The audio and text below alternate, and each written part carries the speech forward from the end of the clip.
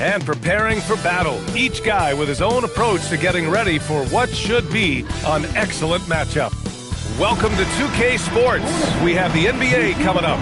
Great to have you with us.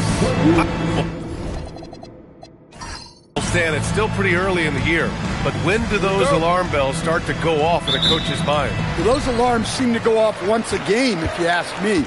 But looking at the bigger picture, coaches are watching for trends. You don't want to be a team that's going on losing streaks. And a look at the starters for Calgary. Trae Young out there with Edwards. Then there's Kevin Love, and it's Kaman in at the pivot spot, manning the middle. The shot goes down. Very quick possession right there. Well, he's such a natural talent, has all the skill needed to produce at a high level. And keeping us updated from the sideline, Allie LaForce. I caught up with Coach Charles Lee. The two-way star Kawhi Leonard was at the top of the coach's mind. He told me we've seen Kawhi win those finals MVPs because at his best, he is as good as anyone in the world. Leonard doesn't just score it, he can also shut down your best wing. It's really tough facing him. Guys, back over to you. Good job there, Allie. Thanks. Here's the pick. Fires, high post. And that one makes him 2 for 2. He's in his rhythm. Now you want to get him going as soon as possible. Great way for him to start this game. Yeah, and I'll tell you what, if he gets into a good rhythm early, watch out. Well, there you go, finding the best look they could. Young, the pass to Love.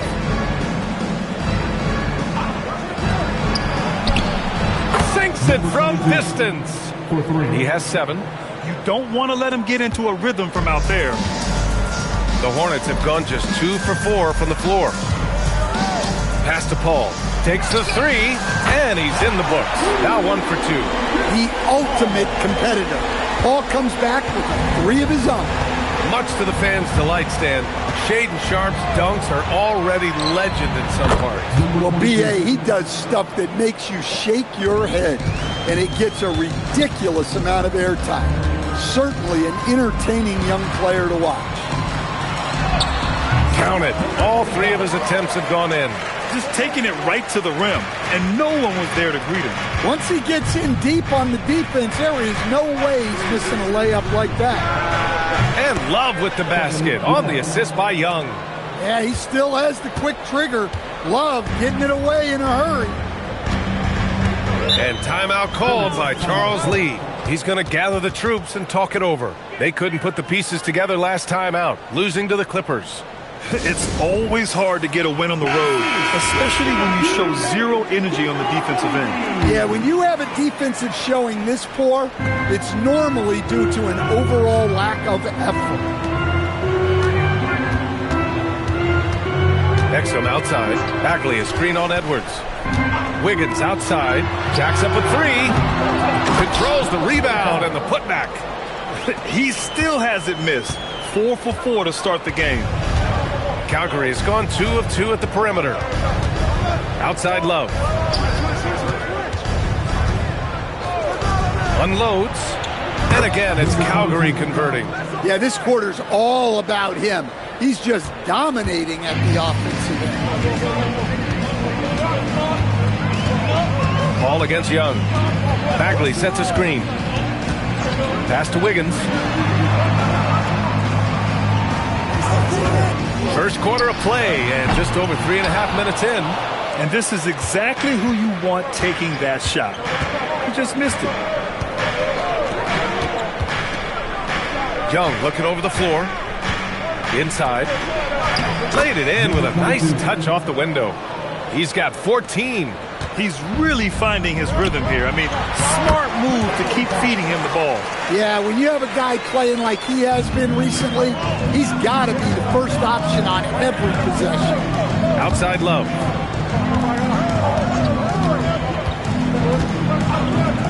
He shoots it. And it's Bagley with a rebound. Well, that wasn't a bad shot. Defense playing a little loose there. Sometimes it just doesn't go in. To the inside. Hey, he's now 6 for 6. He is cooking right now. They can't stop him. Timeout called, Calgary.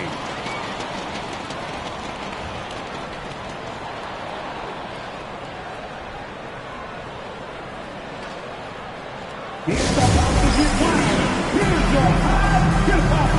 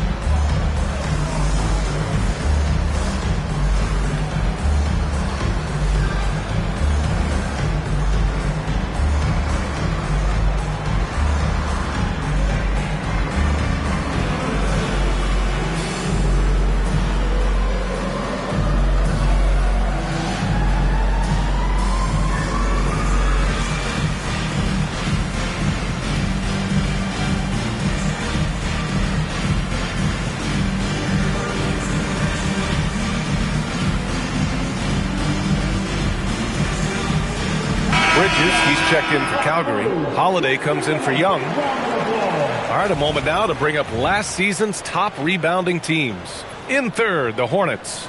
Well, the commitment they brought to the boards is evident in those numbers. Rebounding's never a glamour stat, but it wins you games. 4-3. Shot's no good there. Now 6 for 8. That's just a great effort on the defensive side. Blasting to the shoot. Time now to hear from our reporter, Allie LaForce. Well, plenty of pressure for a player like Cade Cunningham, asked to shoulder the load. He said, that's what I asked for, to be in the NBA, to be in these moments. I try not to shy away from them. He practices meditation, and he says it's really helped me. Anytime I need to just reset, I can do it. Back to you. Able to dial it in. Okay, thanks for the report, Allie. Love for 3. Sends it home from three-point land. Love's got 5 now. Yeah, well, over his last few years, Love has taken way more threes than twos. He's quite comfortable. Here's Exum. Uses the glass on the layup. They're punishing those late defensive rotations, getting good looks inside throughout the half. Here's Holiday. Hasn't gotten one to fall yet. From downtown. Doesn't go there. Now he's 6 for 9. Exum with it. Outside Paul. 54 seconds left in the first quarter. Wiggins outside. Lets the 3 fly. Love grabs the miss. You gotta credit the defense this period. They've been all over him. Pass to Paul. There's the triple. The shot, no good. Calgary has gone 3 for 5 from deep so far in this matchup.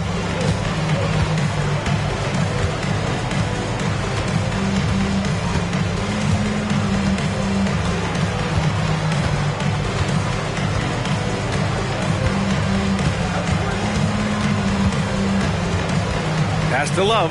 3-pointer. He can't get that one to fall. It's a tie game in Charlotte. Don't go away. We'll be back with the second quarter in just a moment.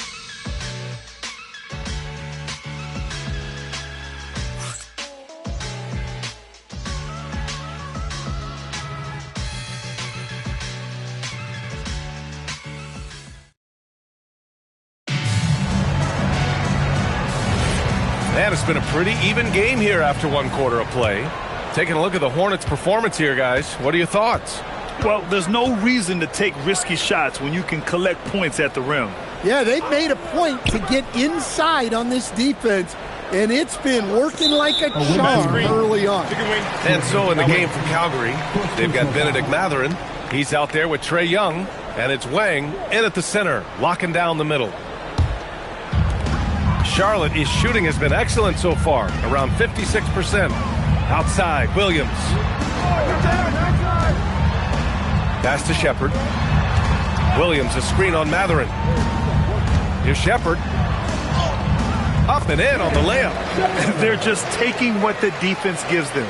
And right now, that's the interior.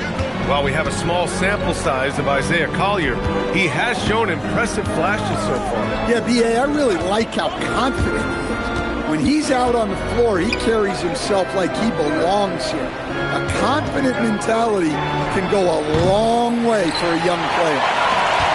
The Hornets with a lead. Pass to Sexton. Launches the three. Fires in the triple. And that's on the defense, giving him a decent look. That's his shot. Now Bridges.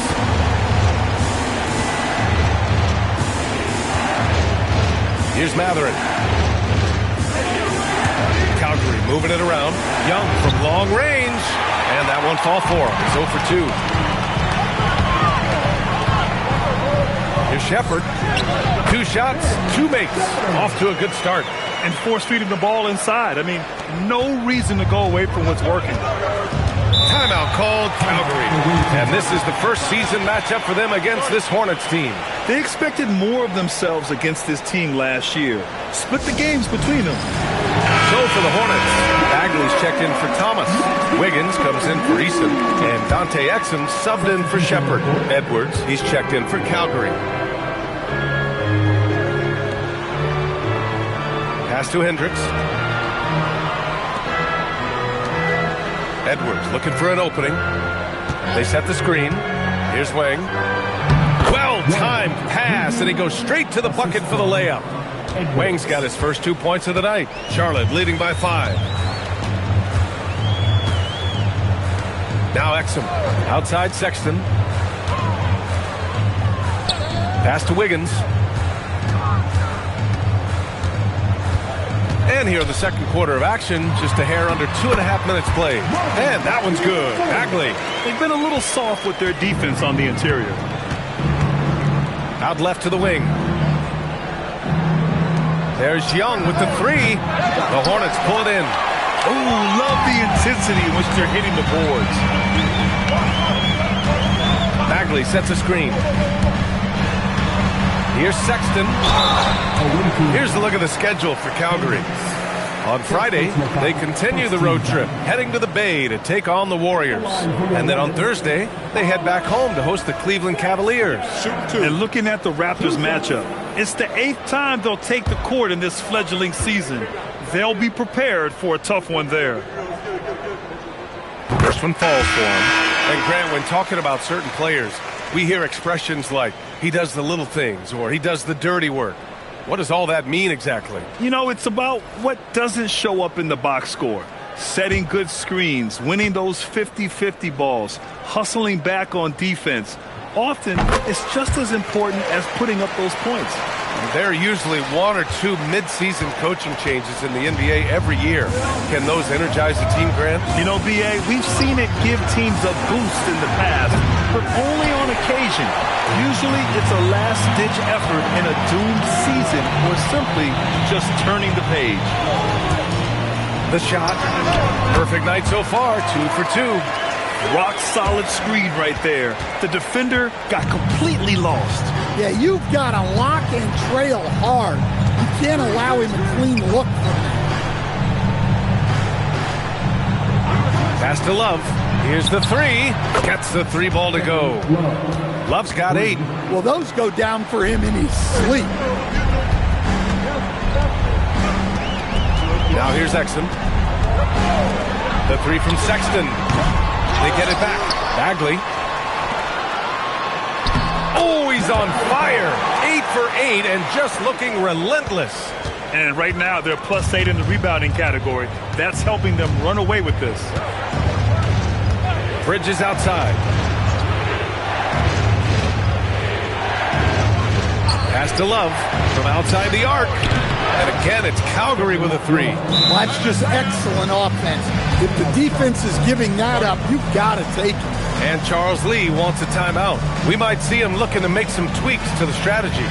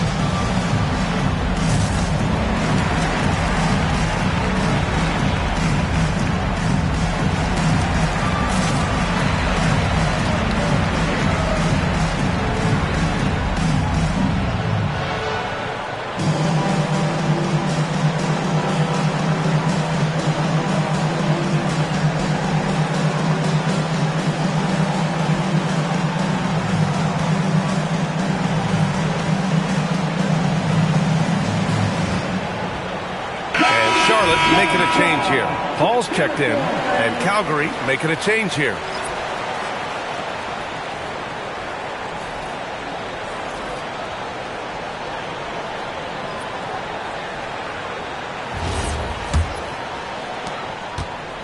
And it's Paul with the ball for Charlotte. Looking ahead, they've got the Cavaliers coming to town for their next one. That'll be the second of a two-game stretch at home. Charlotte, no good that time either. Well, you can't question his confidence from out there, but it's not falling. Maybe time for a different approach. And Love with the basket on the assist by Holiday. And now just a 5-point Hornet lead. Well, this could be one of those nights where there's just nothing you can do to slow him down. Pass to Wiggins. Exum outside. Outside Paul. The three ball. Hits the three-pointer.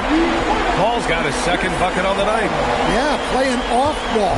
We've seen more of this over the latter part of Paul's career.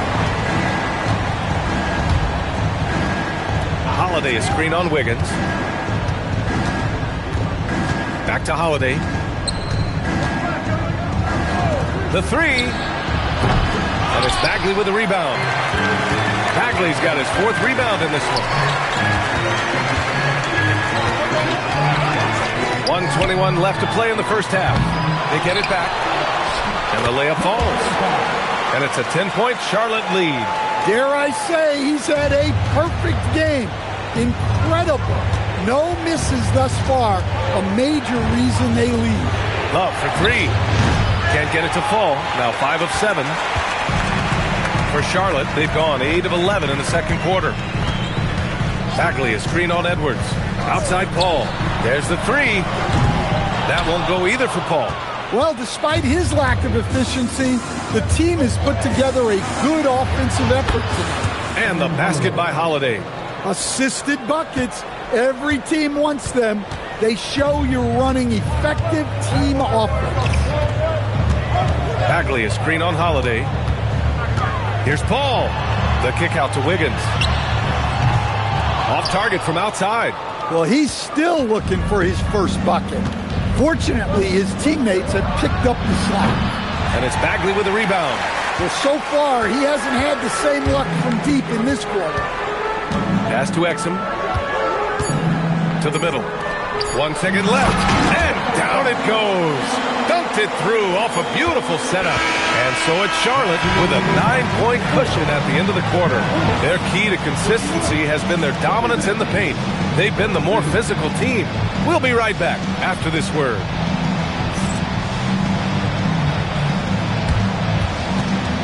Fans, please direct your attention to center court and get ready for the fan half-court shot. Drum roll. They're measuring up the shot.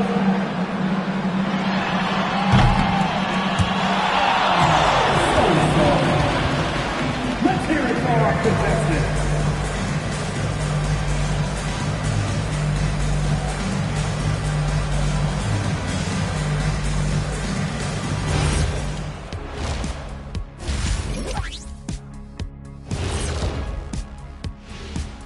Hey folks, welcome to the halftime show. A lead right now in this one for the Charlotte Hornets. Slashing, scoring it close. This is my kind of game. I like the grit they're playing with right now. Yeah, they're playing really smart. I mean, you keep it going until someone stops it. Changing gears a little now. Guys, what do you make of the All-Star voting results so far? I don't put stock in the voting at this point. I could be blindfolded and tell you who's up there. Yeah, and then on the outside looking in, you have a few guys on the bubble who haven't made their moves yet. And that's it for halftime. Thank you for joining us. We send you back to Brian Anderson for the start of the third quarter.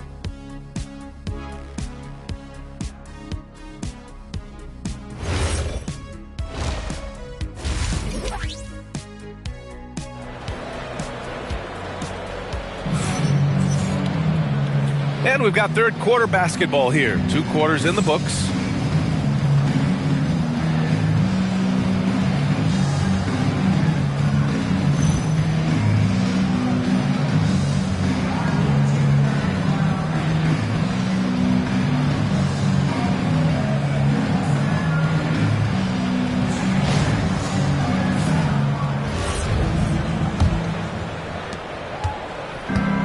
Nuggets shooting 54% from the field so far in this one. Dante Exum is out there with Chris Paul.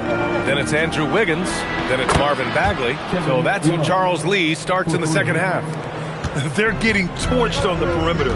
4 of the last 5 buckets have been threes. Outside Paul.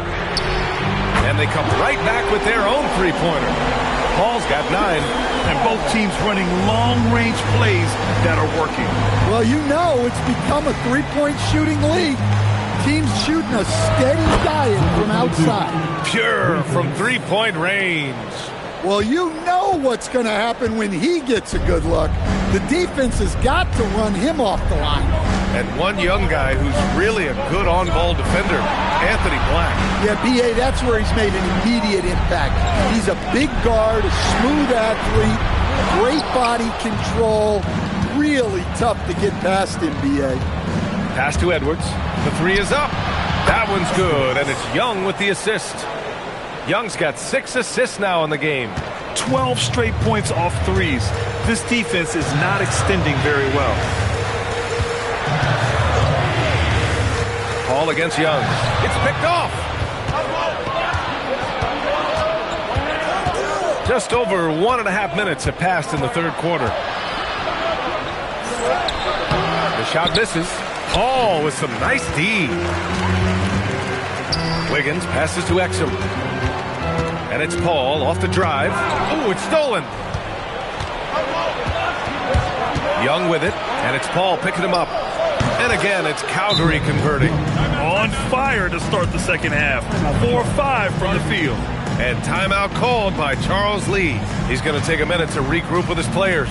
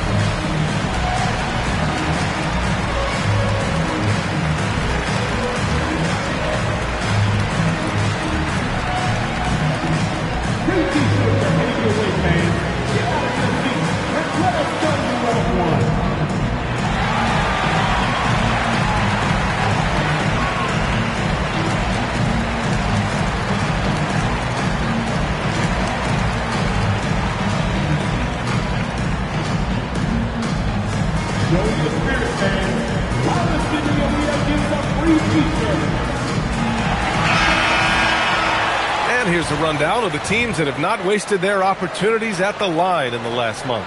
In third, the Nuggets. And looking at last month, this team really got it done from the charity stripe. Whenever you foul them, they made sure to make you pay for that mistake.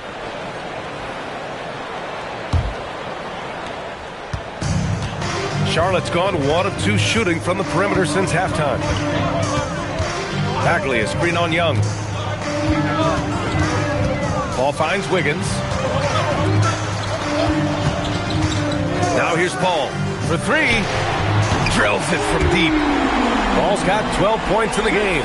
He's been so aggressive on offense, and with the results, you understand why.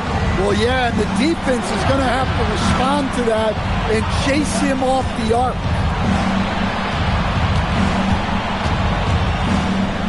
It's blocked. Pass to Exum.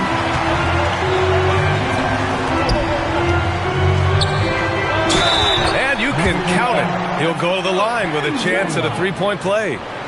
A nice start to the third. 3 out of 4 and looking good doing it. Charlotte shooting their 3rd free throw shot of the game. At the line for Charlotte, number 45. 1 shot.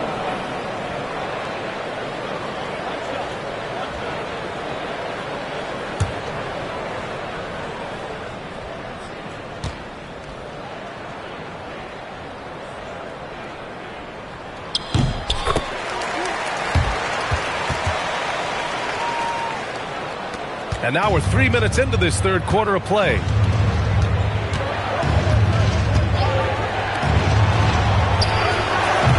And a miss there on the triple. There's one principal reason why they're sitting on this lead. Rebounding. Wiggins passes to Paul. Back to Wiggins. Young against Paul. Wiggins from long range. Rebounded by Kaman.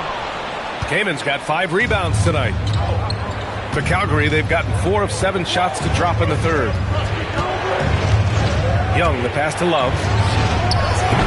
Three-pointer off the mark. Given his range, you'd expect him to capitalize on that open. Pass to Paul. And here's Exum. Back to Paul. Now Wiggins. This one for 3. Rebounded by Calgary. Kaman's got 6 rebounds here tonight. And here's Young. Takes a 3. Calgary again can't hit. He hasn't been at his best this quarter. I'd like to see him be a little more patient right now. Here's a 3 from Paul. Rebounded by Calgary. Kaman's got his 7th rebound of the game with that last one. Young, the pass to Love. That's in. Coming off an assist from Young. Young's got his 7th assist of the game with that last one. And timeout called by Charles Lee. Coach probably just checking to make sure everybody's on the same page here.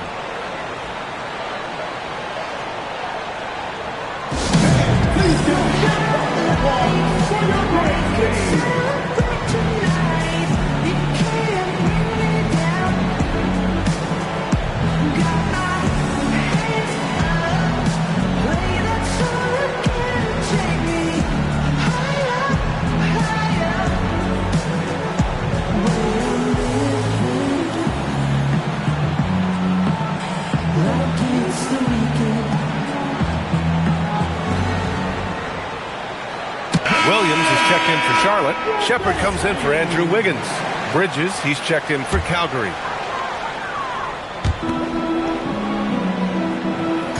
Here's Bagley. Over to the left wing. Some nice passing by Charlotte here. Here's a 3 from Paul.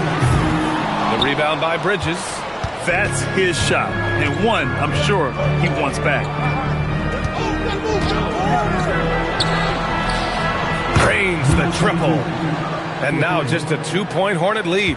Well, after dropping in 2 triples in the first half, he's now matched that mark here in the second half, and I wouldn't be surprised to see more of that. The kick out to Williams. It's good. The assist that time from Paul. Williams has got his first bucket in this one. Well orchestrated, and then the pass is right on the money.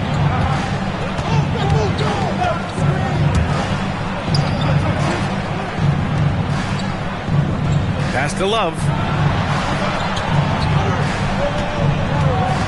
1:04 left to play in the third quarter here.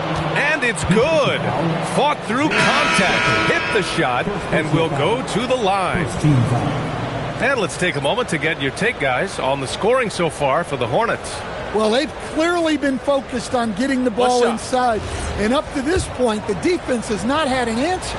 Yeah, something else they're doing in this game is striking from long range. The defense just hasn't been able to keep them off the arc tonight. Free throw drops for Love.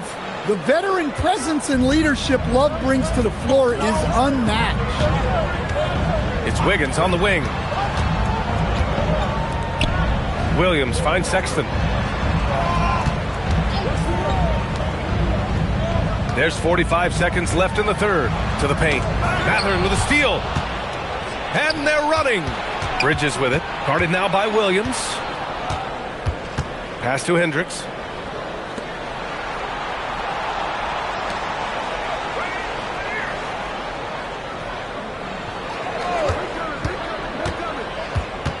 .20 seconds left in the third. For the lead. Williams grabs the board. Here's Shepard. He's covered by Mathurin. For three, Sexton. He got it up in time, but it would not fall for him. It's still anybody's game as we... And a moment now as we take a look at our State Farm assist of the game. You talk about painting a magnificent picture with that, Don. Just a great decision and a perfect delivery. Wow, that was an absolute masterpiece of an assist. He knew exactly when to deliver the ball, and it made for a beautiful score. Well, what a terrific game it's been so far, with this fourth quarter sure to bring more pressure-packed basketball. On the court for the Nuggets, we've got Aaron Holiday. He's out there with Edwards. Kevin Love out there with Miles Bridges. And it's Hendricks in at power forward. Bridges against Wiggins. Back to Bridges. Down to 5 on the shot clock. Holiday from long range. And it's Thomas with the rebound. The Hornets with the lead. Here's Shepherd. Down low. On the wing, Sexton. Pass to Thomas. The kick out to Wiggins. The three-pointer off the mark. Sometimes it's just not your night. Fortunately, his teammates have picked up the slack. Outside Edwards. Here's Hendricks.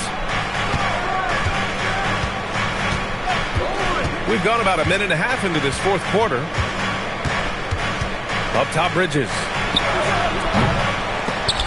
They grab their own miss. The kick out to Edwards to take the lead. He can't hit that time. Yeah, and the defense really respects his shooting ability, and they showed it with that tight coverage. Sexton, that's good. It's winning time, and that's a winning play. And so it's Holiday who brings up the ball for Calgary. Nothing doing offensively yet for them in the fourth. The Nuggets want a timeout. And let's swing it over to the sideline and hear from Allie. I was able to listen in on what the Nuggets coach was going over with his team. He told his players, we are right there, guys. This game is ours. Continue to work hard, and we will win this game. Okay, thank you, Allie. Out to the right wing to tie it up. Kaman shot is off. Charlotte leading by 3. Sexton passes to Eason. And the layup is good off the glass. Heady feed by Sexton. Over his career, his ability to read the game has improved. Fourth quarter play. We're about 2.5 minutes through it now. Edwards, a pass to Holiday. Outside Matherin. Pass to Love. Lets it fly. Some changes for Charlotte. Bagley's checked in for Eason. Exum comes in for Shepherd. And it's Chris Paul in for Sexton. And Calgary making a change here. The Hornets have gotten half of their attempts to fall in the fourth. 2 for 4 now. Wiggins outside. That one is cash from Wiggins.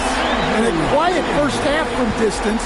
Didn't even try a 3, but now he's 1 for 2 from deep in the second half. Pass to Hendricks, looking to end the run. That one's good, and it's Young with the assist. Young's got 9 assists in the game. Great passing. A bit under 3.5 minutes have passed here in the fourth. Outside Paul.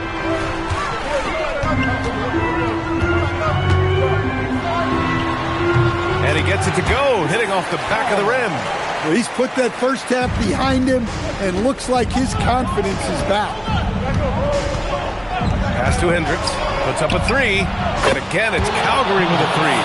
They are unconscious from outside, and so far the defense has had no answer. Look, when the 3 is falling like this, there's not a whole lot you can do defensively. Wiggins for 3, and Charlotte another 3. Finally starting to dial in from range. That's his second this half. The Nuggets want a timeout.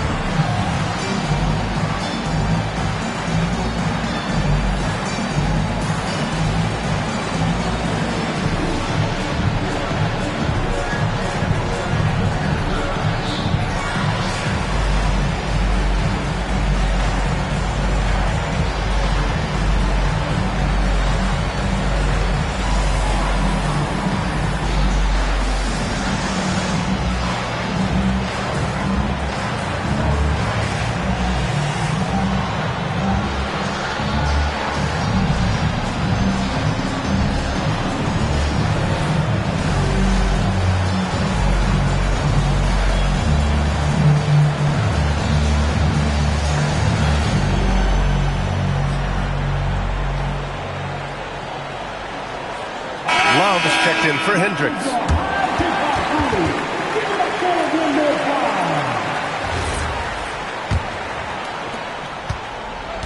Calgary has gone 2 of 6 so far in the fourth. Let's loose for 3. It's good from beyond the arc. Well, he's already hit more threes since halftime than he did in the whole first half. He might have figured something out. Ball against Young. Paul taking his time here.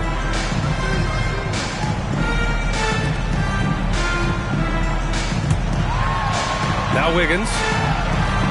And there's the screen. Pulls it from 20. Cleared away by Edwards. Cuts off the pass. Here's Paul. Exum with it. 2 minutes remaining. There's a minute 59 left in the fourth. Paul against Young. Bagley outside. Shot clock at 6. They swipe it.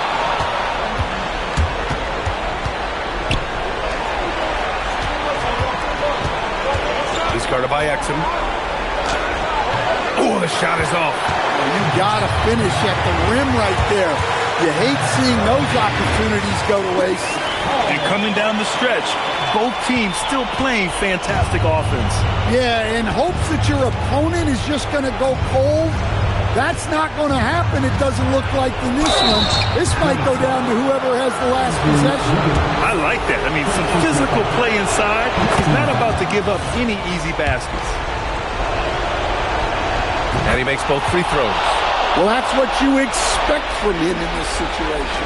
Hornets leading by 4.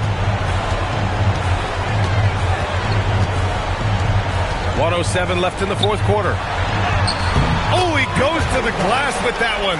Well, you're not going to find a better floor general than Paul. He knows where everybody is on the court. Here's Love.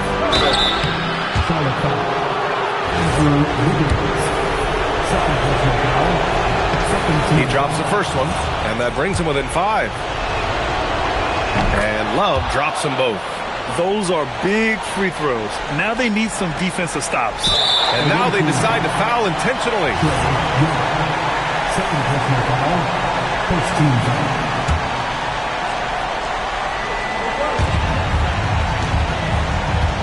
Edwards comes with a double team. Here's Charlotte now. They've led by as many as 11. Now Wiggins. 36 seconds left in the game. For 3. Oh, it's off. He continues to let it fly, but the makes have been few and far between. The Nuggets want a timeout.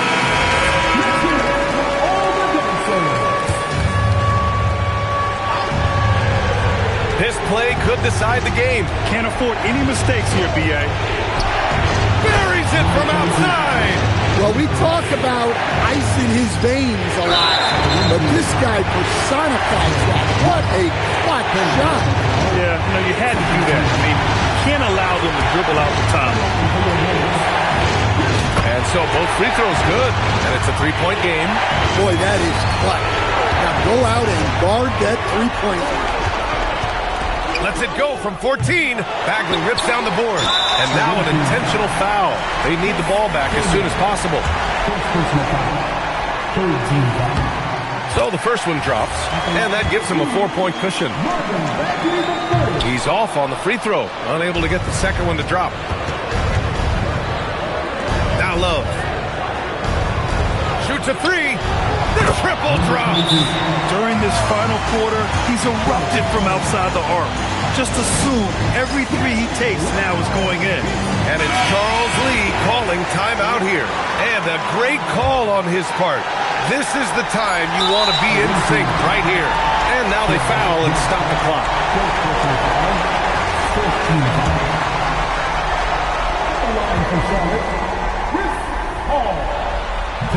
Oh, he doesn't hit the first. That was the one they really wanted. He's got one more, though. And he's able to hit the second one. And that'll put him up 2. So the big win by Charlotte in a tight game. What a performance they had here at home today. I'll tell you what, these are the ones that are so nice to win and so tough to lose.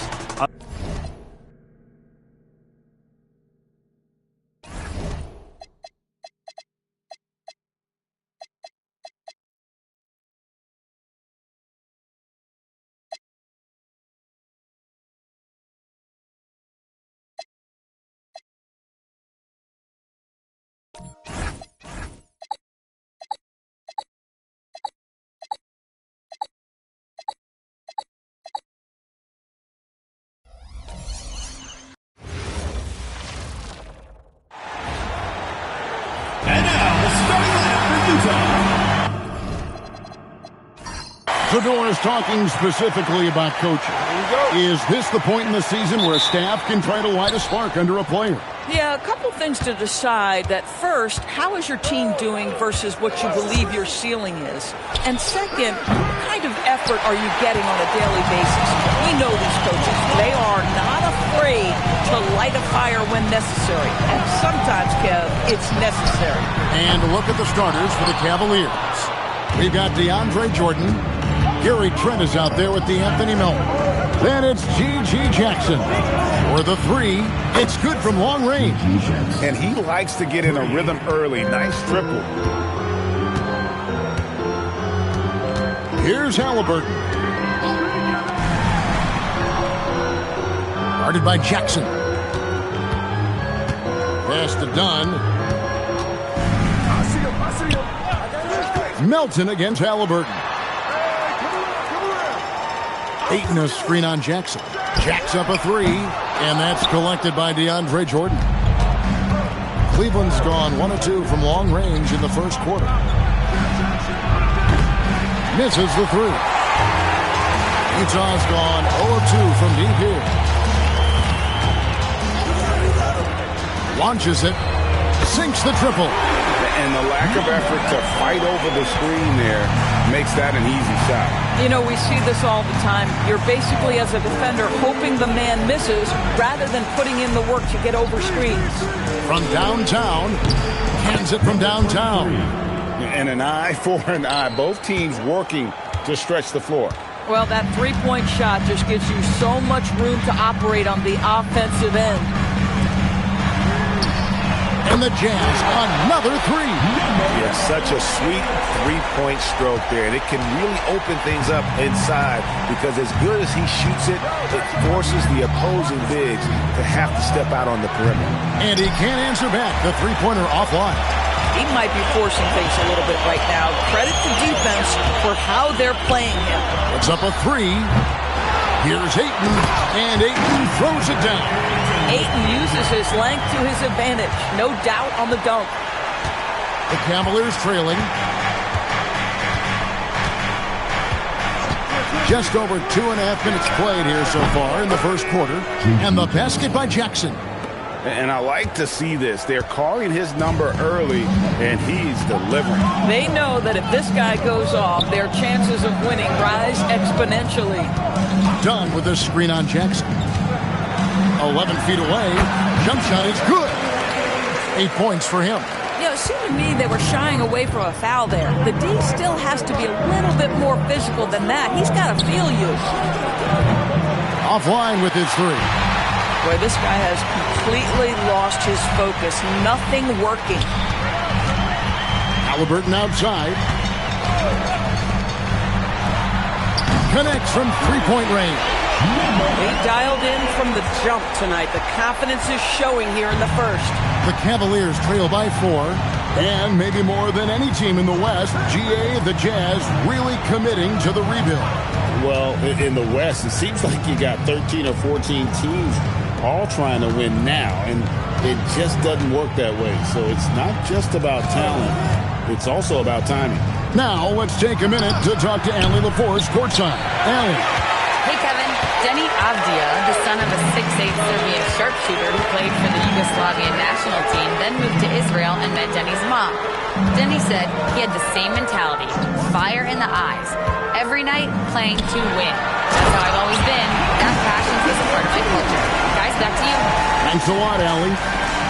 this sort of awesome dunk is one of the reasons this team is in charge of this game. Well, there's a swagger out there. You can see it on the court that they possess and are not afraid to show it either.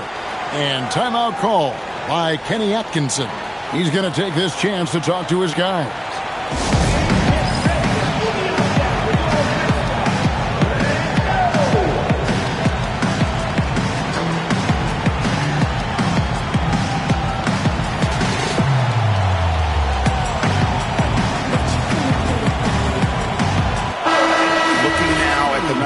For Jackson. He had a strong showing last season, and he was in the top 20 in field goal percentage, able to create offense with tremendous efficiency. And who could defend him last season out there? Defenders tried to body him up, play a little physical, but time and time again, he drilled the three anyway. Listen, we know this guy has got a solid offensive arsenal. You've got to stay on point defensively. Dunn with a screen on Melton. Halliburton against Melton. Back to Halliburton. Pass to Okogie from past the arc. And it's Melton with the rebound. The Cavaliers trail by 3. Outside Jackson.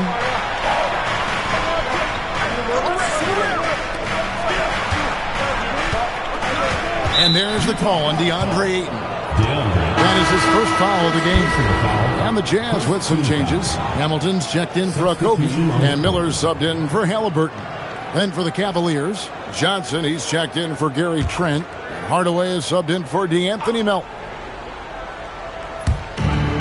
1:37 left to play in the first quarter. Now here's Johnson. Just 5 to shoot. Cleveland needs to get a shot off here. Hardaway, no good. Boy, defense has to feel fortunate there. That's one he normally knocks down. Here's Hamilton, and Utah again with the bucket. Obviously, a mix-up defensively on that possession. Now Johnson. Hardaway with a wide-open look. No good on the triple. Done with it. He's picked up by Jordan. There's the pick. Hamilton outside. And a miss there on the triple. The Cavaliers trail by 5. We've got a 9-second difference between the shot clock and the game clock. From deep, Johnson. And it's Ayton with the rebound. Jazz have gone 7 of 12 from the field here in the first quarter. And here's Miller. Still yet to score.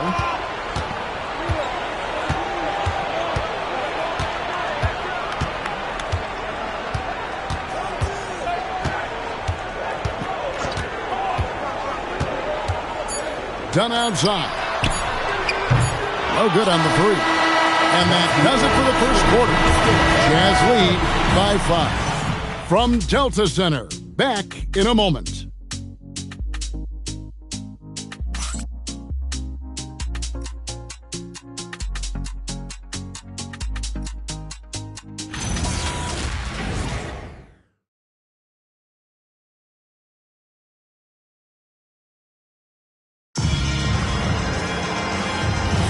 And if you're just joining us, we've played through one quarter in this one. And the guys, what's your take on Utah so far? They set a physical tone in the first, and that really showed on the backboard. I think it's why they hold the lead here early, because they're controlling the flow of the game with those second chance opportunities. So on the floor for Cleveland, Haslam out there with Bryant. Then it's Johnson. Then it's Malawach. And it's Hardaway in at the 1 spot. You watch him play, Doris, and Josh Green isn't a high-volume guy, but he wants to find ways to score and contribute. He does. He uses his elite athleticism to sometimes get some sneaky offensive rebounds. He's an excellent cutter. He's willing to be patient and take opportunities given to him without plays being called. 2 shots.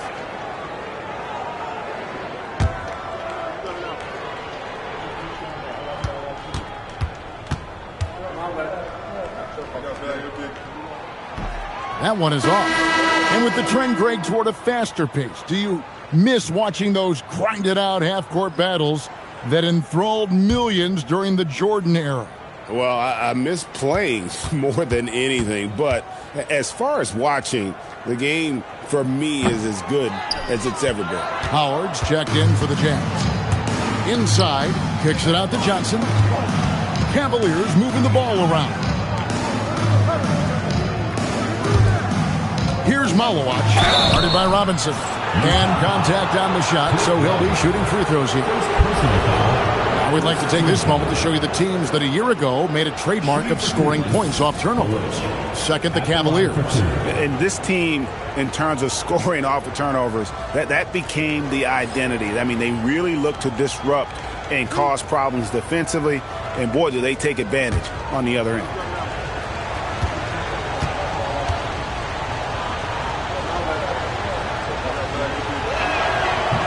He's off on the first. Gortat's checked in for Utah.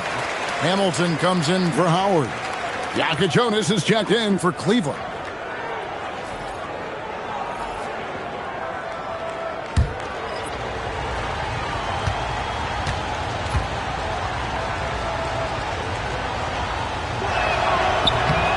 And he's good on the second. Here's Miller. Nothing on the board. Hamilton outside.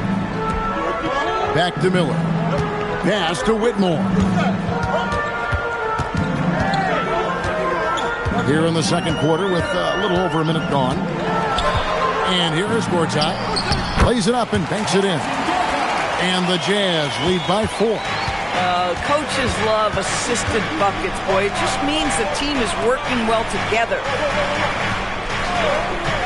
And Bryant kicks to Haslem. Pass to Jonas.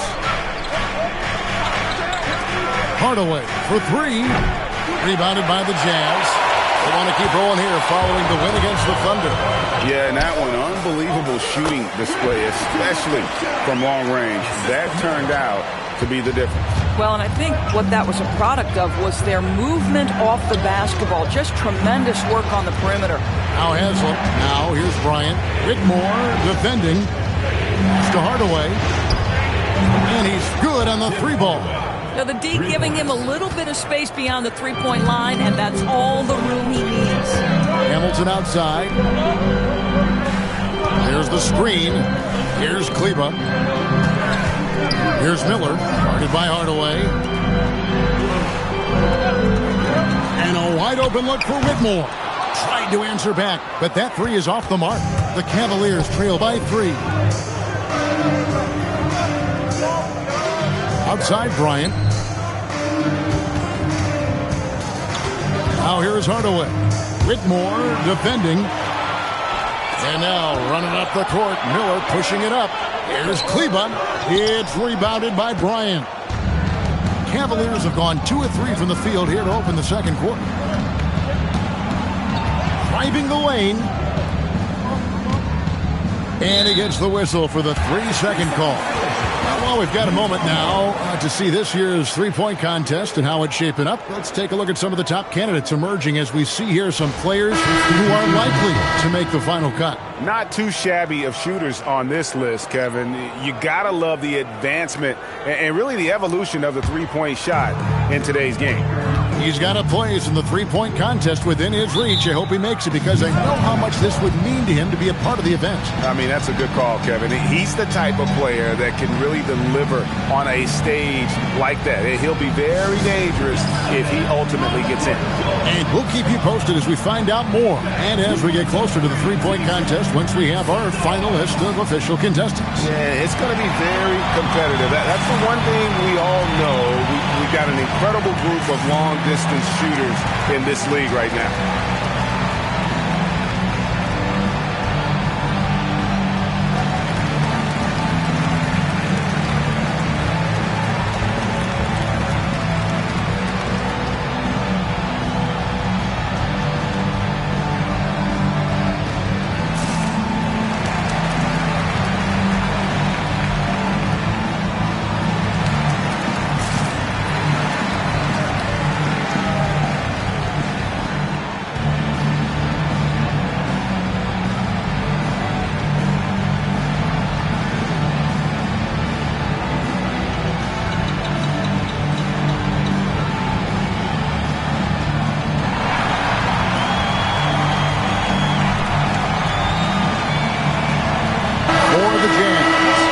Atkinson comes in for Maxi Kleber, and it's Dunn in for Whitmore.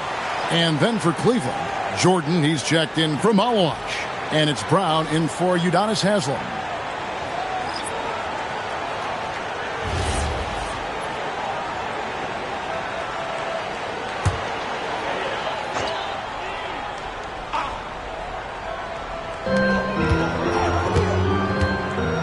Halliburton against Melton. Just under 3.5 minutes played here in the second quarter. Takes the bucket. Now he's got 5 field goals, 5 for 8 in the game. Pick works well there. Not much resistance from the D. It takes incredible effort to stay connected to the hip of the offensive player. You've got to want to work. It's blocked. Okogie, the pass to Dunn. Out to the wing. Drops in the tray. And now it's an 8-point Utah lead. And let's see, guys, if that triggers another little explosion from him after hitting 3 triples in that first quarter. Brown outside. Offensive rebound. Oh, and there's the foul. It's on Josh Okogie. That's his first foul. The Jazz making a switch here. Ayton's checked in. A switch here also for Cleveland. Jackson's checked in.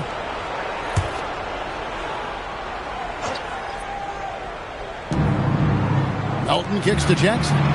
Cavaliers moving the ball around. Jordan sets the pick for Trey. Wow, came this close to a 4-point play. He'll head to the line for 3 free throws. Yeah, good job trying to get a hand in the face, but you've got to be more careful. And guys, what do you think about the offensive approach we've seen so far for the Jazz? Straight away, they've opened things up offensively with skillful passing, running smart plays, and just setting guys up for success. The other thing that's gone exceptionally well for them tonight is the shooting they've displayed from beyond the three-point arc. And he's good on the first of 3.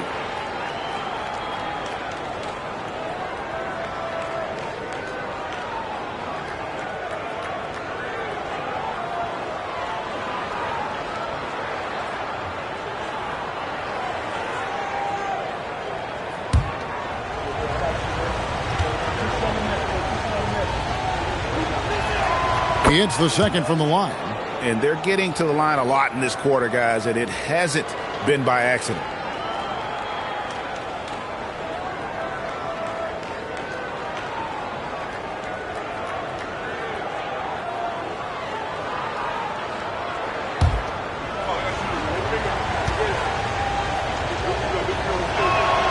And he can't make it. 3 for 3. Jazz leading by 6. Down low. Beautiful dish, and the layup goes down. 18 points for him.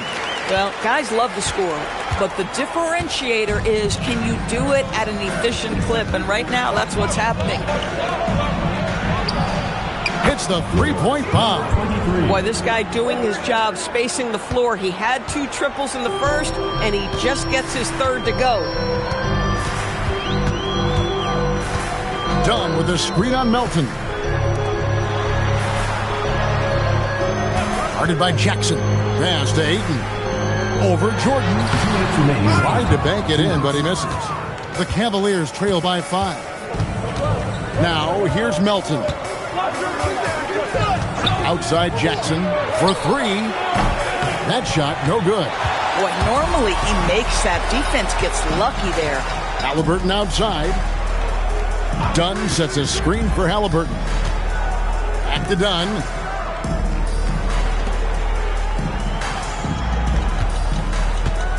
Here's Ayton. Makes it off the glass. Ayton's got 6. Boy, how about that pass? He put it right where it needed to be. And timeout call by Kenny Atkinson. Looking for a breather and maybe adjusting a thing or two.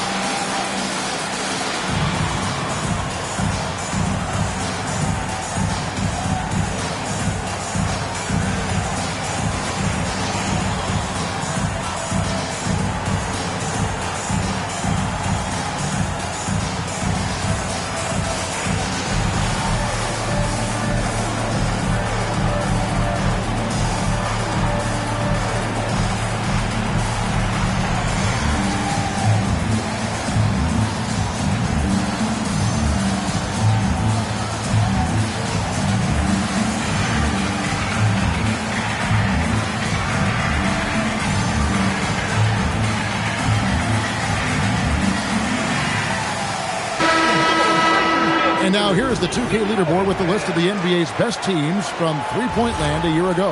The Cavaliers 5th. Last year, they were so good at generating open looks from distance. That's why their three-point shooting was so high. Right now, let's take a second to catch up with Allie LaForce on the sidelines. Thanks, guys. A big win here or there can really sustain a rebuilding team, and Utah coach Will Hardy said the results matter in order to keep belief in your process. Seeing the work pay off. The building of a team doesn't happen in one day. The players are staying with it, and they deserve all of the credit for that. Back to you. Okay, Allie, we thank you for the report. Buries the long-range jumper. And they've done a great job knocking down those long-range shots here in the second, shooting just over 40% from downtown. Melton, the bounce pass.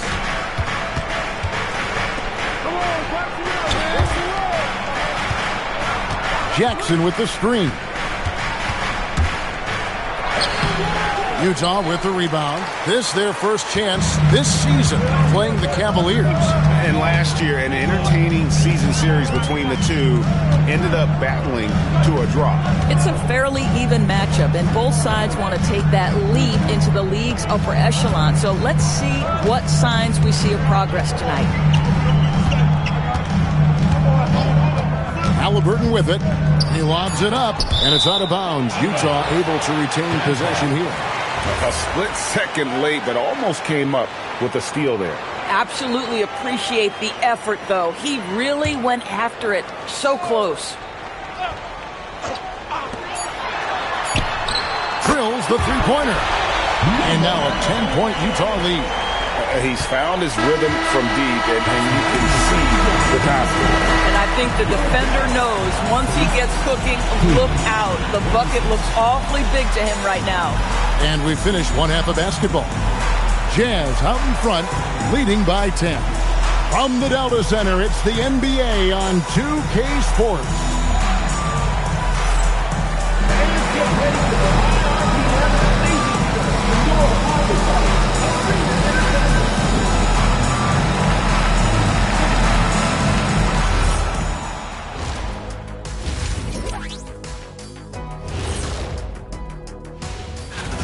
And let's do something we never, ever, ever do, and that's go off topic.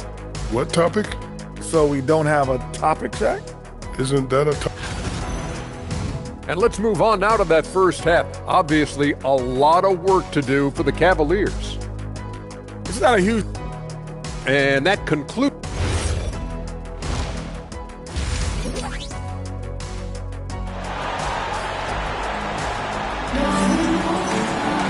And if you're just joining us in this one, first half is in the books. One half to go.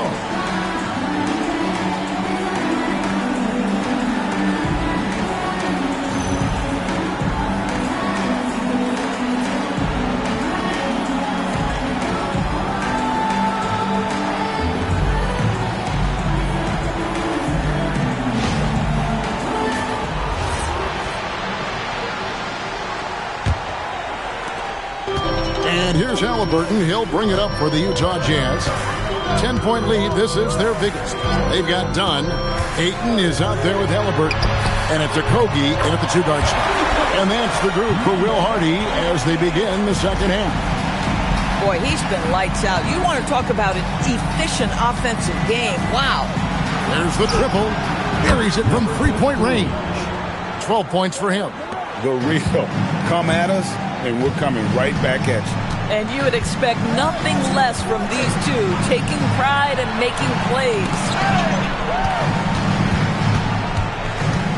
Halliburton up top. He's guarded by Melton. To the paint. Here's Ayton. And Ayton throws it down. Yeah, he's shown terrific control of the pace and the rhythm of this offense.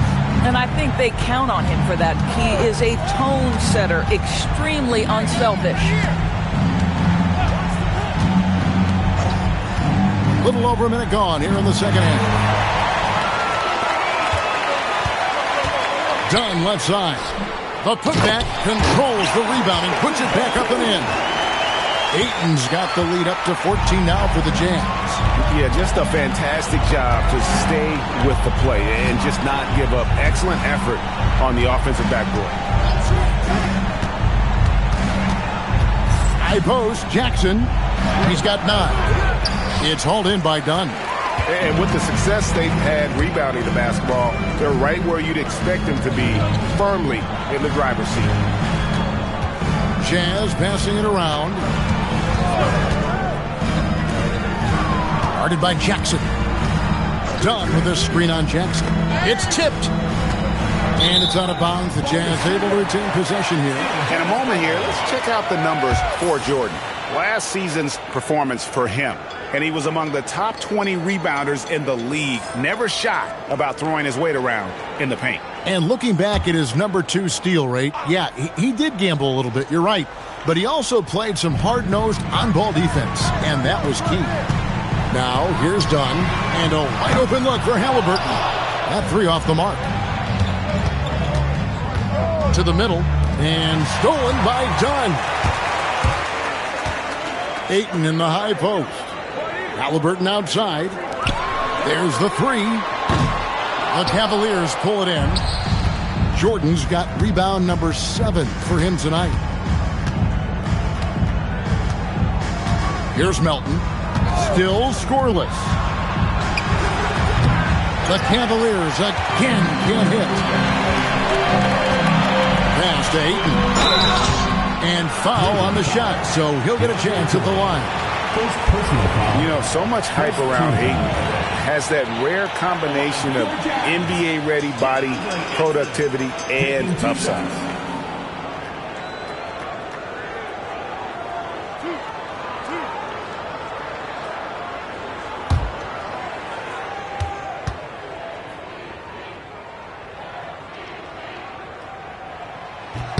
The first free throw is good.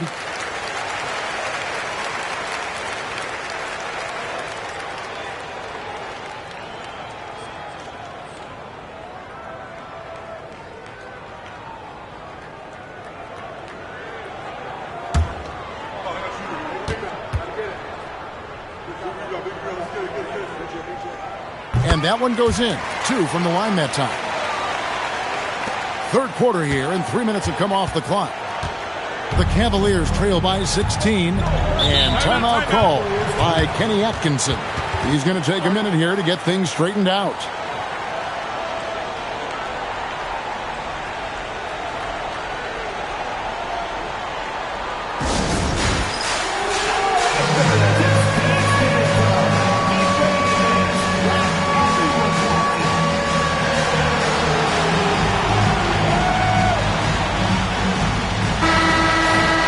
There's a break in the action. Let's take a look at the players who had the most steals in the league last season.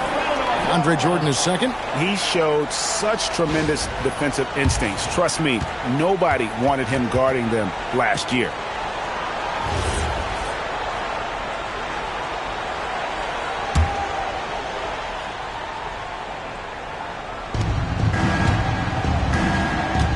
Now here's Jackson. He's got 9. Melton passes to Jackson. Dunn covering. TB won't complain about the review process. The longer the review, the more it disrupts the flow of the game. That's exactly right, Kevin. You have the best athletes in the world competing at the highest level, and then all of a sudden it stops. And if the duration is too long, it takes the players out of rhythm. It drives the viewers at home crazy. This is something that us television people can go absolutely nuts about. Struggling to get into their groove here, just 1 for 4. Maxi Kleber, he's checked in for the Jazz. Hardaway's checked in for Cleveland.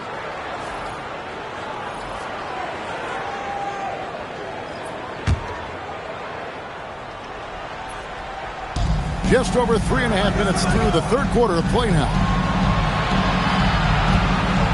Shot clock at 6. Melton, the bounce pass. And here's Trent outside. Once again off the mark by Cleveland. It's a +5 advantage for them in rebounding after that one. And it's Jim Hardaway with the foul. That is his first foul of the game. Ryan is checked in for Jim Hardaway. Number 44, Carter Bryant.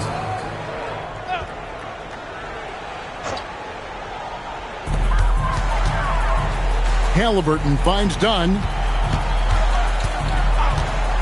Ayton sets the pick for Halliburton. Unloads from 9, and Ayton with the nice bucket inside. 14 points for DeAndre Ayton. And here's Melton. He'll bring it up for Cleveland. It's an 18-point game. Jackson passes to Melton. Back to Jackson.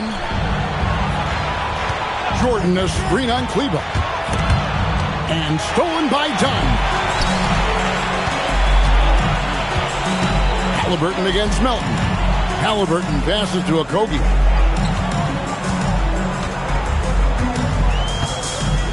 Back to Halliburton. Ayton sets the pick for Halliburton. Inside, deflects the pass, and stolen by Jordan.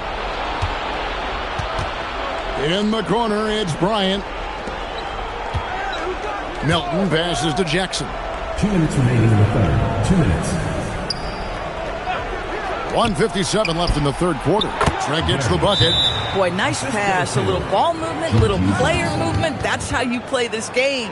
And so the timeout by Will Hardy here. He made the decision to huddle up with his guys and talk about strategy.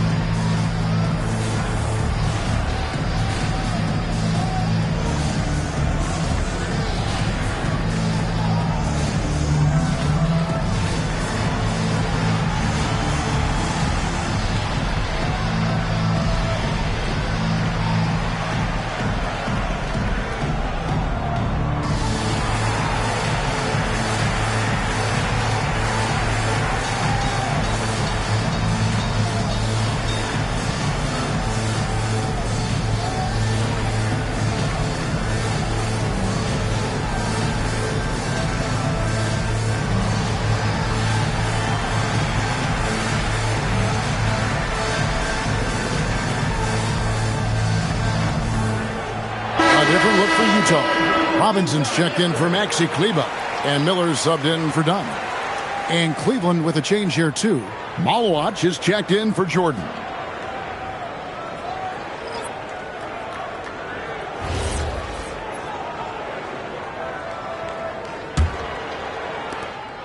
.153 left in the third.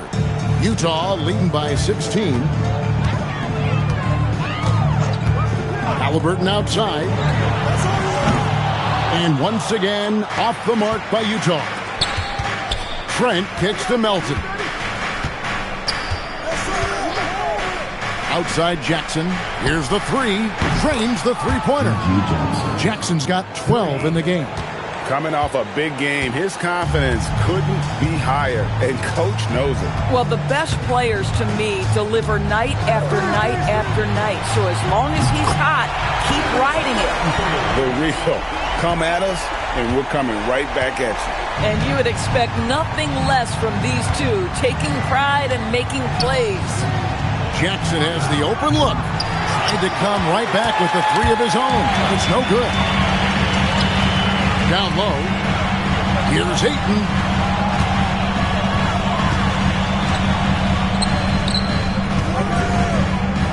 And Ayton gets double teamed. Halliburton outside. And the Jazz with another three. Boy, you better expect a steady diet of three-point attempts. Tyrese Halliburton gets beyond the arc.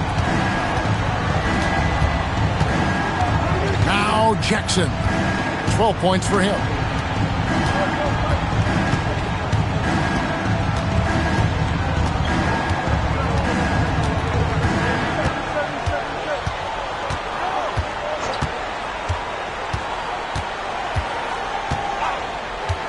In the corner, it's Bryant. His three-pointers off the mark. And so it's the Utah Jazz with a 19-point advantage heading into the next quarter.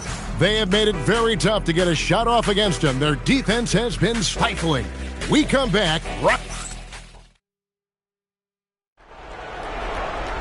And as we head into the fourth, we'll see if there's a comeback in the works or if it's more of the same from the first three quarters. So on the floor for Cleveland, Hardaway is out there with Johnson. Then it's Malawach. Then there's Haslam.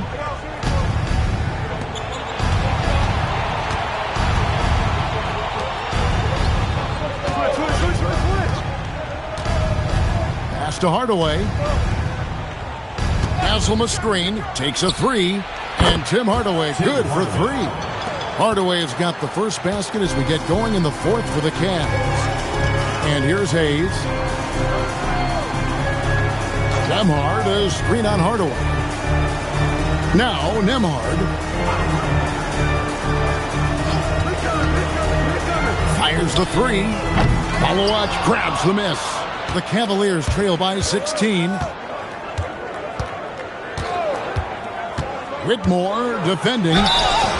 Shooting foul as the whistle blows. He'll shoot 2 free throws. And with the offense getting right to the rim, at least they saved the layup. And a moment now to look at the scoring approach in terms of where the points are coming from here for the Jazz. And they're playing beautiful basketball right now, racking up the assists by playing so unselfishly, just finding the open man. They've also been scoring on the break with how difficult it is to get buckets in the half court. Anytime you can push the ball in transition for easy ones, that's big time. Hamilton's checked in for Andrew Nembhard. He hits both from the stripe. Boy, when you watch this guy shoot free throws, you can see very repeatable motion, and that is what leads to this kind of consistency. Pass to Whitmore. Here's Hayes. Shoots the three. Cranes it from beyond the arc. Hayes has got his first 3 points of the game. And such great feel for the game. Whitmore knowing where his teammates are at all times. Johnson kicks to Haslam. Cleveland moving the ball around. Now here's Johnson. Fires from deep. And it's Whitmore with the rebound. To the inside. Hamilton. Malawach grabs the miss. The Cavaliers trail by 17. Pass to Haslam. Johnson outside. And here's Haslam.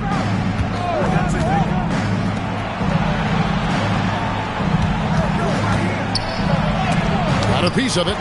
They have been board dominant in this game. That's definitely been a factor in cracking this huge lead. Kleba kicks to Hayes. Here's Whitmore. And it is flushed down with a nice jam. They've hardly needed anyone else today to get out to this lead. I mean, he's provided almost all of their offense. And Kenny Atkinson calls timeout here. He knows every possession is critical now.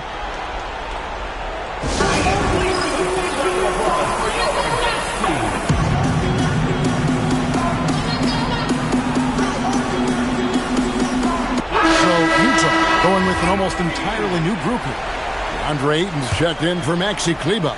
Dunn comes in for Whitmore. Okogie's checked in for Hamilton. And Halliburton subbed in for Hayes. And the Cavaliers will go with a different look here. Jordan's checked in for Malawach. G.G. Jackson comes in for Udonis Haslam. Trent's checked in for Johnson. And it's DeAnthony Melton in for Tim Hardaway. From the arc. They get it back, and Ayton throws it down.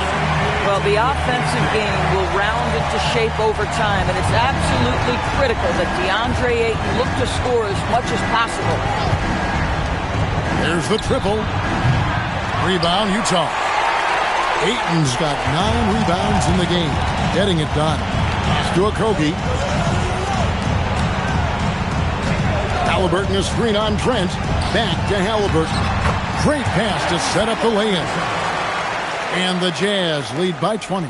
Another bucket down low. They've been the aggressors, taking the ball inside and attacking at the rim. Too open that time. Made it look too easy. Listen, he's carrying his own weight. There's no doubt. But it is very hard to win a basketball game by yourself. Takes the three. The three-pointer is right on target. He has 29. The assist totals, Kevin, just continue to grow. They're way ahead in that category. Ball movement has been flawless. It's good. And an eye for an eye. Both teams working to stretch the floor. Well, that three-point shot just gives you so much room to operate on the offensive end. Now Halliburton. Ayton sets the pick for Halliburton. Here's Ayton. Jordan pulls it down. Boy, the defense hanging in right there, making that shot really difficult. Takes the three. Good. Heavy incoming from beyond the arc, a key part of their initiative this entire fourth quarter. It feels like they have worked their perimeter game to perfection, swinging the ball, cashing in from the outside. What a performance. Now Halliburton. Out of bounds, Cleveland takes possession. Well, one guy's thinking zig, the other zag, and it's nothing good resulting.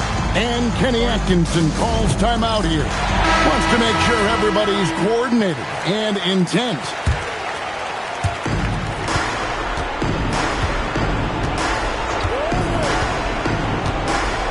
Jordan with a screen on Dunn. Now Jordan. And stolen by Ayton. And here's Halliburton. $8 for a GM trying to build a championship-level roster. What's one thing that can really help? I think the way the salary cap is constructed, maybe the single most important thing you can do as a GM is draft well. You have to be able to find players who can contribute right away. And talent evaluation is not an exact science. The ones who do it well and don't miss on those big-time picks, that is a huge deal. And so just rolling to the finish line now in what has been a very confident-looking performance for Utah. The differential in assists led to a lot of open looks, and it also helped to get more guys involved in the offense easy. And they made the defense adjust, but they just couldn't come up with an answer. And so with this, they'll end up with their second win on the year. Clock at 4. No good from 3. And there's the call on DeAndre Ayton. That'll be his second foul of the game. I mean, that's a tough break for the D. I mean, he took the hit and drew the whistle.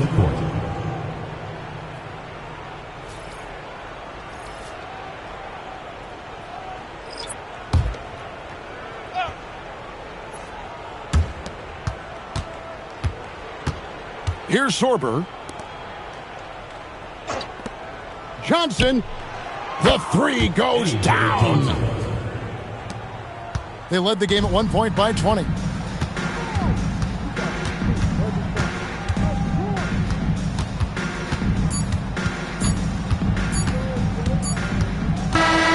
so it's Utah easily grabbing the win. Some good competition, but the hometown advantage and their ability to stay focused, I think, made the difference. Yeah, and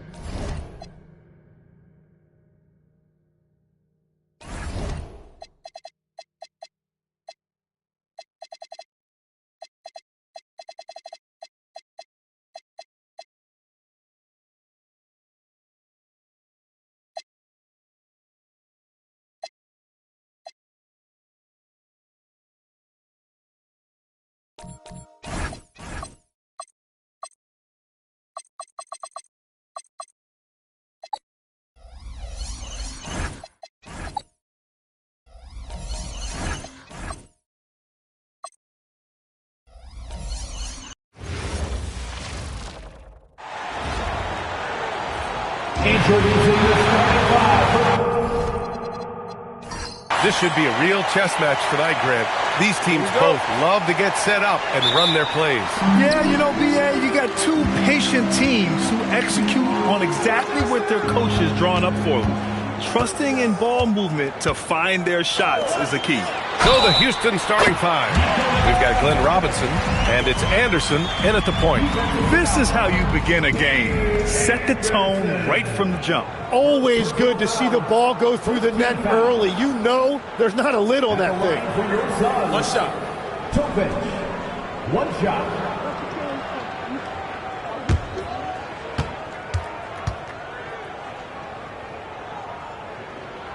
And it's exceptional, the level of commitment that Ime Udoka has inspired from this Rockets team, Grant. Yeah, B. I mean, he's a player's coach, but very demanding, and he holds everyone accountable. It's all about professionalism and purpose. Really left him alone that time. He's consistent from out there, especially when you give him that kind of room. Phoenix with the ball. Here's Topic. Pass to Bosch. From deep. Doesn't go, and he's 0 for 1 from the floor. Outside, Anderson. Fires for 3. 2 shots, 2 makes. Off to a good start. Easy look when the defender isn't fighting over the screen. Yeah, and that's the effectiveness of the two-man game right there. Out to the wing. Here's Bosch. Gets his second attempt to go. Now he's 1 for 2. Oh, what a steady presence offensively and a very difficult player to game plan for. About a minute and a half through the first quarter. Oh, got that one up quick. He's got 9. Starting to find his rhythm. He's cooking, and he knows it. And now they are just going to keep riding that momentum with the hot hand. Topic for 3. It's hauled in by Houston. They want to keep rolling here following a win against Minnesota. They were allowed to ramp up their offense as the defense they faced was barely present. Yeah, they didn't play down to the level of their opponent. That's not an easy thing to pull off, but they certainly were focused in this one. I mean, I think that was their first miss of the game. They've been just rolling. He's covered by Levine. It's tipped. Here's Flag. Outside Levine. From behind the arc. Drops in the 3. And we've watched it for years. The floor stretching ability of Levine. Let's go now to the sideline and catch up with Allie LaForce. I caught up with the head coach for the Suns. Coach reminded his guys that Giannis is one of the most dangerous players out there. He told his forwards that anytime he takes 2 steps, they'll need to impose their will to limit momentum. He said, quote, "If we're intimidated, we've already lost. Step up and deny his path." Back to you. And Allie, thank you for that. Oh, you gotta love the back and forth, showing real confidence at the arc. And when you give up a 3, there's always this instinct to try and get it back immediately. Another 3 from Houston. Well, he's done everything you want offensively. Great shot selection, and he is a big reason why they have the lead. And so the timeout by Jordan Ott here. And we might see some changes. Coach potentially looking to adjust.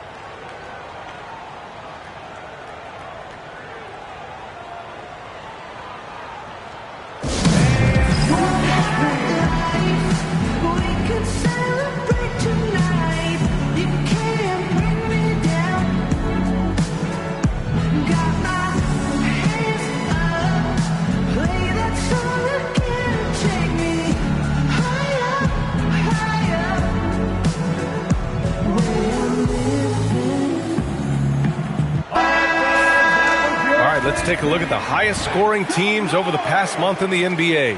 The Rockets, number 1. The 4th spot held by the Suns. These have been 2 of the top offenses in the league as of late. Their confident shooting has been creating some really impressive point totals.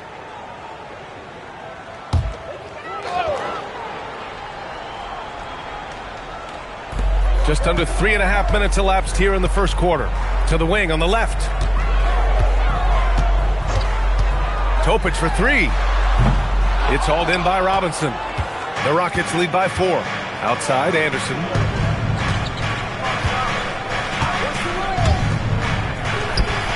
Another 3 from Houston. 12 straight points off 3s. This defense is not extending very well. Pass to Bosch. Let's go with a 3. Offensive rebound. Oh my. What a display of effort. That's his bread and butter, right? Chasing down the boards. And he showed you great timing as well. Offensive rebounding, one of his special. And it's Flagg with a rebound. Phoenix has gone just 2 for 6 from the arc here in the first. Here's Topic. 6 points for him. And they call an illegal screen here. The screener was leaning a bit right there. His feet may not have been planted. Pretty obvious call by the officials. Also, the ball handler needs to wait until the screener's feet are set. Anderson with it. No made baskets yet. Lets it go from deep. Doesn't go in. Third miss out of 9 shots. Here's Topic. Outside Levine. Fires the 3. The putback. It's good on the putback. Wow, that is just great work, and he got rewarded with that tip-in. 2 minutes remaining in the first. 2 minutes. And so Ime Udoka decides to call timeout. A moment to rest and confer on the game plan. Well, Grant, we are creeping closer to the halfway point of the season, and some teams have really found their identity. Yeah, that's right, B.A. We know who most of these squads are now, and their opponents do too. And as the year goes on, the better the scouting reports get.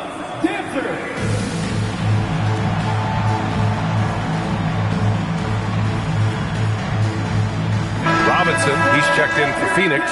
Anthony comes in for Topic. Barnes, he's checked in for Houston. Hill comes in for Anderson.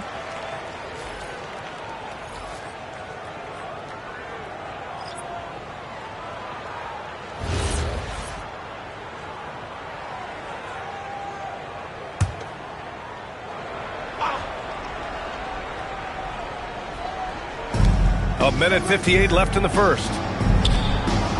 Barnes passes to Hill. Houston with another miss. Yeah, and the defense has really got to tighten up on him. I mean, he's just too dangerous from the three-point line. Pass to Bosch. Fires from deep.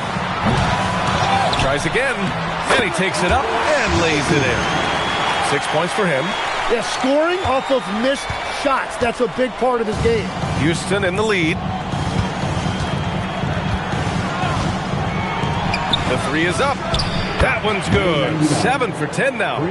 Wow, 5 consecutive threes. This defense looking very frustrated right now.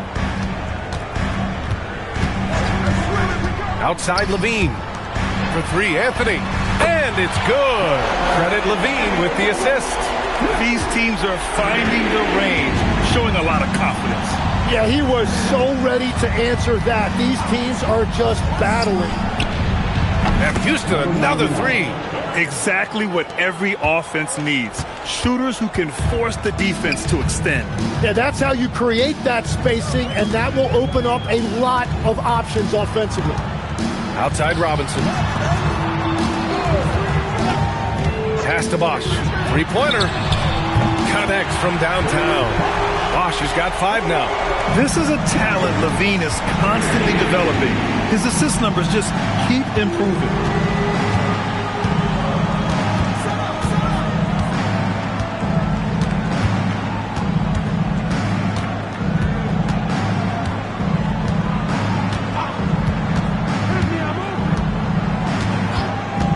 Launches it, and the Rockets hit again from deep. And his fantastic performance from the last game has carried over to tonight. When someone is rolling like this, just keep feeding him. That's just great coaching. The previous play is under review. He beat the buzzer. While this call may not decide the game, you always prefer to get it right.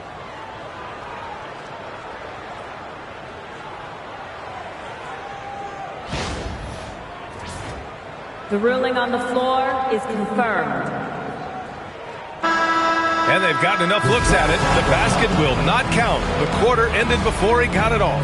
That was a great idea to give it a second glance. The replay system is available, so you've got to utilize it. No shortage of scoring here at the end of the first quarter. It's Houston up by 4, and the second quarter is on its way when we return.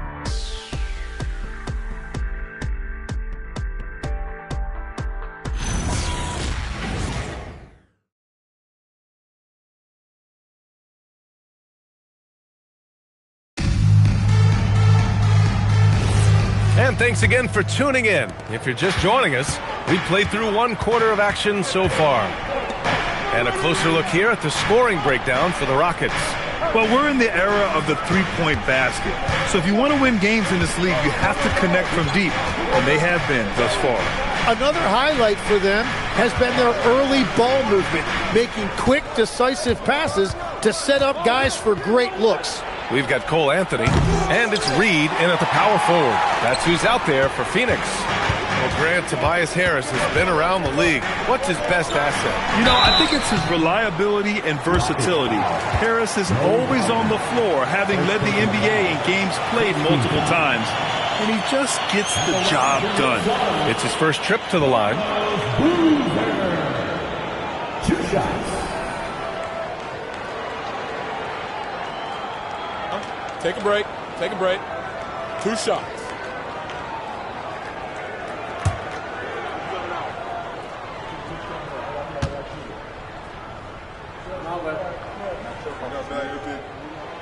And he can't get the first one. And Grant, you played a half-decade in Phoenix. What stands out the most? Well, B.A., a great city with great fans. And that exciting run in 2010 where we made it to the conference finals.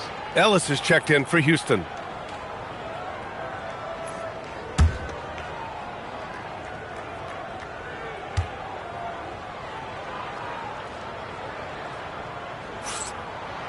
And he's good on the second. Well, every team is looking for wings who can defend multiple positions. Who's at the top of your list, Tim?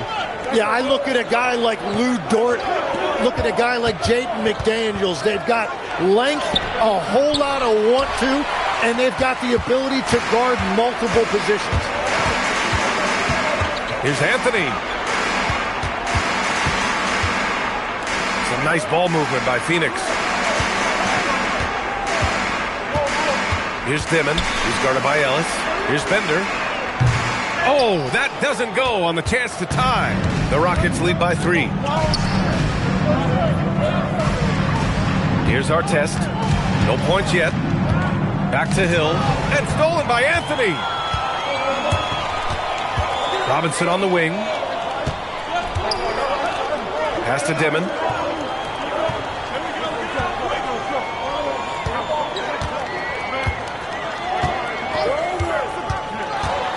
To the paint from 11 feet away, and the jumper falls for him.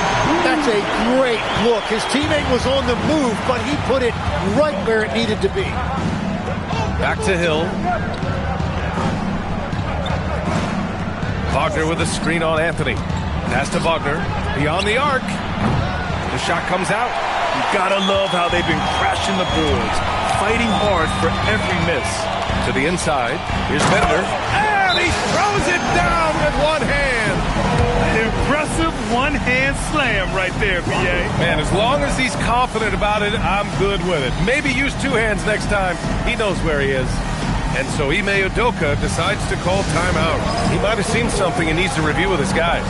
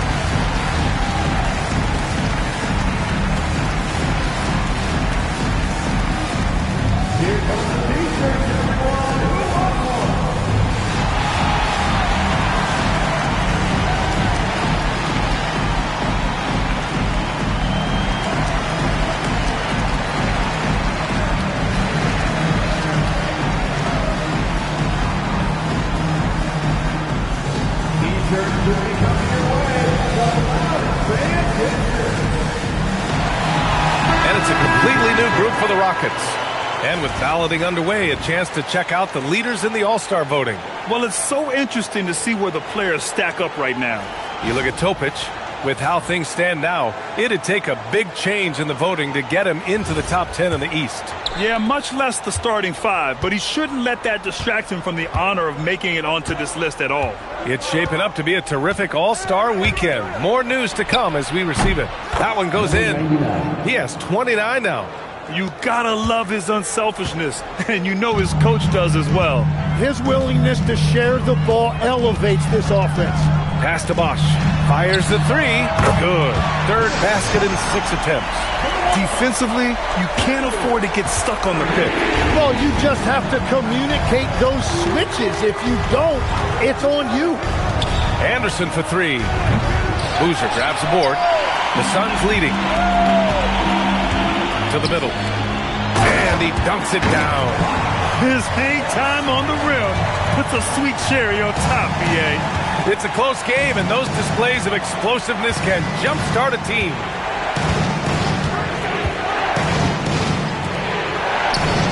It's good. Only a few seconds into the shot clock. Credit the plays they're calling for him. Getting him right now some good shots. And here in the second quarter of action as we approach 4 minutes played. And that one's good. Flag. Their ball movement on this run has been tremendous. It's led to a lot of good, clean, open looks. It's Anderson on the wing. That 3's off the mark. Phoenix leading by 5. And there's a pick for 3. Dimond. Davis with a rebound. For Houston, they've got 2 of 7 attempts to drop since the end of the first quarter. Talk about a guy who's really broken out. How about Aaron Wiggins, Tim? Well, B.A., he certainly has. He's the former 55th pick in 2021. And you look at the versatility on both ends. He can shoot it, drive it, and defend multiple positions. And let's send it over to Allie LaForce. Hey, we know Kyrie Irving is going to get his buckets, but he wants to keep everyone involved. He said, what's worked for me is allowing others to shine their light in their own capacity, encouraging them to do so, and then, when it's my turn, just flourishing in that role. Brian, back to you. He does it well. All right, Allie, thanks a lot. And so the timeout by Jordan Ott here. He'll take the opportunity to regroup.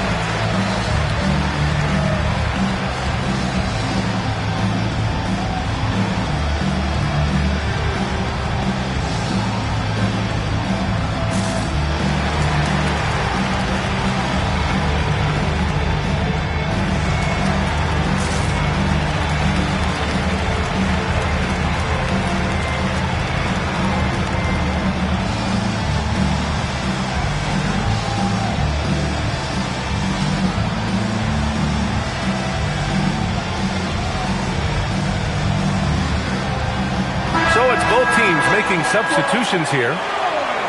And taking a moment here, a look at the best rebounders among rookies over the last month. Cooper Flagg, 3rd. And the way he's been aggressively attacking the boards, you have to think he's earned the respect of his teammates. Phoenix has gone 2 of 5 from distance here in the second quarter. Outside Levine from the arc.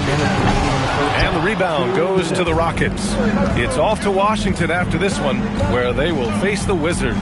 They're getting into the back half of a 4-game road trip. The quick look, no good that time. For Phoenix, they've gotten over 50% of their shots to go. 5 for 9 in the second. Pass to Topic. The 3. Oh, he hangs in there and cashes in on the second chance points. And the Suns lead by 4. The effort, the position, the timing, all there. And add instincts to that.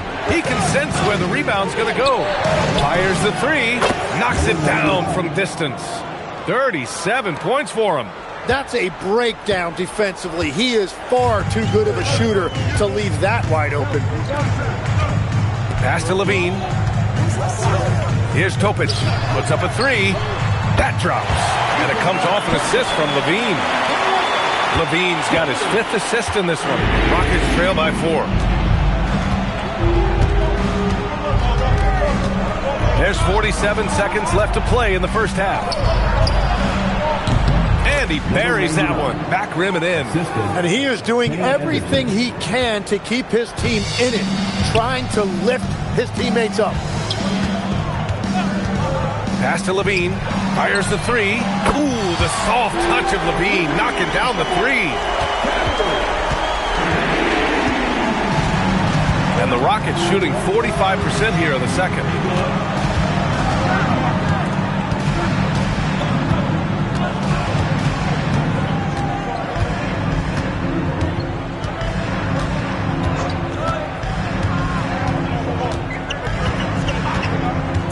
Lets it go from deep. Nails it from beyond the arc. Oh, you gotta love the back and forth. Showing real confidence at the arc. And when you give up a 3, there's always this instinct to try and get it back immediately. And a pretty tightly contested game here as we end the first half. The Suns on top. They lead by a bucket. Stay with us, folks. We'll be back just after halftime to get the third quarter started. Fans, get ready for some high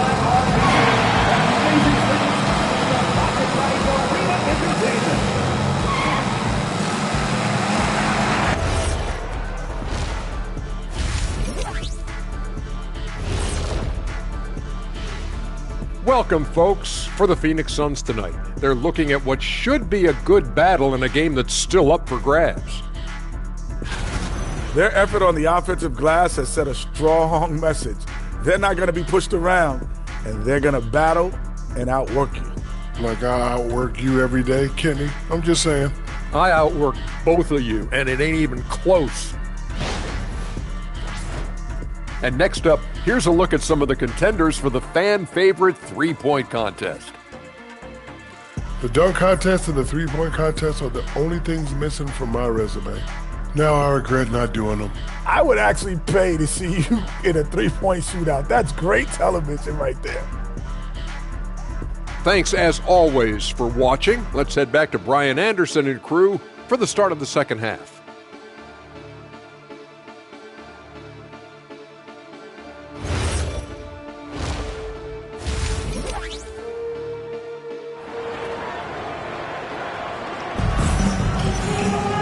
And after a fairly even first couple of quarters, this second half could turn out to be a great one, as both teams trying to gain an edge.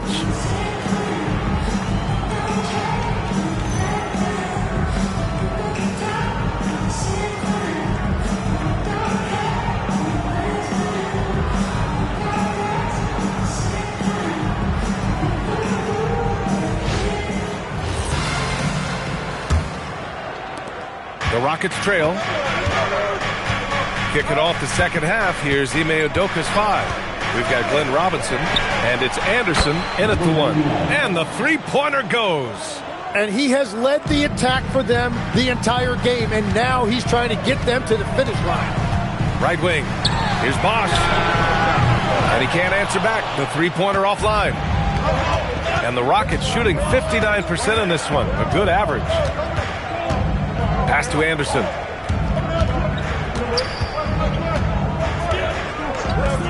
Launches it. Another 3 from Houston. Man, they're having a hard time defending the triple. That's 3 in a row. Suns trail by 4. Uses the glass to finish the layup. He's got 10. A great move. I mean, the defense has no response. Well, getting a high percentage look right out of the locker room to start the second half. Exactly what they were looking for. No good with the triple. And he almost made them regret defending him so loosely. Has to flag. The 3. It's hauled in by Houston. Mutombo's got 4 rebounds now. Just over a minute and a half played in the third. Anderson for three. And it's Phoenix with the rebound. He is just so deadly from out there. You expect that to fall. Here's Topic. And a lot of spot-up shooters now, adding a one-dribble pull-up three to the repertoire. Yeah, when you have defenders selling out to contest that catch and shoot, you got to reload, relocate, and let it fly. It's a valuable counter for those long-distance specialists. Houston has gotten 2 of 4 threes to fall here in this third quarter. And so Ime Udoka decides to call timeout. He's going to take a moment to give him a breather and talk things over.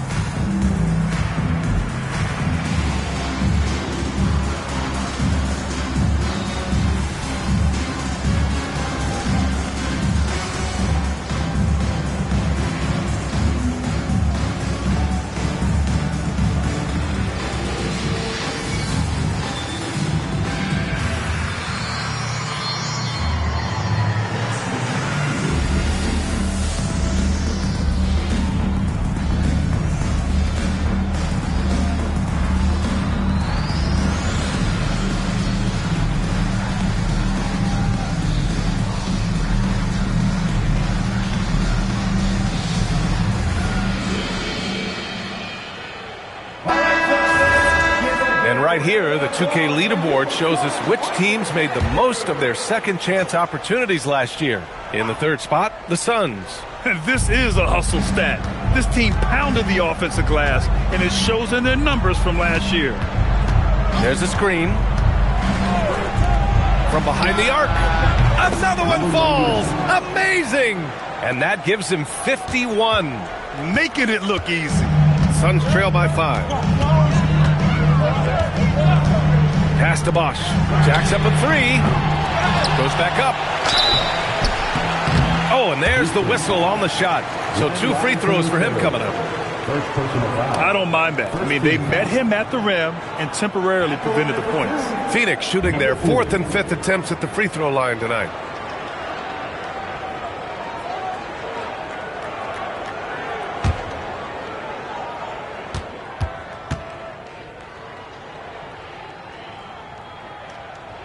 First free throw is good.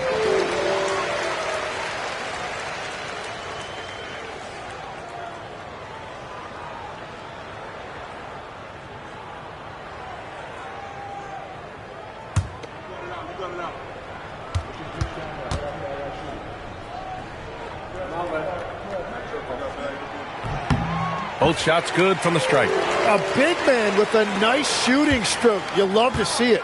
The Rockets lead by 3. And here's Anderson. No points so far. From downtown, another 3 from Houston. Wow, their opponent is doing a tremendous job spacing the floor. Pass to Levine for 3. A big answer by Levine. It's clear there's a lot of pride on the line in this one. And the responses often come from the three-point line. That's just today's game. Grant, since he's come into the league, what's jumped out to you about Hero's development? Well, I've liked seeing his growth in running the pick and roll. He's not just a jump shooter anymore. He's a guy that can anchor an offensive unit, B.A.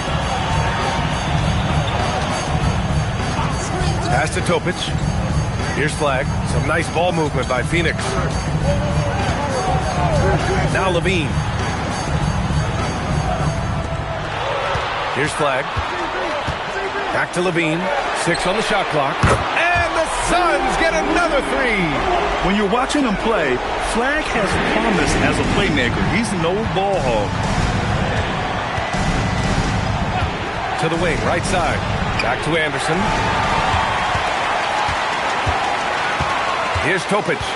He's got 9. Inside. Outside Levine. To the left wing. for the lead. And there's Topic on the assist by Levine. Levine's got his 6th assist of the night. And now we get a little perspective here on how the hustle game has been for Phoenix. Well, their D has been a major story tonight. I mean, those steals and putting pressure on the ball, clogging the passing lanes, impressive. Yeah, they've clearly been the more physical team. And how about all those second chance points? What a concerted effort to pound the offensive glass. Both teams deciding to change it up.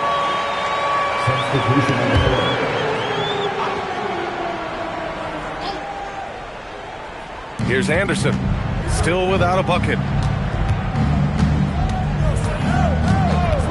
Outside Barnes. Outside Anderson. Pass to Robinson. It's Barnes on the wing. Here's Kemp. Just 5 on the clock. Will it go? Anderson can't get it to go. They've been dominating the boards tonight, yet it's still a close game. On the wing, Levine. Again, Phoenix. Good for 2. 1:51 left in the third. Rockets trail by 5. Now here's Anderson. To the inside. Kemp, good. Kemp's got his first basket. Keeping pace here. That's an excellent move inside. Deflects the pass. Outside Barnes. And the Suns pushing it up now. Here's Levine for 3. Good. And that makes him 6 for 9. A quality game for him so far. Lackluster defense, showing no desire to chase shooters off that line. Here's Flagg. Pass to Topic. Here's Levine for 3. To get it again. Oh, a rip-rattling two-handed jam. And he's battling for everything, doing all he can to help extend their lead. Just throwing down the putback with authority. Leaving some skin on the floor. Those are pure hustle points. He didn't make them pay for that weak defense, but they just can't rely on him to miss those kind of shots. There's a 4-second difference from the shot clock to the game clock. Topic for 3. No, 4 for 9 from the floor now. Rockets trail by 8. The smart play. Wait and take the final shot. You're going to have to be very patient right here. Let's see how it plays out. To the left side wing. Here's Kemp with 4 on the clock. Deflected. He got it up. And no good. And offensively, a great show for the fans through the first 3 quarters. It's been a fun game to watch. Fourth quarter action is upon us. Thanks as always for joining us. The Suns lead by 8. We've got Demon. He's out there with Anthony. And it's Robinson in at the 3 slot. So that's the lineup on the floor for the Suns. They set a pick. Pass to Anthony.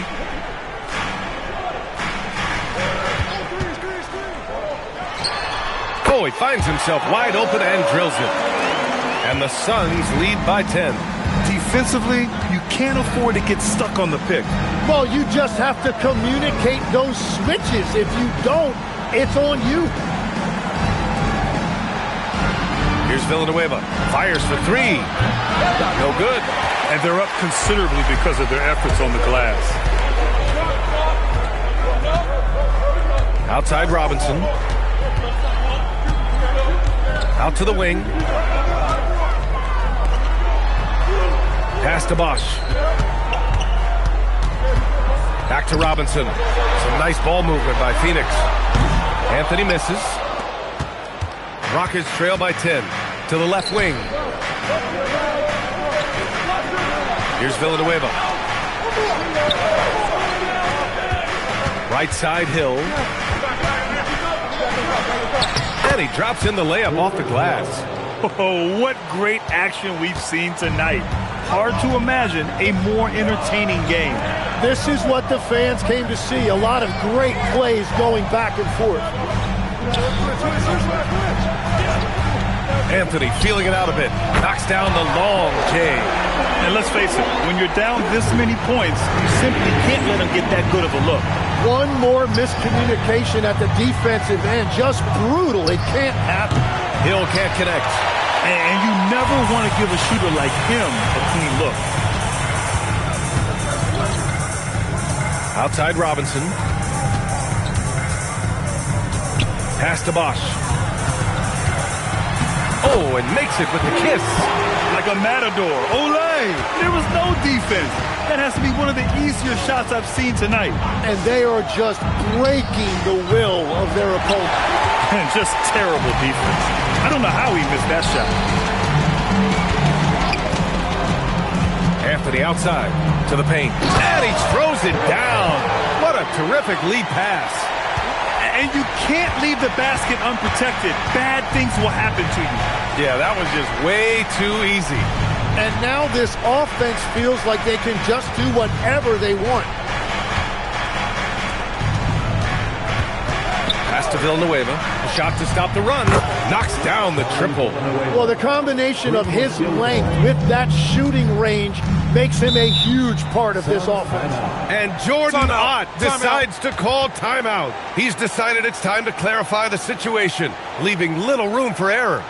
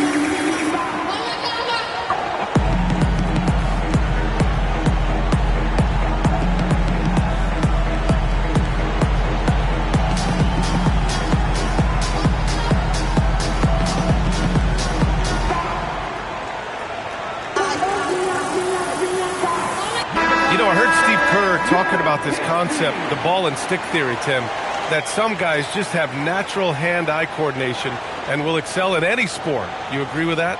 Completely agree. Typically, we think of athletic ability involving speed or quickness or verticality, but I think that hand-eye is critical and counts just as much as those other traits. All right, let's check in with Allie LaForce. Guys, over that last break, I listened to the Suns coach address his team. He said, keep it going, guys. Ride this wave of momentum. We're playing great right now, but we can't let up. Guys, back to you. Thanks for that, Allie. He hit a couple from range in the first half, but now his confidence is through the roof. Good. He hits again. And he's been dominant so far in this one. Shouldering the offense. Really taking it to the opposition. Out to the right wing. And here's Flag outside. Another three for Phoenix. And answering the call with his own triple. I love the competitive edge Flag plays with. Now Anderson takes a three. Good! That's another bucket. He's got 60. Most Hall of Famers never get here once. He's been in the 60s multiple times. And this masterpiece ties him for 5th most 60-point games all time. Levine fires. Another chance. Tipped. Outside Robinson.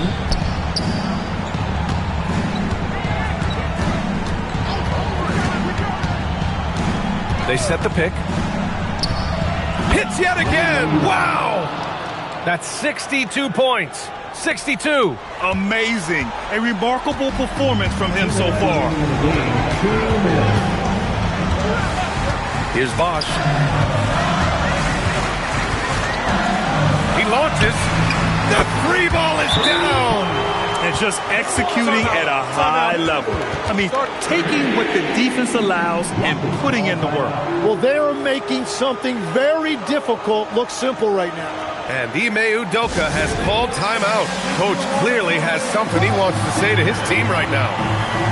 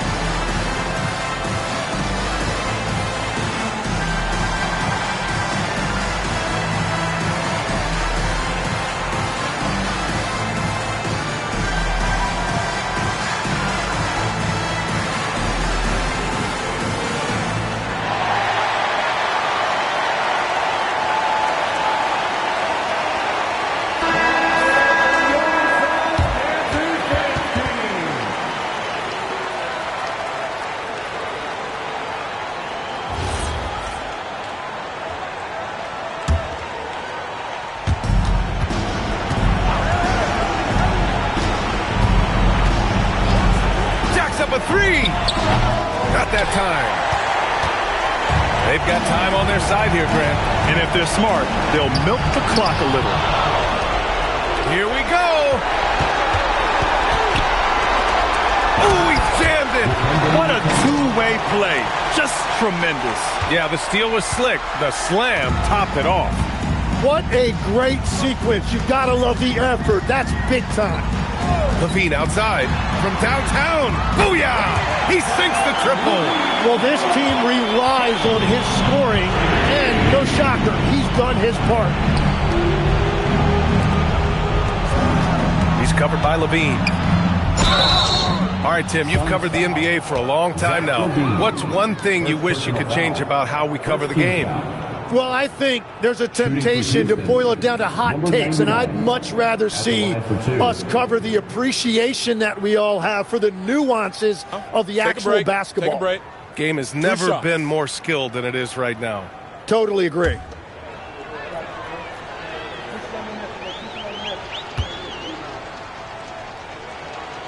First one falls, and it's a completely new group for the Suns.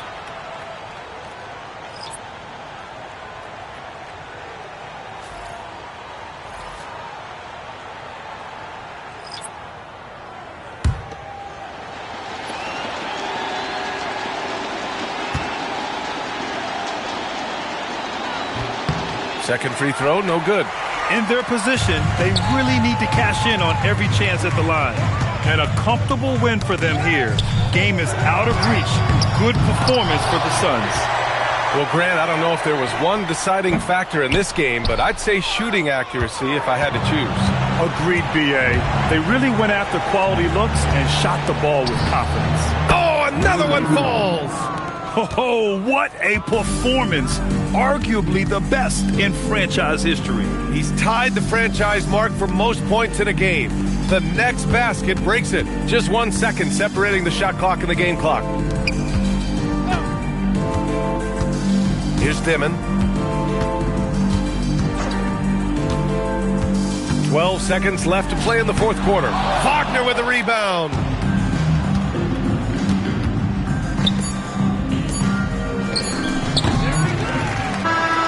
So it's the Suns winning this one easily. A competitive game. You have to feel like this crowd gave him a little extra edge. Yeah, they really fed off the energy. You saw their activity level go up. Just a tremendous performance. All right, to Allie LaForce with our player of the game. Tyler, we know you are never shy. What gives you that confidence to let it fly when the pressure is on? I like taking a big shot. My teammates, my coaches, they all trust me, put me in the right spots, and sometimes I make a couple big shots here and there. Well, you give them a reason to trust as well. Congratulations. All right, Allie, thank you. Well, folks, that's going to do it for now. For Grant Hill, Tim Legler, and Allie LaForce, this is Brian Anderson, thanking you for watching this 2K Sports presentation. And let's reveal our player of the game, Zach LaVine.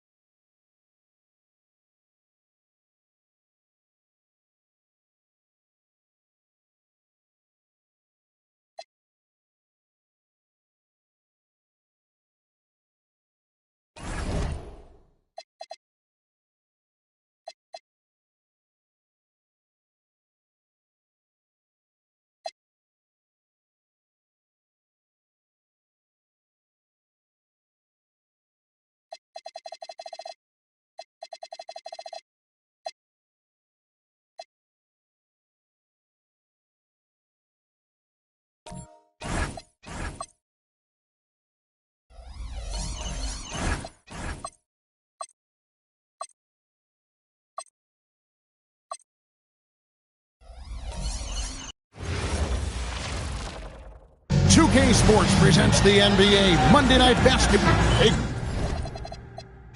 Clark, two monumental forces will be generating a lot in the paint tonight with this center matchup we have.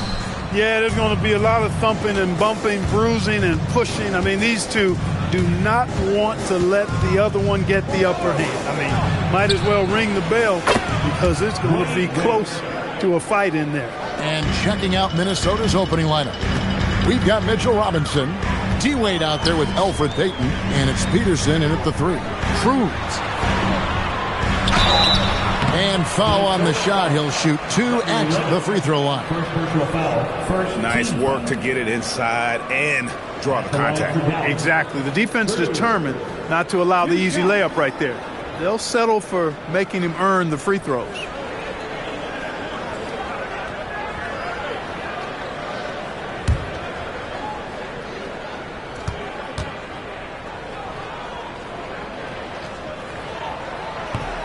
No good on that one.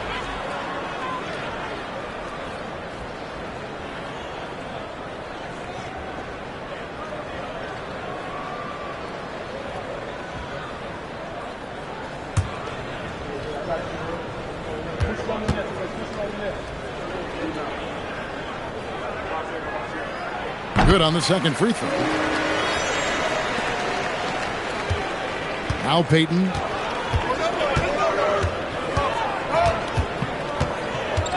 Wade outside, shoots the 3.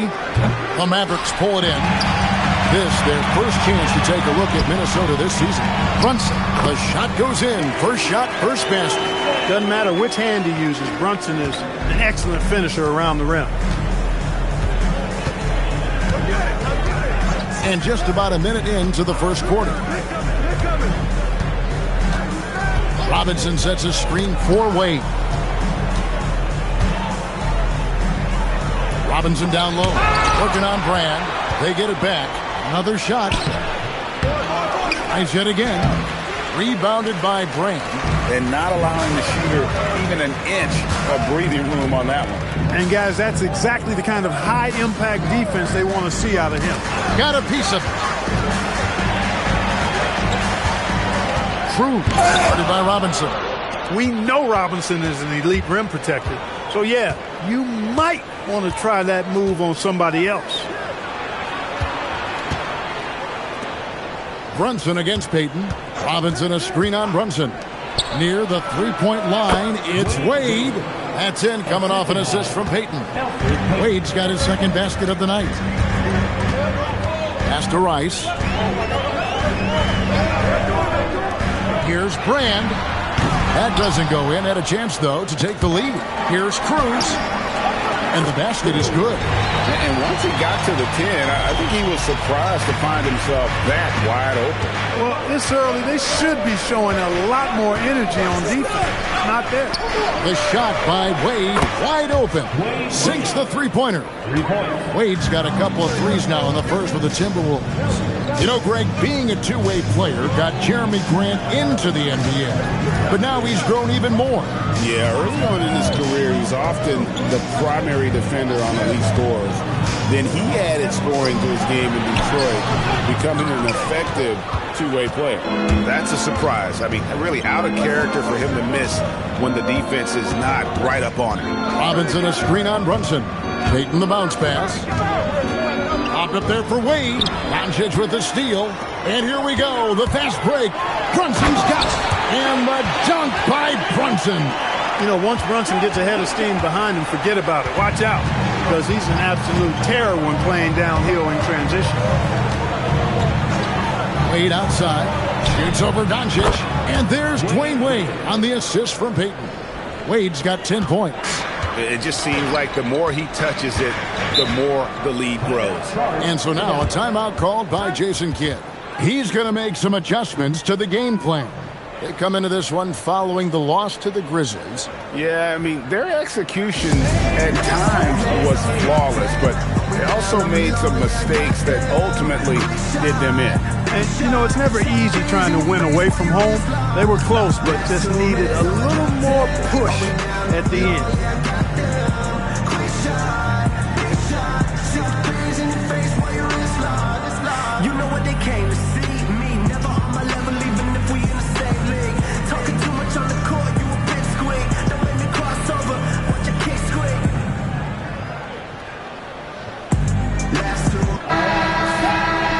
Now let's have a look at the teams that have had the quickest hands in the NBA during the past month.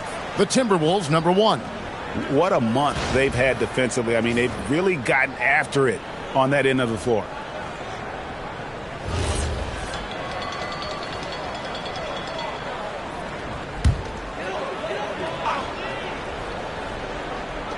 And we're just over 3.5 minutes into the first quarter. Some nice passing here by Dallas. Brunson outside. To the right side.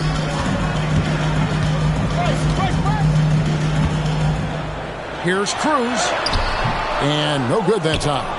Not really his best quarter as far as scoring. Let's see if he can eventually get back on track. Here's Rice. Scoreless thus far.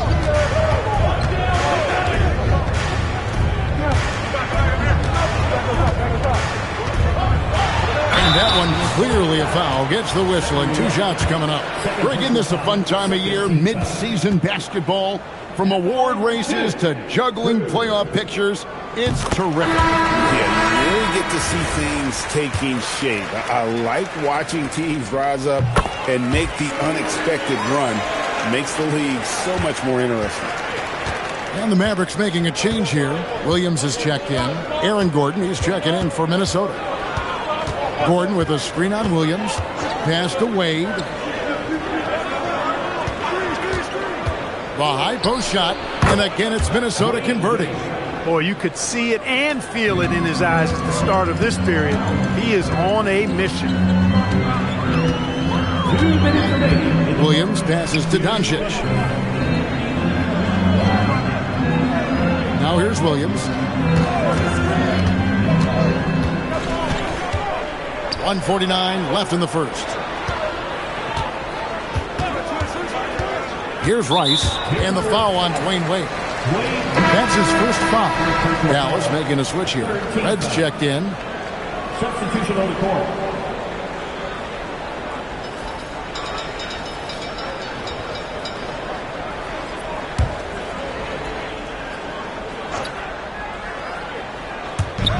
.141 left here in the opening quarter. Pulls up on the wing. Count that one. It works well there. Not much resistance from the D. Yeah, that's not the defense you need. You got to be tougher defensively. There's Gordon with the 3. gets it to go from beyond the arc. Man, I like seeing Gordon stretch his range a little bit. I mean, the three-point shot is still a work in progress for him, but I think he's only going to get better the more experience he gets shooting it from there. Brand outside. Pass to Rice. Brand, a screen on Payton. Williams for three. Minnesota with the rebound. Tough loss coming against the Rockets in the last game they played. Yeah, for that loss, you can credit their defense or lack thereof. Too many breakdowns on that end of the floor. Yeah, and that's really inexcusable. I mean, there's just no way that you can justify that. When you don't put the work in on defense, you're going to end up on the losing end. And some changes here for the Timberwolves. Miles is checked in, and it's Williams in for Elfrid Payton.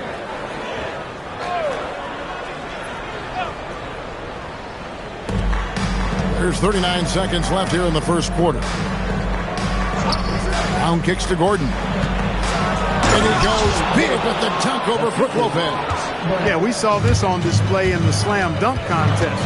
Gordon has some major bunnies, a creative slam dunk artist. Brunson surveying the D.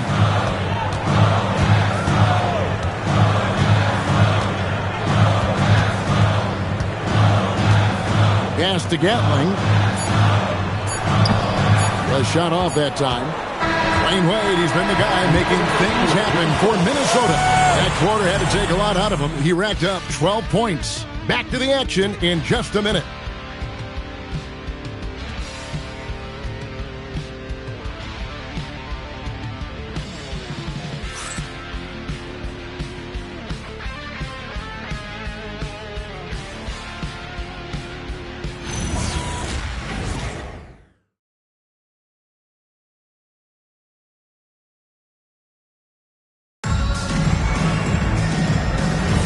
And thanks again for tuning in. If you're just joining us, we've played through one quarter of action so far.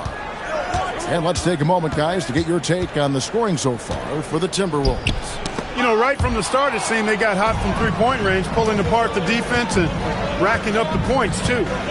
And I really liked how they've moved the ball tonight. Because of this selfless approach, they are piling up the assists.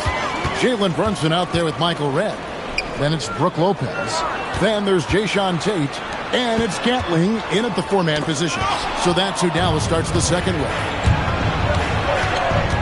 Williams passes to Nene. Williams against Tate.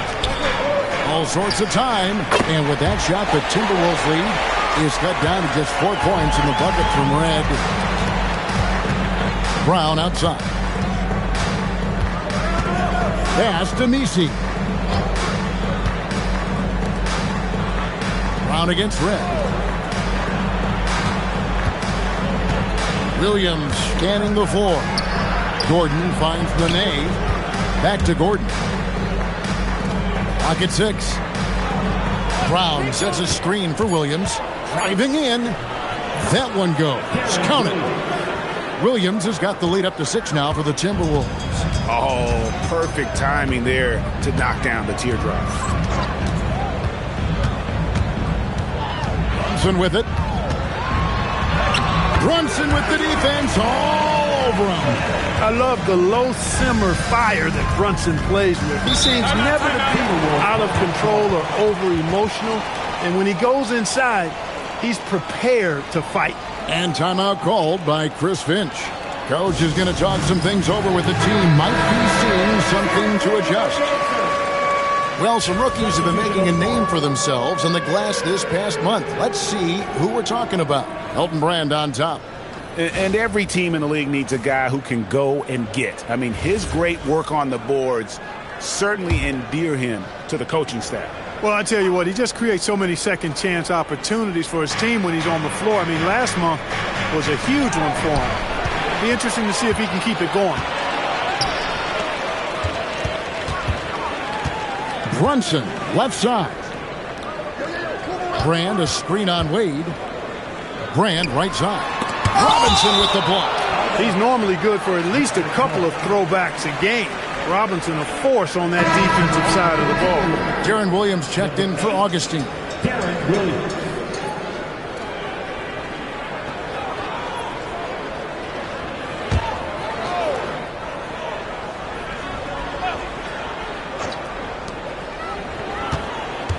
Brunson outside. Back to Doncic. And there's the whistle. Illegal screen. And boy, did they show up in terms of opponent scoring. 5th in the league. I love their work ethic and their commitment to the D. And you just mentioned it. What a year it was for them on the glass. The sheer effort and energy they put into their rebounding was tremendous. And the Timberwolves making a change here. Timberwolves leading by 4. And here is Williams. Wade outside. Takes a 3. Here's Robinson, and the rebound paying off as they pick up 2 on the second chance bucket right there. Robinson knows his strength and great value is on the offensive glass. Got himself a hoop that time, too.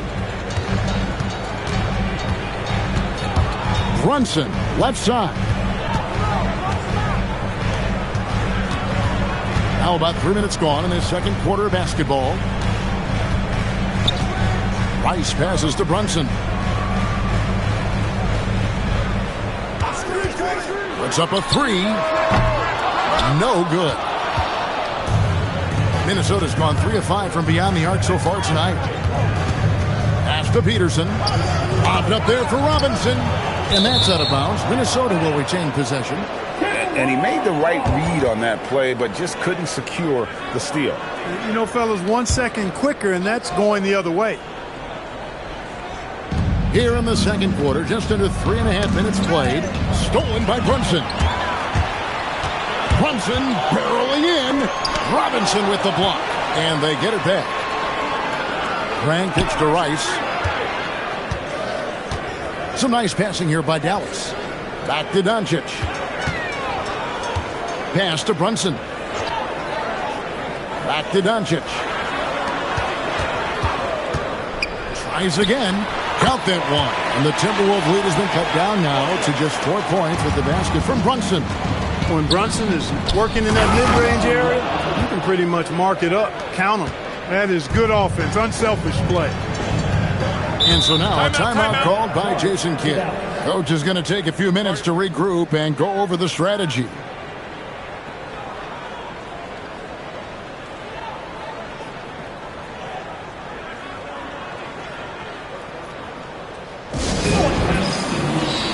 Williams is checked in for Jalen Brunson. And a change for the Timberwolves. Payton's checked in. Cruz, the pass to Williams. Rice kicks to Williams.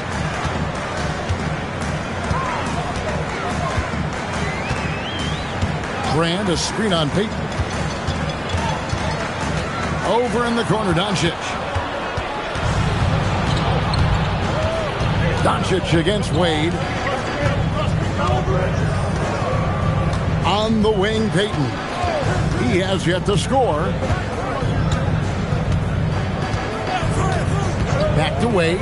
All alone. It's Mo Williams with the rebound.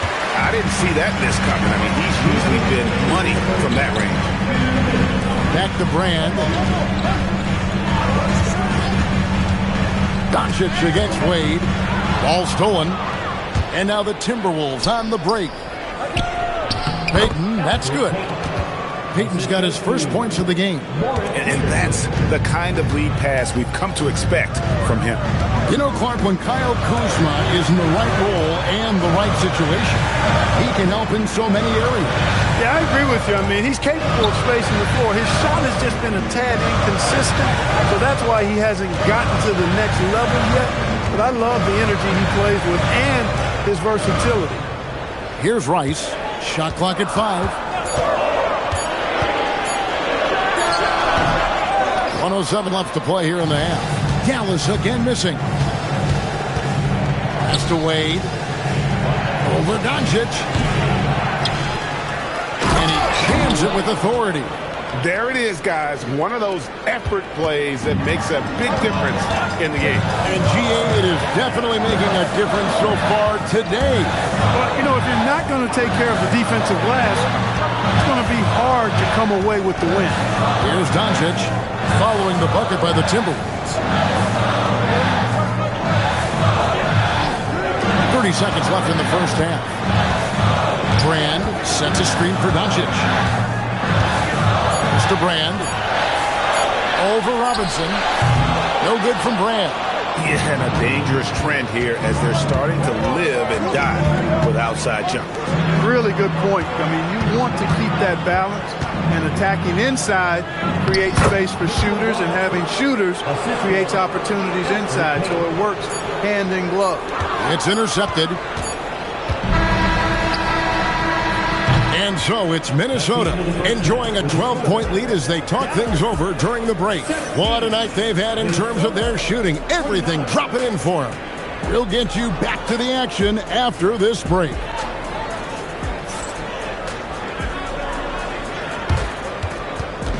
Hey, please direct your attention to center court. And get ready for the fan half-court shot. Ooh, they're measuring up the shots.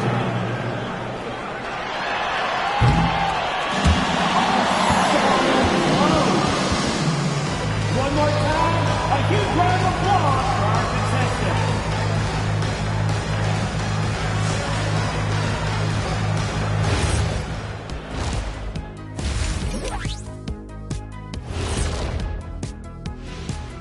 Hello, folks. Still a ways off from All-Star Weekend. But let's first check in on who's in the running for this year's three-point contest. All of them have serious talent, and they have endurance. They can shoot all day, rack after rack. Yeah, when these guys get on a roll, they don't stop. They pile it on. And switching gears now to that first half. Big hill to climb for the Dallas Mavericks. If they think they'll win with this kind of defense, they're tripping. When you give up that many good shots, it fuels your opponent's fire. You're like gasoline on a flame, I'd say. And that concludes halftime. Now time to send it over to Kevin Harlan as the game's about to resume.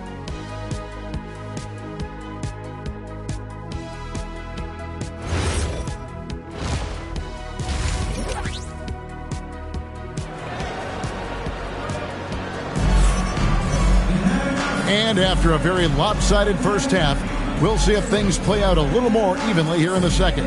D-Wade really playing well in this one. Man, how about the amount he's contributing in the scoring column through 2 quarters? He has been terrific. And you know what? They've come at him a few different ways defensively, and nothing has slowed him down.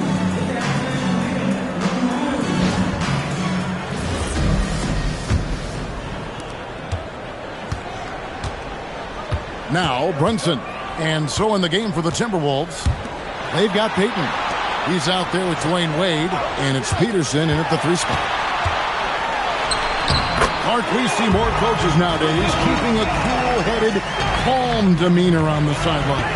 And Kevin, I love it. I mean, you don't have to yell and scream to get your point across, and every coach has to coach according to his personality, but I do like the fact that we see more coaches being mindful of how they coach and recognizing that overly demonstrative behavior doesn't necessarily improve the outcome. Tough make by Doncic. His unique mix of muscle and touch makes him hard to guard. Well, Clark, we've all heard the stats on Nikola Jokic, but it doesn't tell the entire story, does it? No, it doesn't tell the whole story, but it tells you a series of stories. I mean, Jokic is like the encyclopedia of basketball, Kevin. I mean, I just love watching him play. I mean, this guy does it his own way at his own pace, and his skill level is off the charts. His shot making is remarkable. His unorthodox way of doing what he does is a treat for all spectators of the game. Back to Wade. No one near him. And once again off the mark by Minnesota. They have yet to hit a shot, a real slow start here in the second half. Doncic kicks to Brunson. Third quarter here, over a minute and a half into it. Brand. And the three off target. Even with that miss, they're shooting 75% coming out of the break. That's a strong start to the half. Payton's shot is off. Ugly start. Second half, they've missed their first four. They've got to get on track. Robinson with the block, and they'll keep possession. Wade outside. Pass to Robinson, and here is Payton. Three-pointer, Wade. The offensive rebound. Robinson passes to Peterson. Payton looking it over. Down to 5 on the shot clock. Robinson misses. Mavericks trailed by 5. Rice passes to Cruz. Brunson outside. Here's Rice. Gallus again missing. And you could tell he thought that triple was going to fall. Robinson a screen on Doncic. Outside, Payton. The basket good off the assist from Wade. Right around 3 minutes into the second half. Guys are looking for a spark here. Yeah, a cold stretch offensively for sure. And so now a timeout called by Jason Kidd. This now will give him a chance to discuss some potential changes.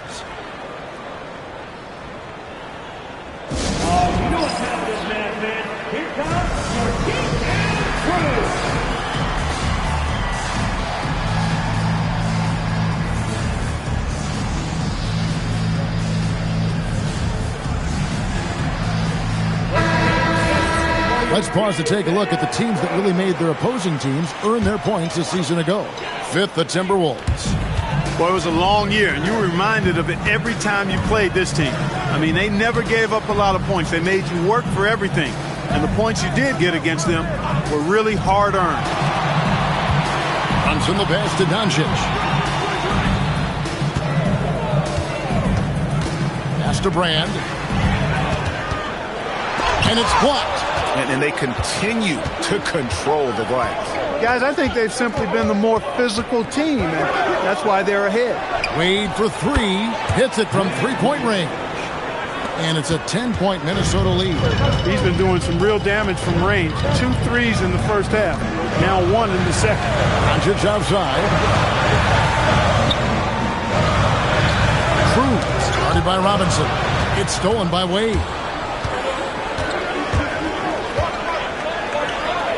And he's fouled pretty hard on that shot, but he's got the chance to pick up the points at the line. It's on Luka Doncic. And turning up the intensity, Wade sees the defender closing in and takes his motion right into him. Minnesota shooting their first free throws of the game right now. And timeout called by Chris Finch. He's going to take a few moments here to check in with his team and regroup.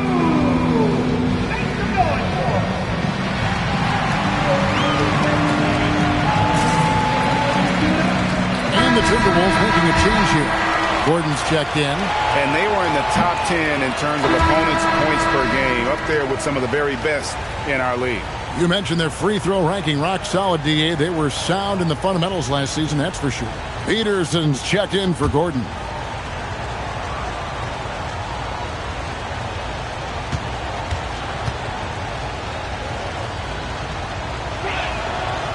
You can't make the second free throw either. Missing both. And there are so many reasons to be a fan of Wade's. This young man's ceiling is sky high. Brand sets a screen for Doncic. To the wing on the left. Brand kicks to Brunson.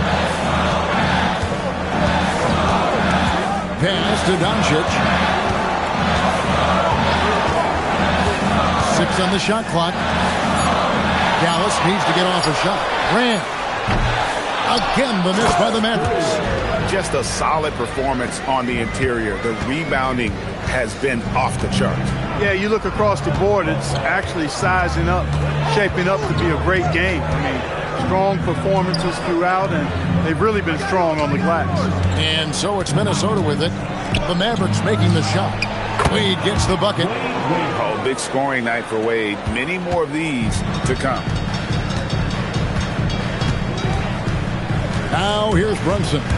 He's got 10. to Brand. Fires the three.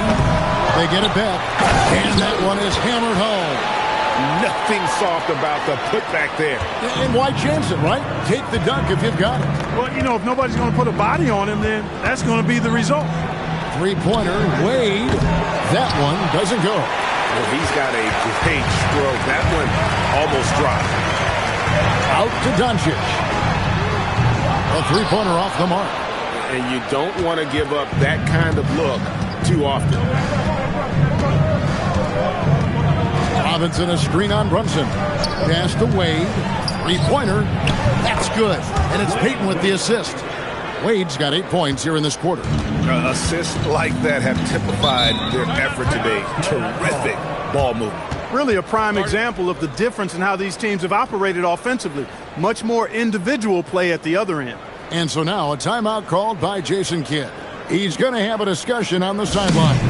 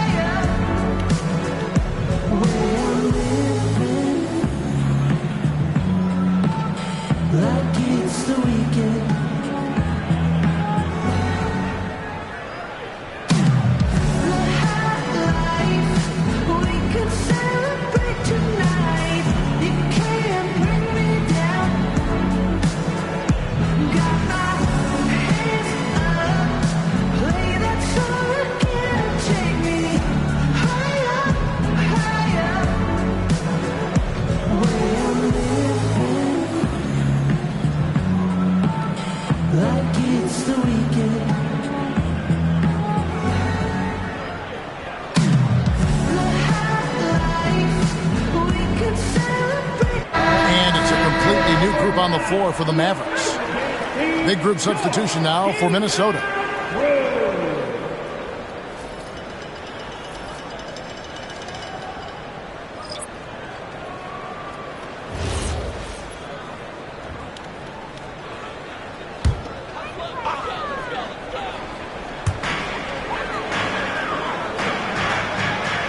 .52 seconds left to play in the third. Back to Lopez. Taken away by Nene. On the wing, Brown. Tate covering. Right side, Gordon. And that'll be 2 free throws coming up. Officials on the call with the foul. But there's no question Peyton Watson is a player on the rise.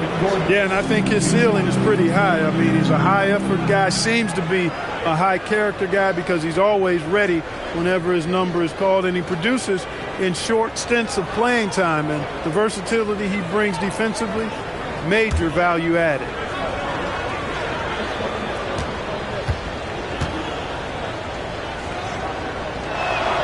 And the first one at the line is good.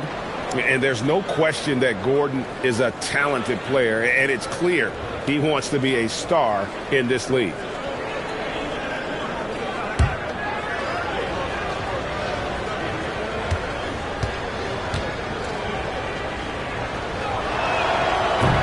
And Gordon drops them both. Well, you know, you think about somebody who has flourished as a sidekick. That's Aaron Gordon.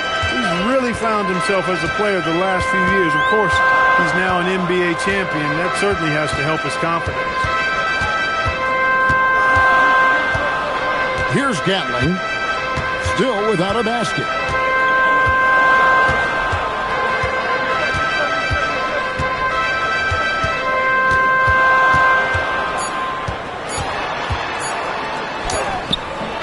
And that would have counted, but his shot was off the mark this time. And here at the end of the third quarter, it's a double-digit ball game. The Timberwolves on top. They finish off the third quarter.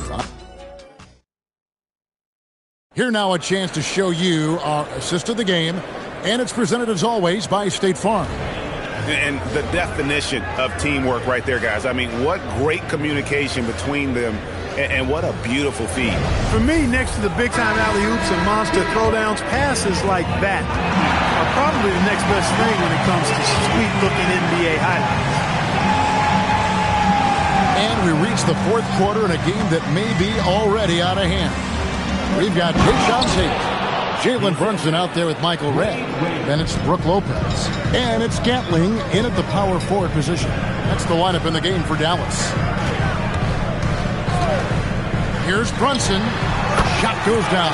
Very quick possession right there. And 12 points here for Jalen Brunson. Williams kicks to Wade.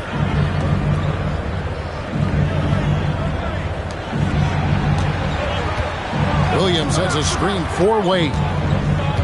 Kicks it out to Gordon. That falls. Nice feed that time from Dwayne Wade. Wade's got 3 assists in the game.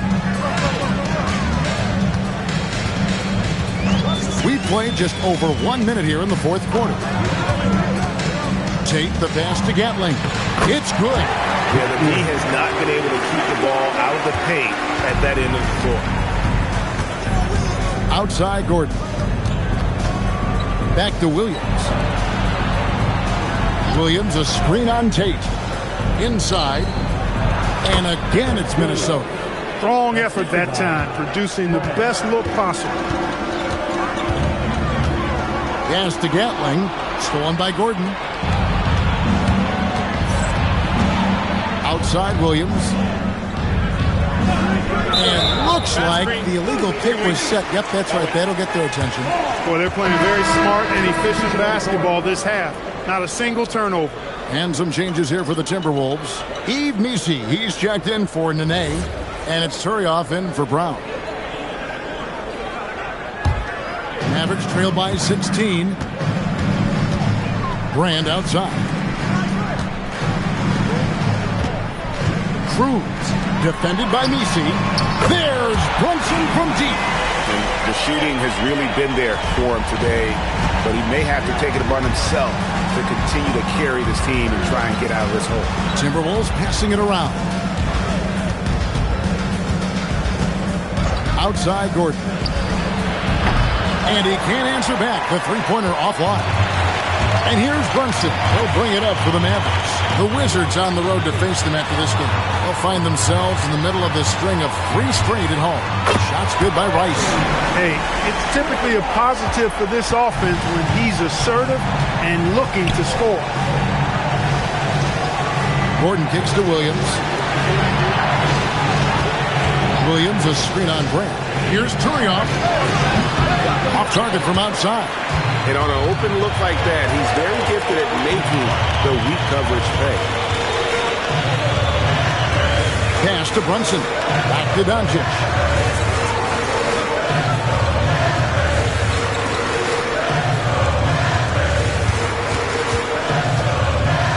Here's Cruz. And a lot of contact on that one, so he'll shoot 2 here. Here's what the Timberwolves have lined up on their schedule. On Friday, they'll be facing LaMelo Ball and the San Antonio Spurs. Then on Thursday, they'll go back home and will be hosting the Orlando Magic. And that game against Memphis, that will be the 8th contest of the year for them. The season is young, but they are starting to find their form.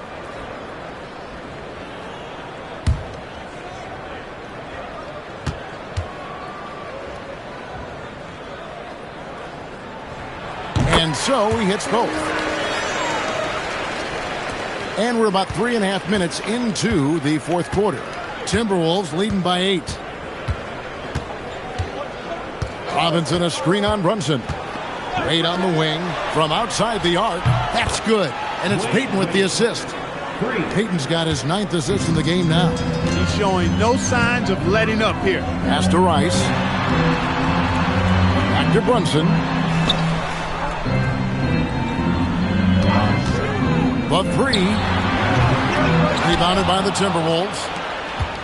At one point, they led by 16. And that's the battle they haven't been winning today. Their work on the glass has been porous, and that's got to change. Yeah, no question about it. I mean, if they're looking to battle back, that's one of the key elements. You got to rebound. Second chance points always hurt. Just not enough effort to block out. Hey, guys standing around spectating. I mean, you got to get in there and get tough. And Jason Kidd is called timeout.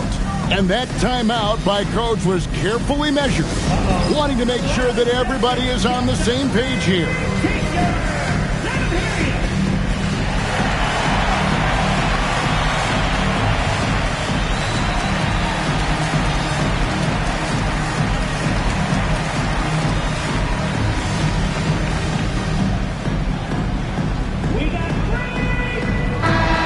Check in now with our Allie LaForce, who's got a story for us. Allie?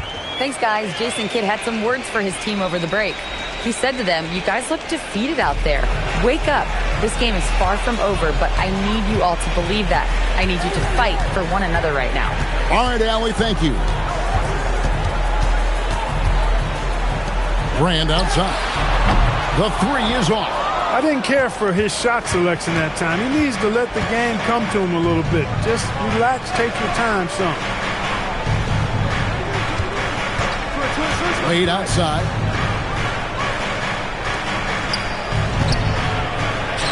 Puts it right back up and in.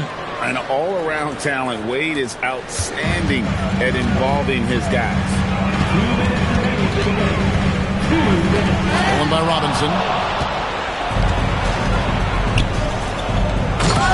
1:53 left to play here in the fourth. Late in the game, up big, they continue to attack. Yeah, I don't think you want to get loose and sloppy or ease up, but it is time for them to start using that clock a bit. And it misses. Hey, I have no idea why he's still shooting threes. He's got to find another way to be productive. Brunson outside. Hey, yo, race. 1:24 left in the fourth quarter. Here's Rice. Puts it up. No good, unable to end this run.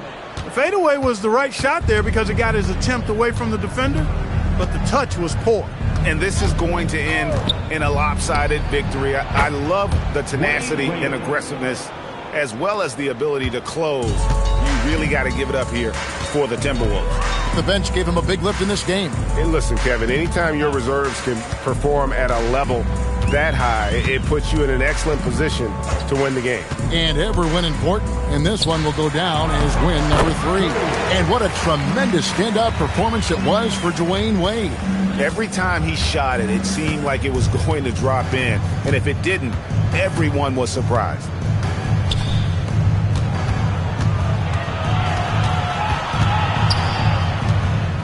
Baden outside. 17 seconds left in the fourth quarter of this one. And it's blocked. And that's out of bounds. Minnesota will retain possession.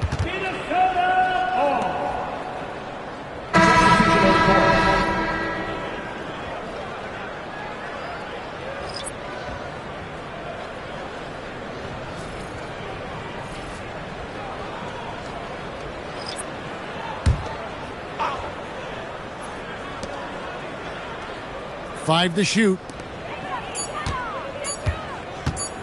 Puts it up from deep. It misses. And so it's the Timberwolves taking care of business here. To come into an opponent's building and dominate the way they did tonight says, I think, Greg, an awful lot about this team. I guess we can't wait to see you again. Shay, you were... Great job. Thanks for that, Allie. Thank you for joining us. That'll do it for now.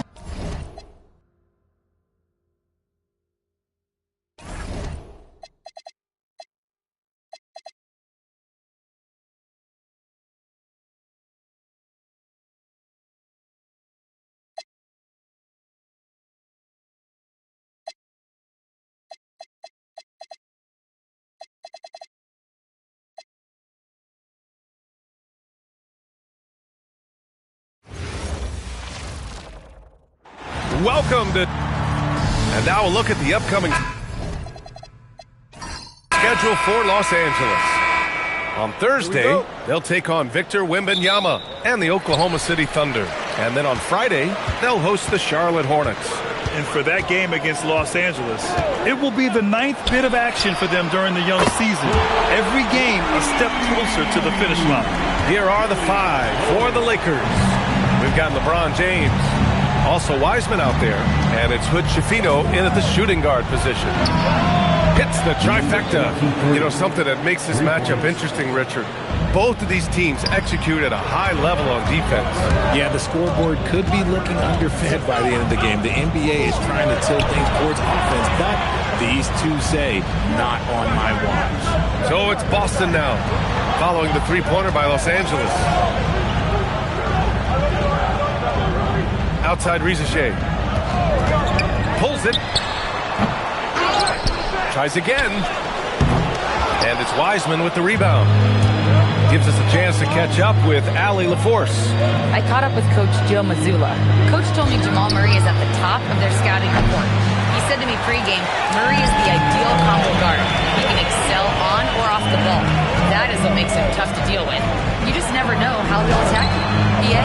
Okay, good stuff. Thank you, Allie. Okay, it's taking them a moment to find their rhythm, opening the game with some uneven 1-for-4 shooting. And in the first, a little over a minute and a half in. There's the three. Perfect night so far, 2 for 2. Pick works well there, but the defense left a lot to be desired. Yeah, that just comes down to a lack of effort. The defender has to do a better job fighting through the screen. Pass to Owens. Back to Carter. Here's Owens.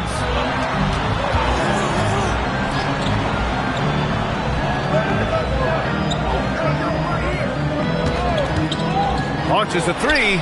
Buries it from 3. Owens has got 6. That's how you up the ante. Come right back at it. Yeah, I love the competitive fire right there. You drain a triple on us, and I'm coming for my revenge. And Los Angeles, another 3. Look, great point guards keep their eyes up on the court. Young players should watch how Smart goes about this man's business. Grant, he's built for the big moments. Jamal Murray ready and willing when the pressure is on. Yeah, B.A., his playoff performances speak for themselves. Clutch scoring, playmaking, and of course, that killer mentality. Over to the wing. Uncovered. And that one good. He's got 11. He's looked practically unstoppable this quarter. The defense, yeah, well, they haven't had many answers for him. And so Joe Mazzulla calls a timeout. Coach taking this moment to speak to his guys. Maybe alter some of the game plan. All right, let's have a look at the leaderboard to see which team scored the most points off turnovers this past month. The 4th spot held by the Lakers. They've done a great job using their defense to create for them on offense. Turn it over against this team, and you're going to be in trouble.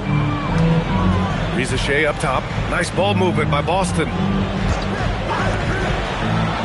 Back to Carter. Pass to Owens. Jackson, the screen. Takes a 3. Jackson, great positioning on the putback. Well, there's the length and instinct of Jackson Jr. coming into play. Right on top of that miss. Here's Hood-Schifino. Yet to see a basket. A quick shot there. It's off target. Pass to Carter. Here's Owens. Here's the 3. Gets the 3 to fall. And he has flat out taken over this quarter. Keep feeding the beast. Here's Hood-Schifino. To the right side. Screen by Wiseman. And it's off from 3-point range. And you just can't afford to give up that kind of look very often. And here's Carter. Pass to Owens. Outside Carter. Here's Owens.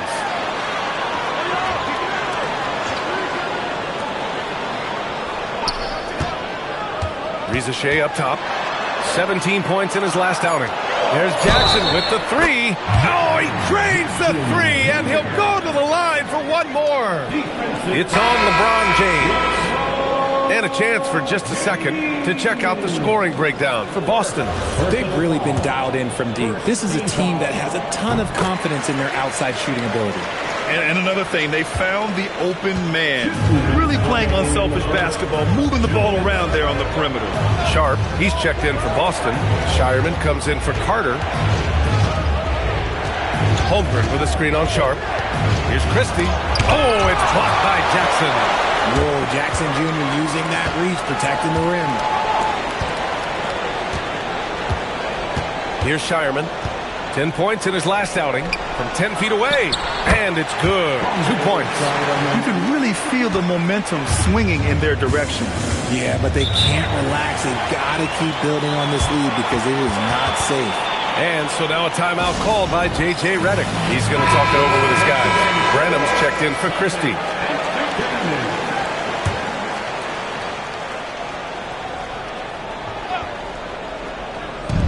.124 left in the first quarter here.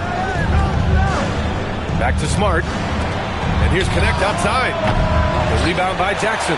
That's how you stay connected to a shooter. Was right in his jersey. Pass to Shireman. He's covered by Holmgren. They double him with Holmgren. Outside Sharp. Here's Shireman. Jackson on the wing. The second effort. Banked it in off the glass. Boy, I like their energy coming in. Terrific execution so far. Couldn't come up with a much better start than this. They just have to keep it going. Here's Branham.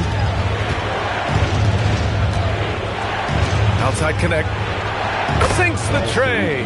That's a great job setting up Connect. Put him in a position to succeed, and that's key for a young player. Now Risacher. Still no points.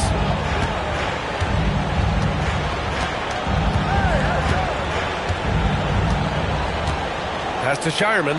Now Sharp. The free ball. It's not going to go for him. And so it's Boston closing out the quarter with a 7-point lead. And it's mostly due to their superb shooting. They've won.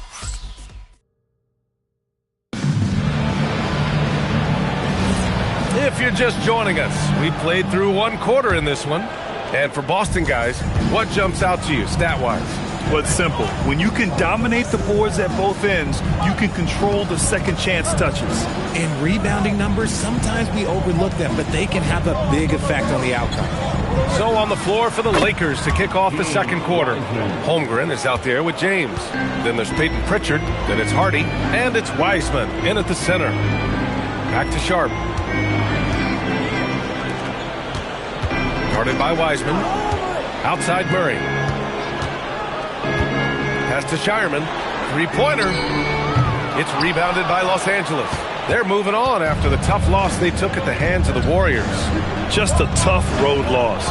You're going against players who are comfortable shooting in their own building. You have to find a way to disrupt their focus. Well, they weren't fighting through screens. Their closeouts and rotations were late.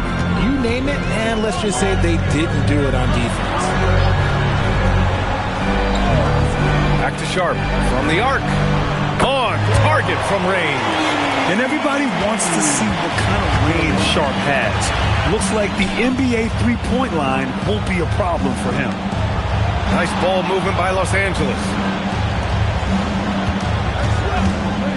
James outside. Pass to Wiseman. Tries from 6 feet. And he can't bank that one in. You gotta love how they've been crashing the boards, fighting hard for every miss. Here's Murray Boyles. Outside Sharp. And it falls. 2 for 3 from the field so far. Lakers trail by 7. And so now a timeout called by J.J. Redick. I think right now he might be looking at some adjustments. Richard, looking at your career, 17 years in the league. How'd you survive the grind of a regular season that many years? Well, one, you got to take care of your body, and two, evolution is the key to success. I was a different player when I was year 3 than I was at year 15. You have to continue to evolve. Lets the three fly.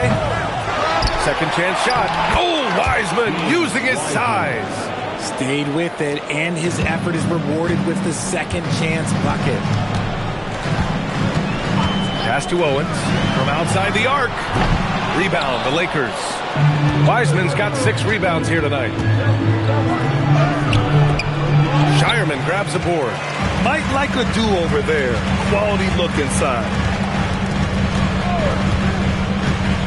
Here's Owens. Quarter number 2 and around 3 minutes gone by. And they'll get another chance. Here's Carter. And good as it takes a nice bounce off the right iron and down. And the Celtics lead by 7.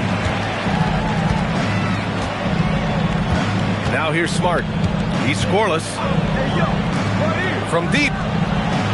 Good. That's his 5th bucket in 9 attempts. He's someone opposing defenses have a hard time game planning for. Carter with it.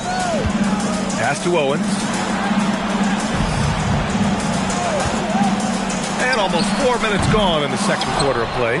In the first quarter, he was raining down threes. That's not the case here in the second. Reza Shea with some nice D. Boston leading by 4. And here's Carter.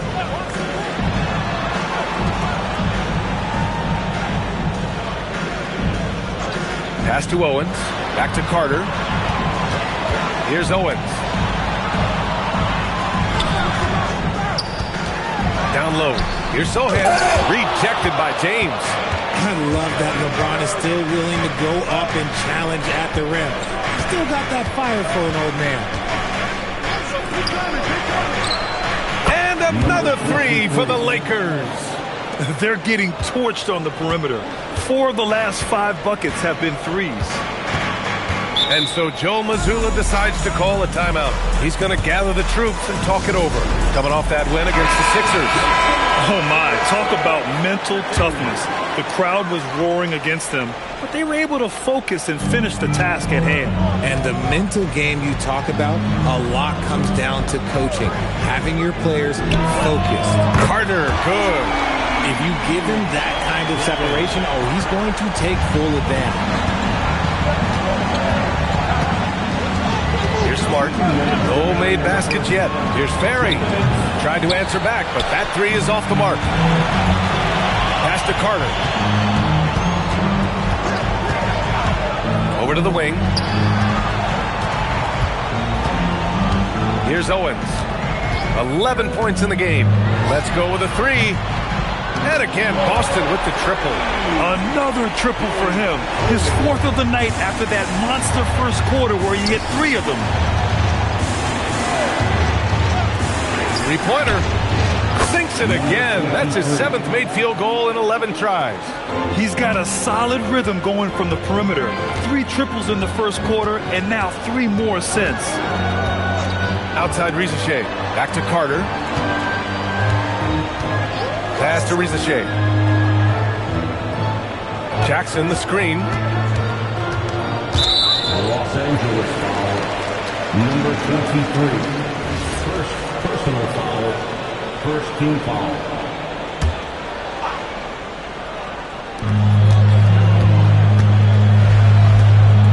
Nice ball movement by Boston. Shot clock at 5. And here's Owens outside.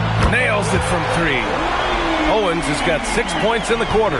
He has been a key factor for them offensively, scoring with consistency.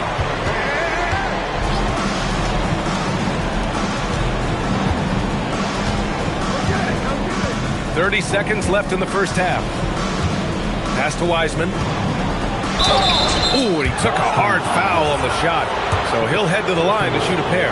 Everyone in the building saw the obvious contact. These are his first free throws of the game. And the Lakers making a change here. Holmgren's checked in. 24 seconds left in the first half. Here's Owens. He had 9 points in his last time out.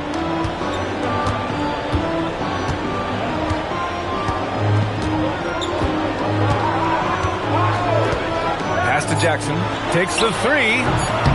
Second chance effort. And it's in! Oh! buzzer beater! Are you kidding? Great job ending the quarter on a high note. That's the play that pumps up the whole team, and they'll try to carry that energy into the next period. And so it's Boston closing out this quarter with a 7-point lead. They've been very effective from the three-point line. That's the key for them so far. More NBA on 2K Sports right after this.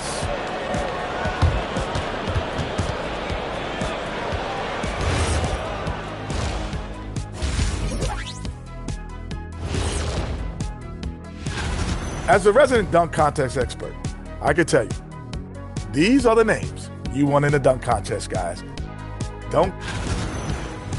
And looking back at the first half of this game, it's likely we'll see some adjustments for the Los Angeles Lakers. Thanks for tuning in. Now it.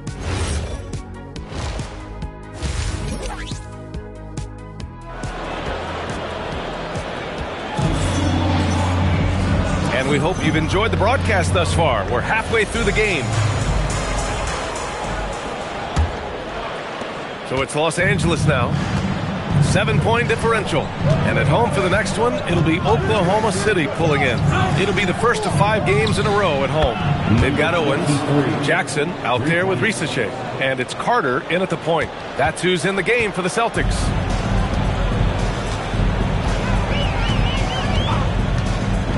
Pass to Owens.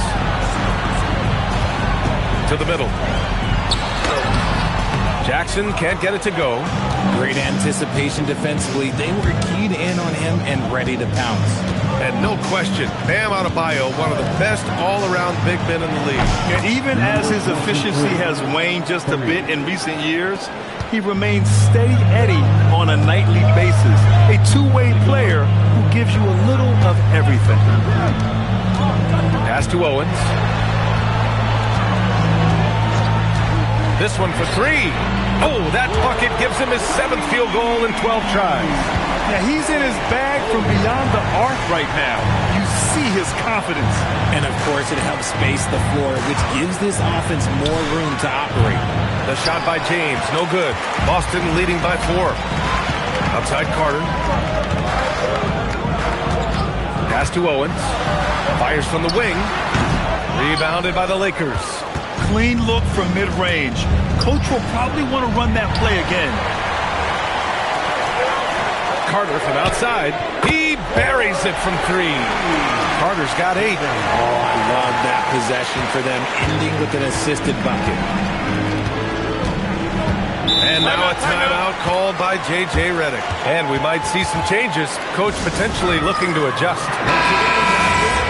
And now let's look at the leaderboard, specifically rebounding and who has been crashing the glass over the last month.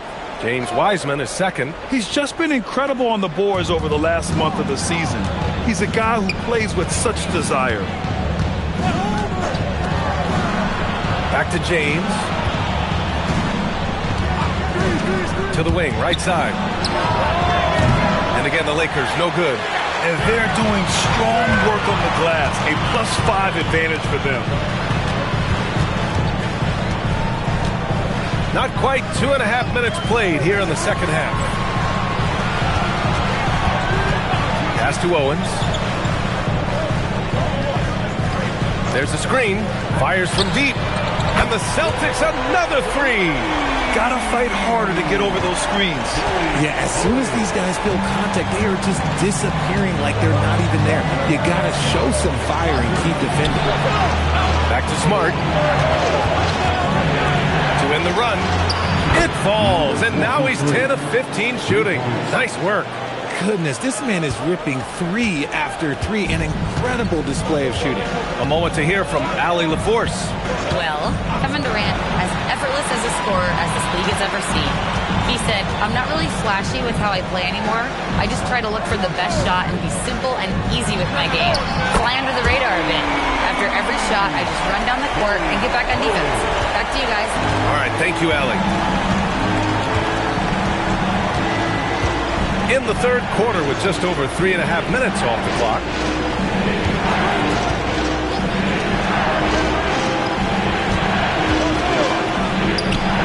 It's good. Off the glass.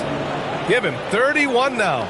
rising to the challenge. He's given them everything he's got. And so Joe Mazzulla decides to call a timeout. He'll take the opportunity to regroup.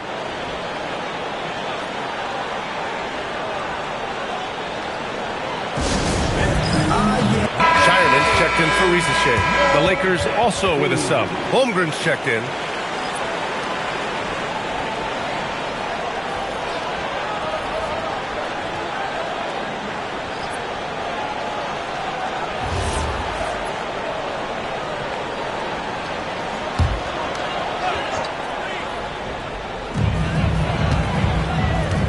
Pass to Shireman.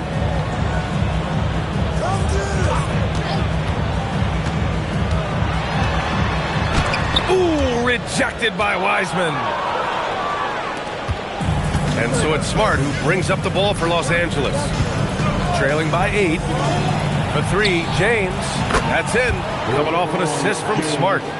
Smart's got his 6th assist of the night.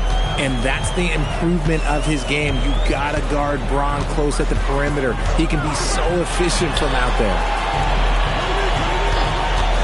And here's Owens outside. It's rebounded by Los Angeles.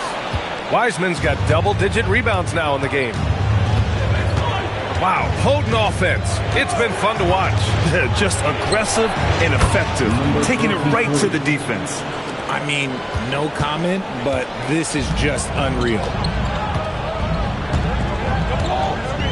Now Carter, give him 8 points now. Here's Owens.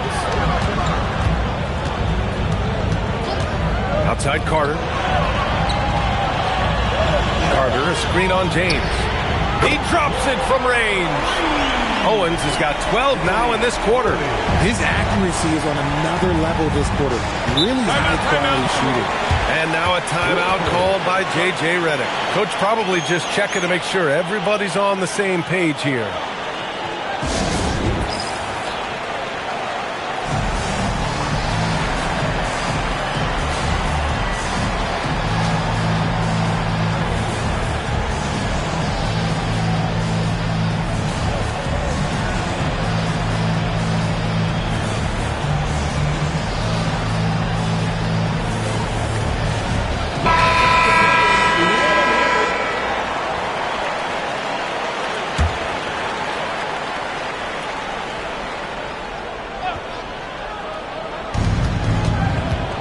Pass to connect. Over to the left wing. Back to Smart. Screen by Wiseman. His first shot attempt. And it's Smart missing. I'm trying to think of the last time I saw him miss a shot like that. It's been a while. Inside. Here's Shireman. Defended by Smart. Nice ball movement by Boston. Great open look there. And now an 8-point Celtic lead. That's why you keep your head up. If the assist is there, you can pounce. Connect on the wing. Defended by Murray. To the paint. The steal. Sharp with it. He's picked up by Christie. Chalk up 2 there. Give him 8. Their offense has been unstoppable, just firing on all cylinders. They've had great execution, and what stands out is that they're just taking what the defense gives them, not forcing anything.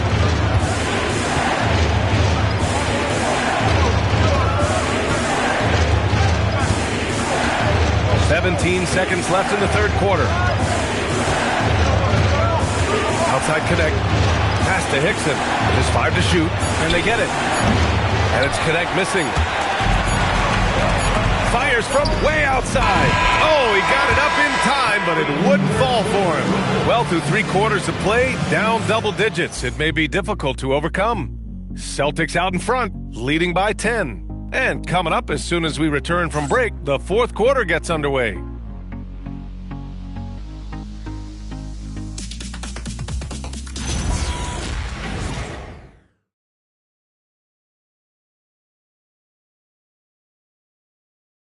And it's time to bring up the State Farm assist of the game.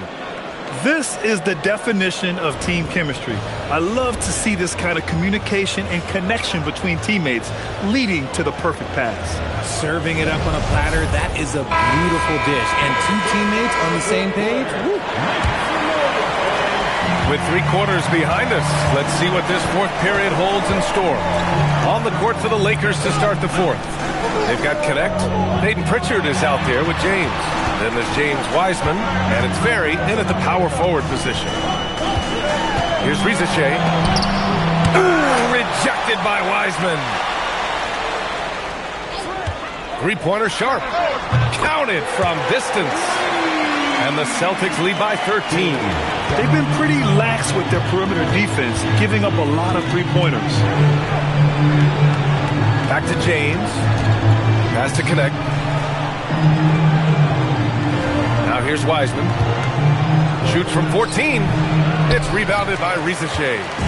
I'll tell you what, they've rebounded the ball tremendously well. Beyond the arc. And it's Connect with a rebound. Yeah, you know, he usually makes you pay from that range. Pritchard from outside. That shot, no good. Boston leading by 13. Pass to Shireman. Outside Sharp. Down low. Outside Risacher. Here's Wilson. 4-3. The shot won't fall. Pritchard surviving the D.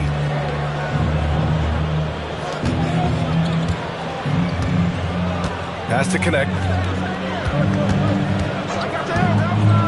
Now here's Wiseman, guarded by Sharp. And here's Connect outside. The shot that time not on target. The Celtics have gone 1 of 4 since the fourth quarter began. And here's Pritchard. Back to Connect. Here's Ferry. Screen by Wiseman. The 3, James. And he can't get that one. Boston has gone 1 for 3 in the fourth quarter from range. Pass to Shireman. Outside Risacher. Over 2.5 minutes in the books here in the fourth. He drops it from range. Risacher's gotten himself going with a triple, his first basket of the game. James outside.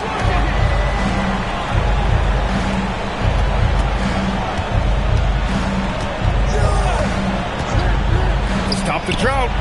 Oh, James knocks down the triple. It's turned into a showdown here. Dueling from distance. Take that, he says. I see your 3, and I'll raise you another 3. So both teams making some changes here. A chance here to catch up with Allie from the sideline. Over the break, I listened in on Joe Mazzulla's huddle. He said, this is who we are. This is the pace. Don't let up. He said it doesn't matter if they go on a run. What matters is how we respond. They plan to respond with a fury, guys. All right, Allie, thanks once again. And here's Owens outside. Connects again from distance. Buries his 10th triple of the game.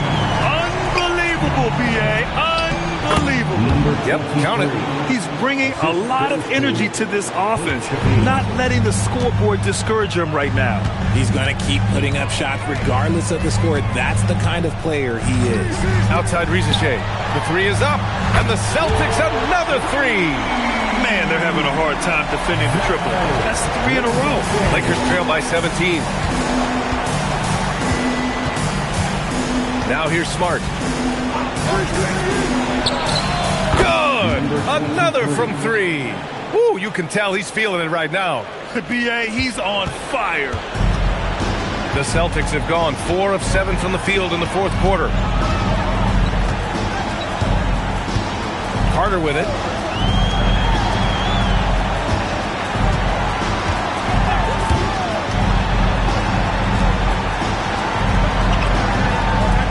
Here's Owens. They set the pick. Puts up the tray. Goes again. And up and in on the layup. And that's a backbreaker for the defense. I mean, offensive boards like that run momentum against you. And you can see them just deflate after giving up that score. And they know that they can't dig themselves out of this hole if they're allowing second chance points. And we've got a timeout called by J.J. Redick. He's looking to make some very important adjustments here. And while we have a moment here, let's take a look at our player of the game. Someone who really took over and earned this award tonight. He has truly put on a show out there tonight, tearing it up on both ends of the floor. So impressive.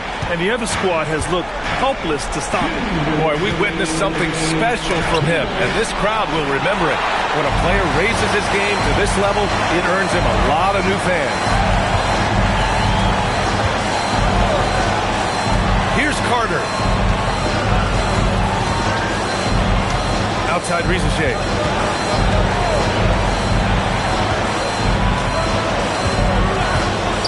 Fires the three, and the three-pointer goes. And the Celtics lead by 19. And you see how dangerous Rizachet can be from deep, especially considering how fast his release is. And they were really able to find the mismatches they wanted and exploit those all night. Great execution from the players and coaching staff for the Celtics. They were the more accurate club, and in the end, that made the difference, Grant. Yeah, B.A., you have to love their strategy. And even more, you love the execution. And they pick up their 4th win of the year. Every victory so sweet in the association. Pass to Hood-Schifino.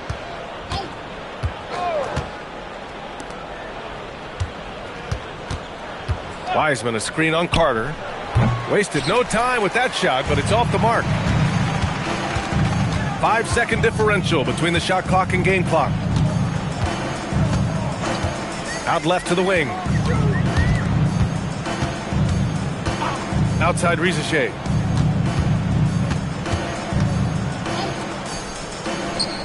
Back to Carter. There's the triple. It's rebounded by Los Angeles.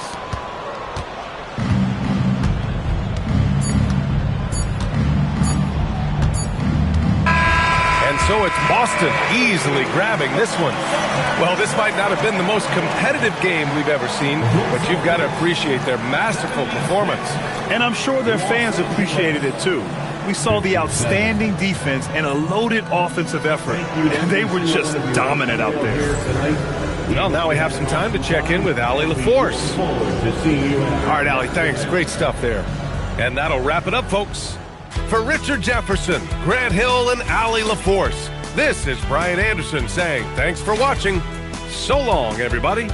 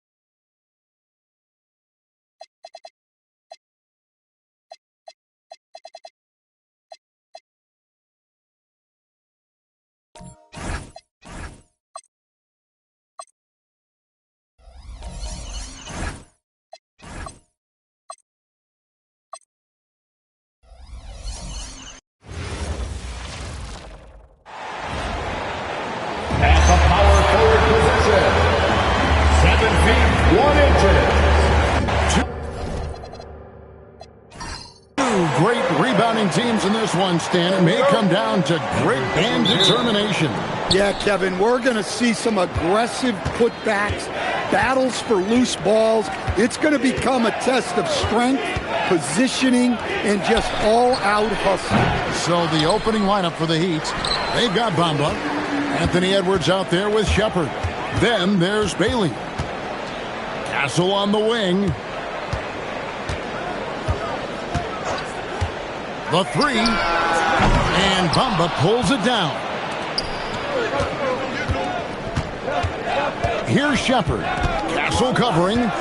Shepard the pass to Bailey. Out to the right wing. Let's go. Rebounded by the Bucks.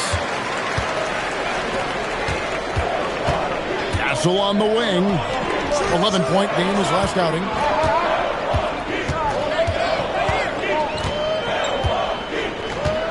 Pass to Duren.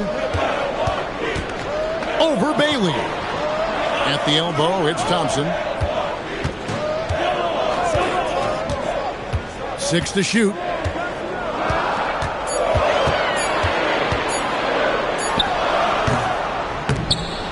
Comes up empty from 19 feet out. Well, and even though he couldn't get that one to fall, that's a shot they want him taking. To the wing right side. Here's Bailey. The Heat rebound. Pass to Shepard. Bailey sends a screen for Shepard. Off target with his three. And it's Milwaukee's ball. Searching for their first points of the game. This, of course, their first chance to play Miami this season. And going back to last year, this series was an even split. Now, Shepard. Boy, he was something else against San Antonio. They grabbed their own miss. Yeah, trying to get going here, but that's an offer for the first 5 here to start the game. Castle with the bounce pass. Good work there as it goes. Yeah, excellent decision-making from Castle to set up his teammate. The Heat trail by 4. And Eric Spoelstra wants a timeout. Looking for a breather and maybe adjusting a thing or two. Trying to find some answers offensively. Yeah, they just have to be more patient. Less forcing and more passing. So a moment now to see the story on Mohamed Bamba. A very nice season for him last year. 8th in blocks, and he did his share on the glass. Battled his way into the top 15 in rebounds per game. Great anticipation and timing. That's how he ended up a top 10 shot blocker. Here's Bailey. Bamba setting the pick for Bailey.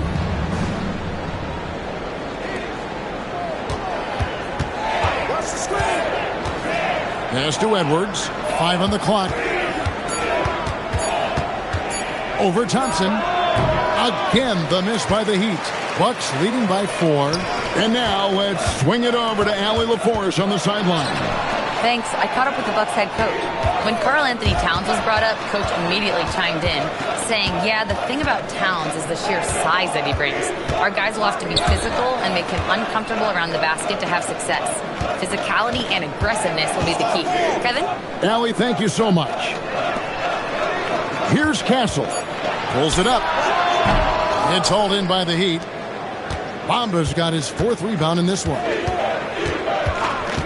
And the officials will call the illegal screen right there. And not the most common call you'll see in the NBA, but hard to argue that pick wasn't illegal. Yeah, and that's maybe something that should be called more.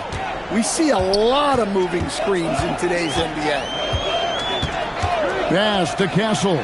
Beyond the arc. That's in. Coming off the assist from Thompson. Castle's got 5 now. That jump shot has been the biggest question mark for Castle, so it's good to see him shooting with confidence. Here's Bailey. They need this. Thompson with the rebound. And the great shooters know when they've got enough opening to go for the 3. I didn't think it was a bad choice on that possession. Duren sets the screen for Castle. Offensive rebound. Comes up empty down low. Well, the defense was right where they needed to be to stop the layup. Great awareness and effort. Back to Edwards. Here's Bailey. No scoring in this one. To the middle. Here's Bamba. It's blocked. An effective stopper at the rim. Duren sure knows how to use those long arms of his. Mike Dunleavy is going to pick up the foul. That is his first foul of the game. And so Eric Spoelstra will call a timeout. Coach is going to talk some things over with the team. Might be seeing something to adjust. Smith checked in for the Bucks. Chalmers comes in for Castle. Smith checked in for the Heat. Fox comes in for Edwards. Bailey with the ball.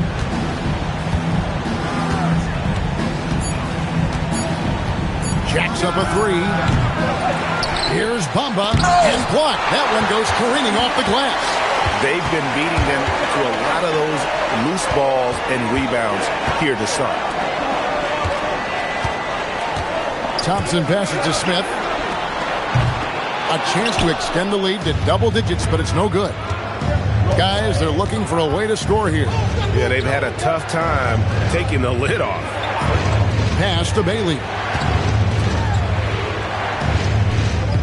Now Shepard hasn't made one yet. And Bailey gets it to go on the assist from Shepard. About time he got one to fall there. Before that, 6 straight misses to start this one. Chalmers scanning the floor. Thompson outside. Here's the three. He's now 1 for 2 with that bucket. Well, that sometimes is a tough area for Thompson, but he manages to get off a smooth shot. Here's Bailey, covered by Smith. Bamba a screen on Chalmers. And it's Shepard missing. And so it's Thompson with it. He'll bring it up for the Bucks. Tough loss coming against the Rockets in the last game they played. Yeah, a snowball effect in that one. One thing would go wrong, then another, really the story of the game. Yeah, they just committed too many mistakes at both ends. But credit their opponent for being disruptive. And the rejection by Smith. And so the first quarter is in the books. Bucks lead by 4. And we'll get going after this from Milwaukee.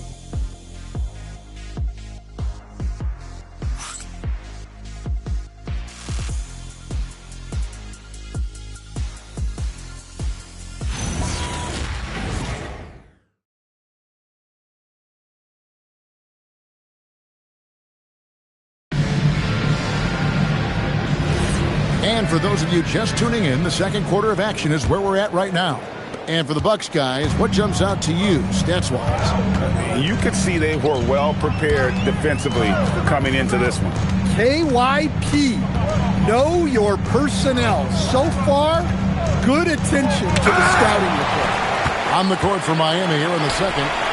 Jokic is out there with Jalen Smith. Then it's Ford. Then there's Anthony Edwards.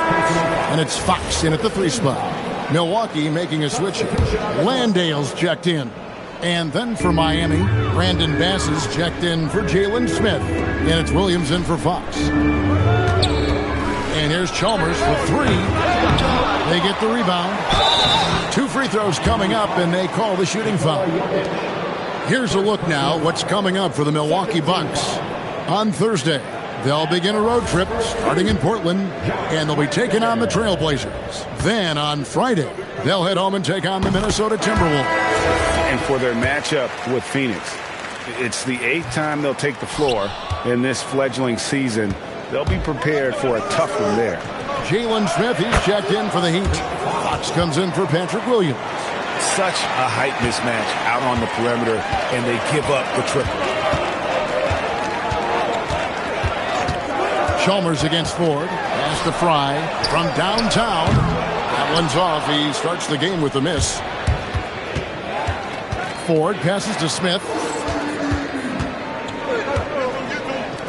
Richardson outside. And here is Fry. Now here's Chalmers. Nothing on the board. Fry finds Chalmers. They set the pick. Smith for three. That's in, and he found his range with that one. Now 1 for 2. Steady from beyond the arc. Smith's improvement from there could really make him a dangerous player. And now let's send it over to our courtside reporter, Allie LaForce. Well, the Miami Heat's head coach Eric Spoelstra talked about their approach, and he said, you got to try to take control of the game, set the tone, and play consistently throughout. Everybody's trying to do the same thing. It's who can impose their will longer than the other team. Kevin, back to you. He knows his stuff. All right, Allie, thank you for the report. A different look for Milwaukee. Dunleavy's checked in for Richardson. Asar Thompson comes in for Smith. And Stephon Castle subbed in for Chalmers. And then for Miami, Bamba is checked in for Jokic. Bailey comes in for Fox. And Shepard subbed in for TJ Ford.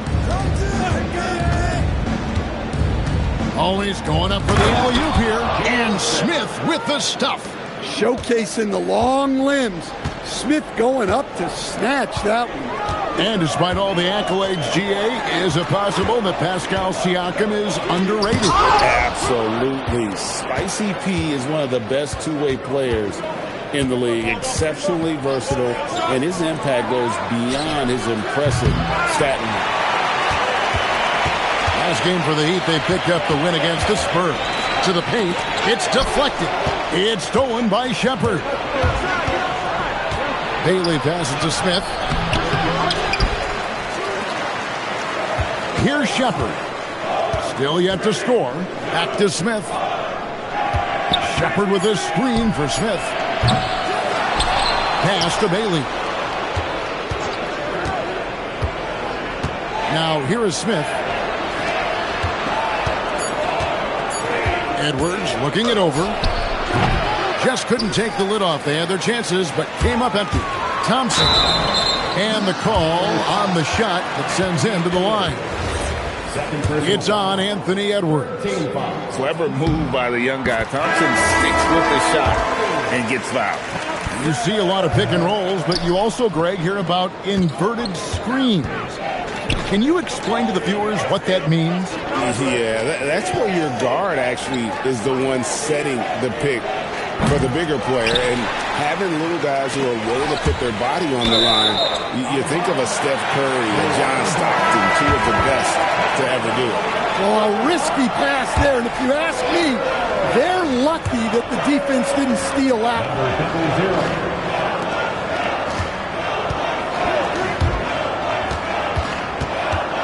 Castle against Edwards. And he finishes nicely on the layup. And the Bucks lead by 4. And there's a nice playmaking element to Castle's game, especially at 6'6". They've been looking out of sync offensively. Yeah, their offense has ground to a standstill.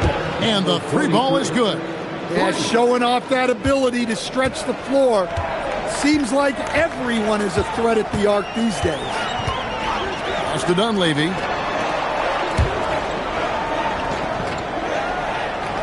Here's Castle. Thompson from long range. Rebounded by Bailey. And they haven't been able to turn it into a big lead, but their rebounding advantage is starting to add up. Pass to Shepard.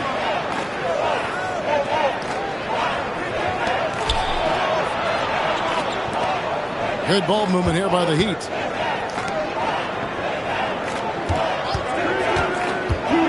Takes it inside. Out to Edwards.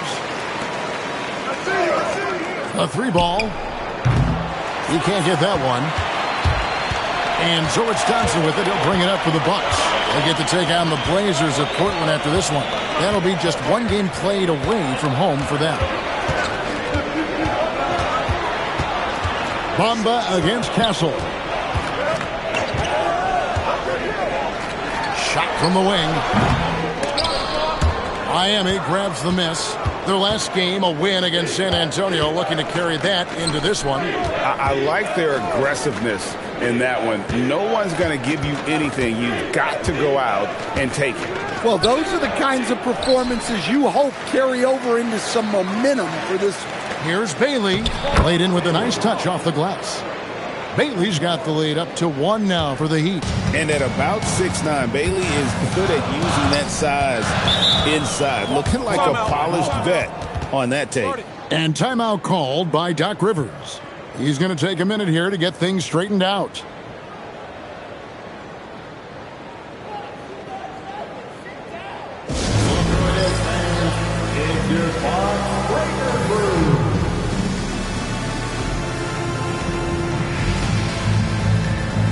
And Miami making a change here. Morrow's checked in.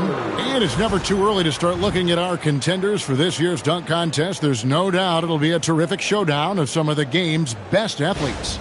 And it seems like each year the bar keeps getting set higher. I mean, more props, crazier concepts to the competition, the level of dunks. I think this is going to be a good one. And you look at Edwards. Some might say he's a long shot at this point, but you never know. Hey, stranger things have happened, and we'll just have to wait and see. So there you go. And as it's looking, this year's dunk contest is shaping up to be a fantastic competition. We'll keep you updated on the voting. No doubt it's going to be a good one, Kevin. We've got players on that list who'll do things that you didn't even think were possible. Bailey with the ball. 8 points for him. 16 seconds left to play here in the second quarter. Shot clock at 6. The Heat need to get a shot off. Sinks the triple. And it's a 4-point Miami lead. And that pick takes the D totally out of the equation. Yeah, you've got to lock and trail hard. You can't allow him to clean look. So that'll be it for the first half. Fairly even battle underway in this one. It's the Heat ending the second quarter on a 15-6 run.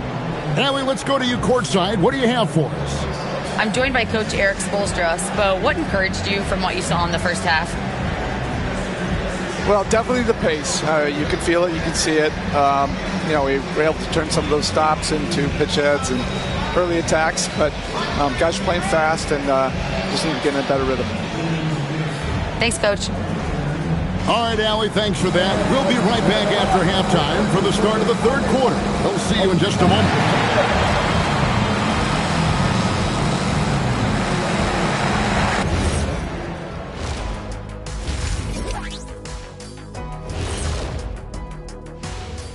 Thanks for being with us. First off, how about we start with an update on the All-Star voting?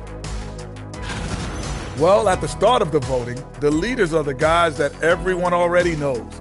As you go along, usually new guys into the mix. Every year it's a compelling story. Those guys who weren't expected to make an All-Star impact doing just that.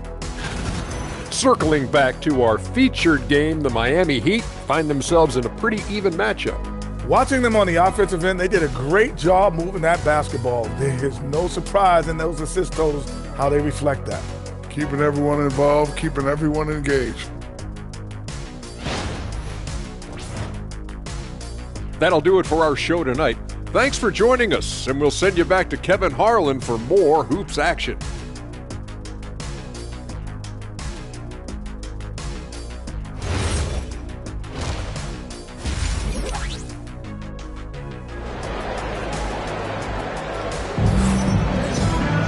Second half of basketball upon us.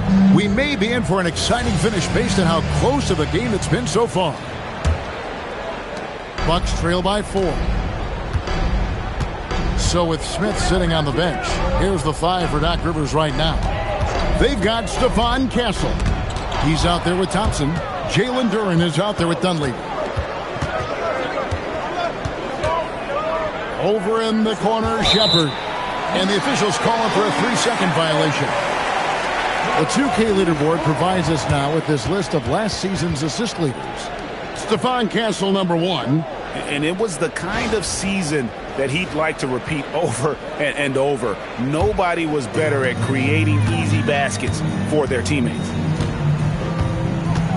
Pass to Duren. Nice ball movement by Milwaukee. Back to Castle. 3-pointer. And Bamba pulls it down. Bamba's got his 16th rebound on the night. That's tipped. Thompson with it. Picked up by Shepard. Down low. Here's Dunleavy. And a beautiful feed leads to a monster jam. That's a stomach punch, guys. Turn it over and give him a free run to the bucket. Oh, you're so right. No question who has the momentum now. A sequence like that really does sting. I'll tell you that much. Yeah, these defenders had better start closing down on shooting. The offensive skill set for Karl Anthony Towns, great as a 7-footer, is very special, to say the least. The outstanding shooting, the post play, and he's worked on his defense. He may never be elite at that end, but he ignites an offense. Here's Castle. He's got 5. That one, no good. Bailey with a wide-open look. And the Heat, another 3. And to be 6'9", pulling up like this, that's special stuff from Bailey. One of the many reasons people are so excited about this kid. Thompson outside. Keeps it alive. It's good on the putback. He has 6. Oh, a nice tip in to salvage the points from that missed shot. And those second chance points can add up. And so Eric Spoelstra will call a timeout. He's going to make some adjustments to the game plan.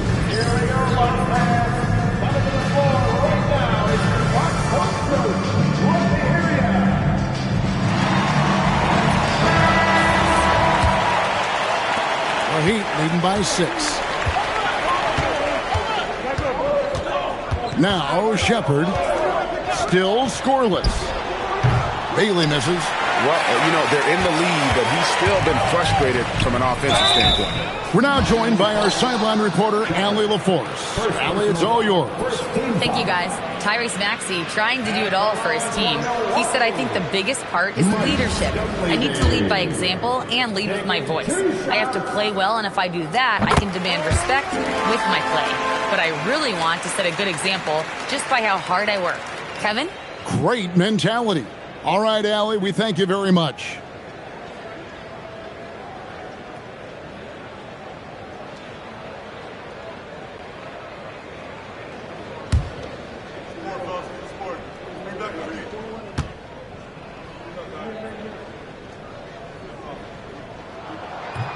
And both free throws good for Dunleavy.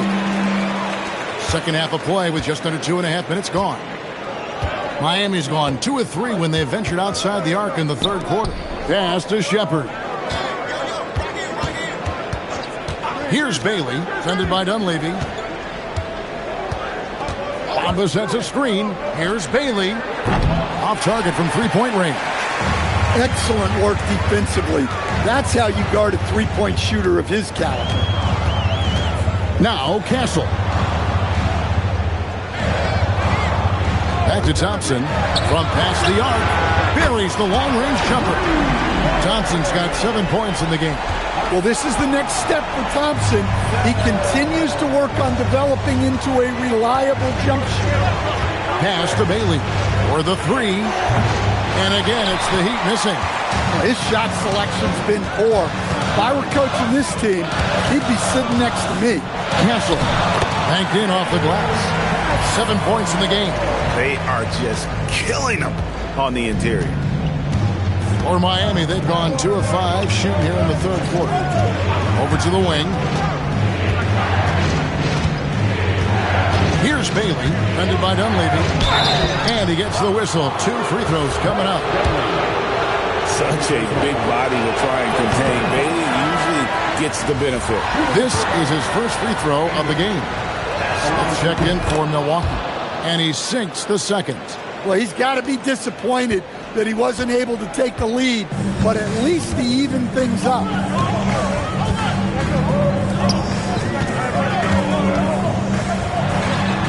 Uses the glass to finish the layup. And the Bucks lead by 2. It's hard to see why they are giving up points on this run. Just too many good looks from in close. To the left wing. Here's Bailey. 15 points in the game. Pass to Shepard.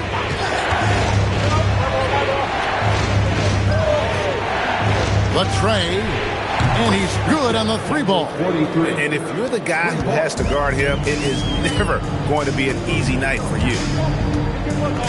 Here's Castle. Fires the 3. Rebound by the Heat.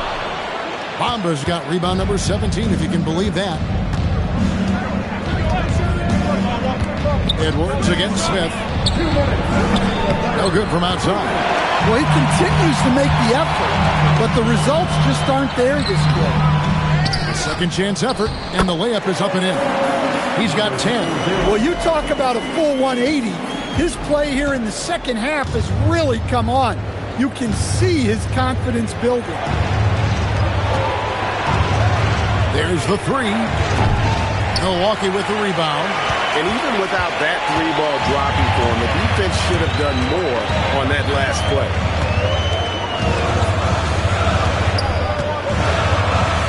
1:21 left in the third quarter of the game. And it's out of bounds. The Heat will take it the other way. With a break in the action, we go to the 2K leaderboard. See the teams that excelled at slowing the pace down a campaign ago. In the third spot, the Bucks. I mean, they held opponents to so few points that it allowed them to win games even when their offense wasn't clicking. And so Eric Spoelstra will call a timeout. He made the decision to huddle up with his guys and talk about strategy. A different look from Milwaukee. Channing Frye's checked in for Duren. Richardson comes in for Mike Dunleavy. And it's Chalmers in for Stephon Castle. Smith checked in for the Heat. Fox comes in for Edwards. Pass to Bailey. 58 seconds left here in the third quarter. No good with the triple. And when you can't get anything to fall, it definitely gets in your head. Yeah, they might want to draw something up here to get him something at the rim or get him to the free throw line. Sometimes that's all it takes to snap a cold streak. Bamba with the block. Shepard with the ball. Scoreless thus far.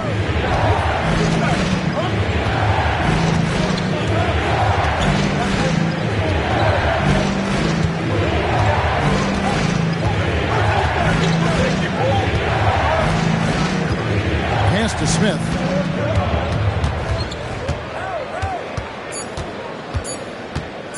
With 1 on the clock. The buzzer beater. One eye on the rim, one eye on the clock. Nice job. Well, it's good to have a player on the floor with that kind of awareness.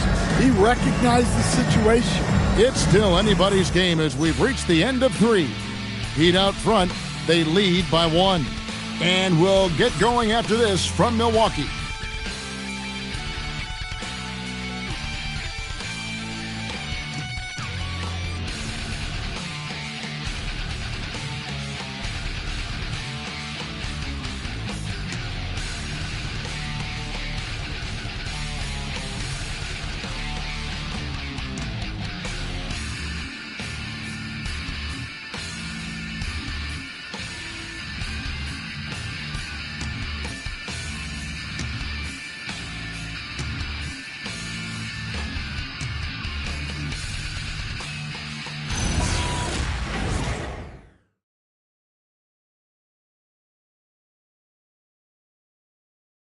And it's time now to bring you our State Farm assist of the game.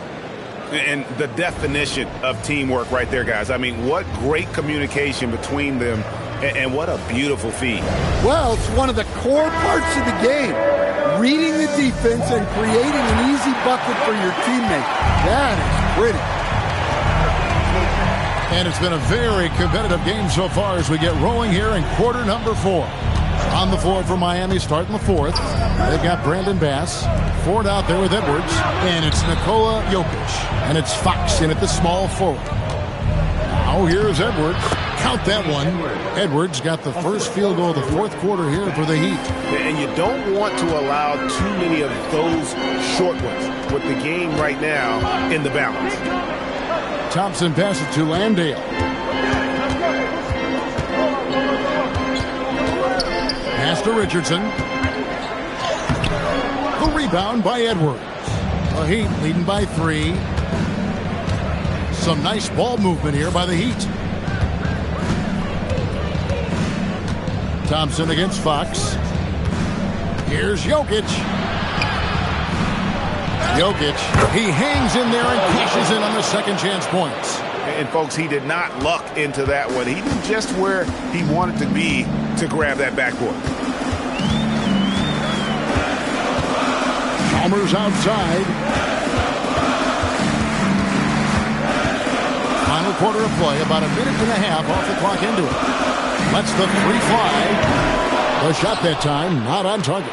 Defensive breakdown there, and they got lucky. He's not going to miss too many of those. Basket counts. Bucks trail by 7.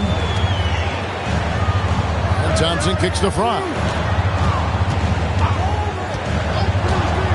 Last quarter of play, about 2 minutes in now. Thompson outside, shoots. And it's Jokic with the rebound. Jokic has got his 4th rebound in this one. Here's Fox. Good, and the assist goes to Edwards.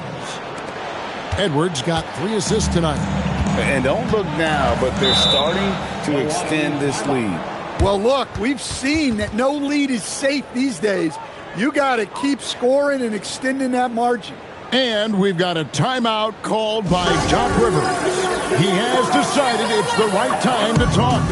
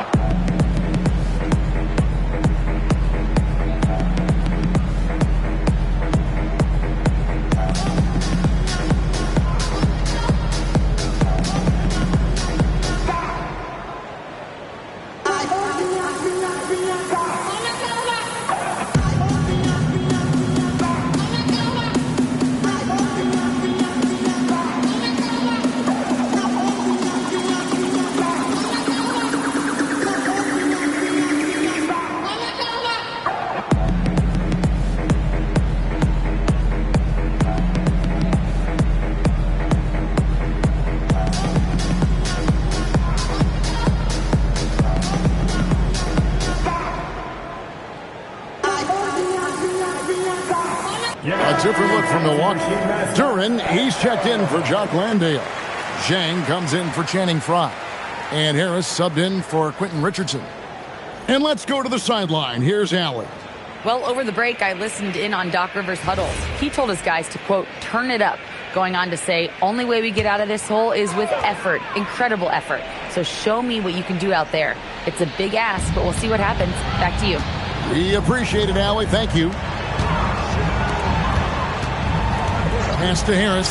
The end of the drought. The rebound by Shepard. And hard work on the glass.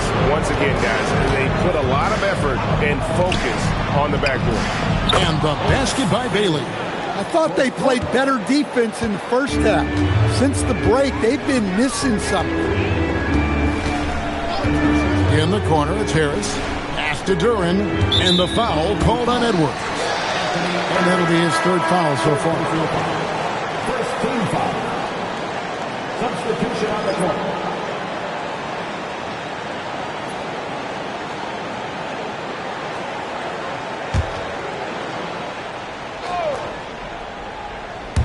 And we're about 3 minutes into the 4th quarter. Number 43. Second personal foul. Second team foul.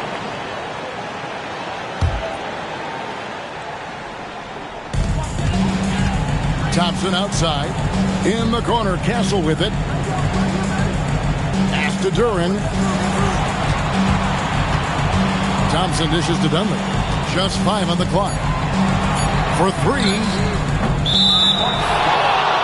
Number 0. First personal foul.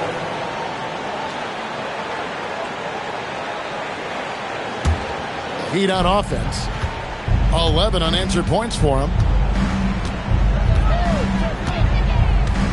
A bit under 3.5 minutes have passed here in the 4th. Here's Bailey. Off the mark there with the 3-point shot. Bucks trail by 12. to Duren. And he overshot that one, missing. And they've got a big lead, not just on the scoreboard, but really in the rebounding numbers as well. Here's Bailey. Launches a three. The shot misses. Well, that is stifling coverage on the perimeter. That's how you stop a good shooter in his tracks.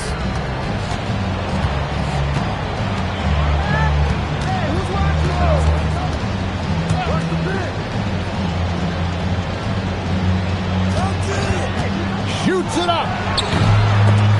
Another shot. The raw talent Bamba has, just so impressive. A shot blocking specialist who also makes an impact on the offensive end. And some stats here, guys. The scoring breakdown for the Heat. Well, they've been hitting threes at a high clip, and the defense hasn't done enough to challenge them at the line. They need to close out and run them off the three. And another stat that they've excelled at is points off assists. They're moving the ball around and creating great looks for one another. And he makes the first.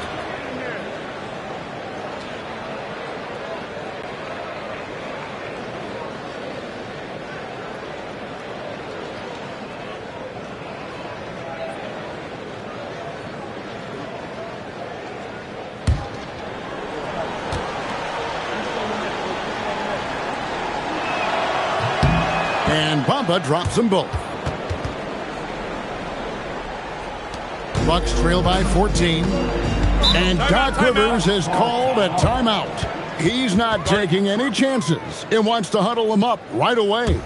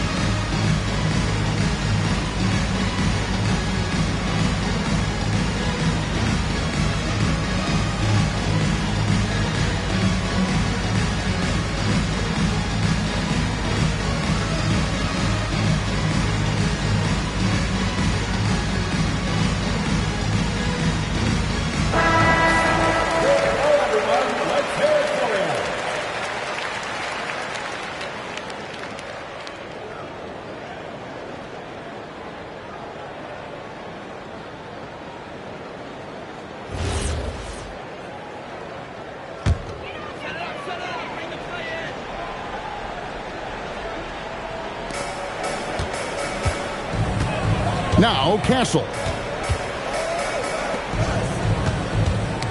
Got a piece of it. It's stolen by Shepard. Outside Edwards.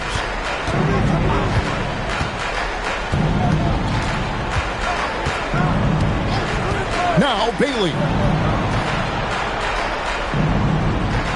And here's Edwards.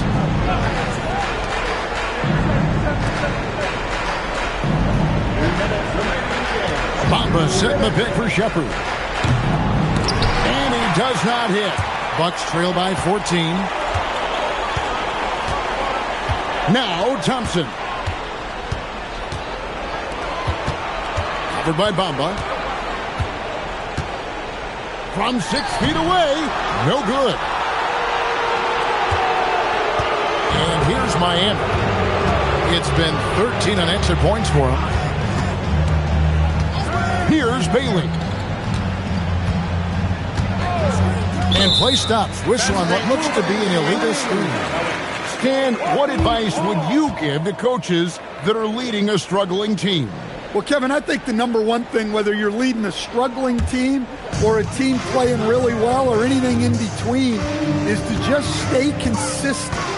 Keep working on the things that you know over time make teams consistent. Go out and talk about those things day in and day out and try to get your team to focus on those. No question as to which team gave the better effort tonight. A dominant performance and an outstanding win for the Heat. It was like watching a three-point shooting contest tonight here. And they just didn't seem to let up, whether the last several shots went down or not. 3 after 3, it just seemed to pay off for them. And it'll mark their 4th win on the year, actually their 5th win on the year. And a lot of players tonight helped contribute to this performance, but in particular, a real good game it was for Mohamed Bamba. You have to love the way that he was closing out on defensive trips. He would always body up, and it's why he ended with so many boards.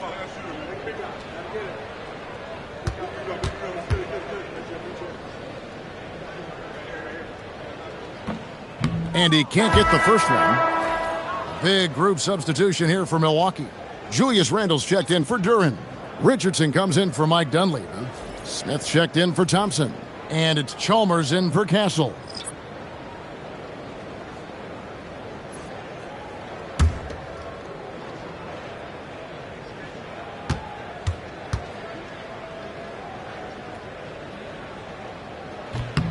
And the second free throw, good. Every point matters in a game like this. We should remember that in this free throw when it's all said and done. Yeah, they've sucked the energy out of this arena. Tremendous effort on the road. Yeah, and winning games on the road is huge, especially when you get them in such a convincing fashion. They're this close to putting it away. Yeah, they don't need to do anything special. Just take time off the clock. Now, here is 4.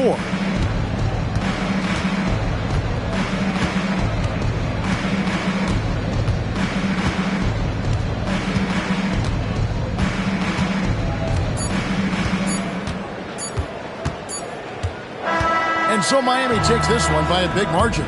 They came in here and took care of business like they were the home team. And Kevin, how about the mental toughness that this group showed? They were never rattled at all by the opposing fans. Well, we've got a moment now. Let's go courtside to Allie LaForce. Allie.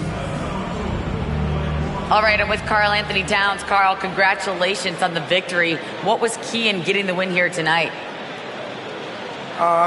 We played like we wanted it more. You know, we came out here and we just did a lot of great defensive stops. It wasn't offensive. It was more defensive. We did a great job. We got those 50-50 balls, put us in a nice position.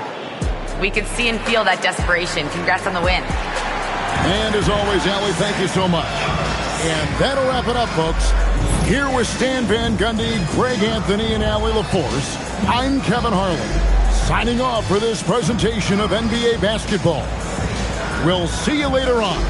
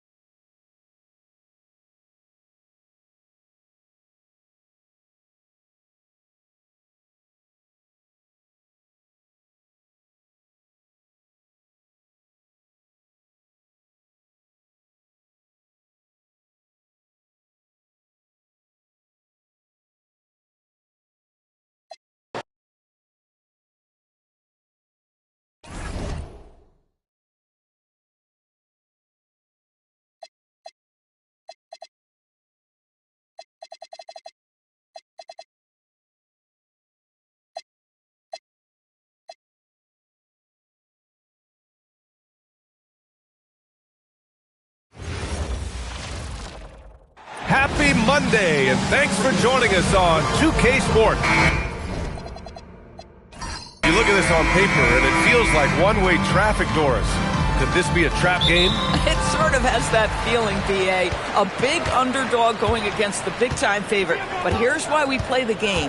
Any given night in this league, anything can happen. Now a look at Philadelphia's starting lineup. Williams is out there with Dante DiVincenzo. Then there's Derek Lively, and it's Turkoglu in at the 3 slot. Wembanyama's shot is good.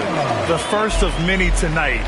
Both teams have legit offensive talent. And that's the story of the league right now. Most any team can beat any other team on any given night.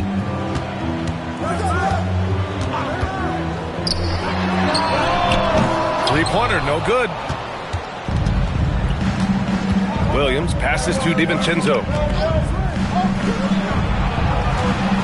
Outside, Williams. Covered by Wembanyama. Good D by Wembanyama. Pass to Ginobili. The 3 is up. That one goes. Now he's 1 for 2. Gotta fight harder to get over those screens. You know, we see this all the time. You're basically, as a defender, hoping the man misses rather than putting in the work to get over screens. They got very fortunate there, guys. They should just take their time on offense and not try to force things.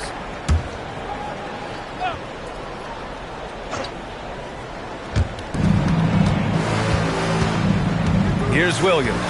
Pass to Turkoglu. Fires the 3. And it's Ginobili with a rebound. And just around a minute and a half into this first quarter. Well, Grant, you look up and down this Thunder roster. It is just loaded with winning players. Yeah, B.A. Guys who are going to make the right play. Defend their spot, move without the ball. I mean, they've built something special in OKC. Piece by piece. And from the sideline, let's catch up with Allie. A bit ago, Mark Dacknault and I were able to chat. He knows they're in for a tough matchup against Trae Young. Coach told me Trae is an offensive savant, but we have to find a way to disrupt his game. We're going to throw some length at him, pick him up once he crosses half court, and count him on every possession. Back to you guys. All right, appreciate it, Allie.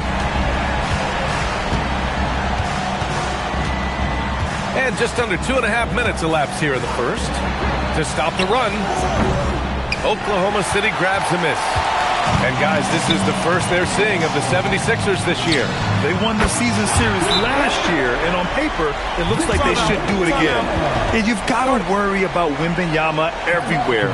He puts a defense to the test. So Nick Nurse has decided to call timeout here. A moment to rest and confer on the game plan.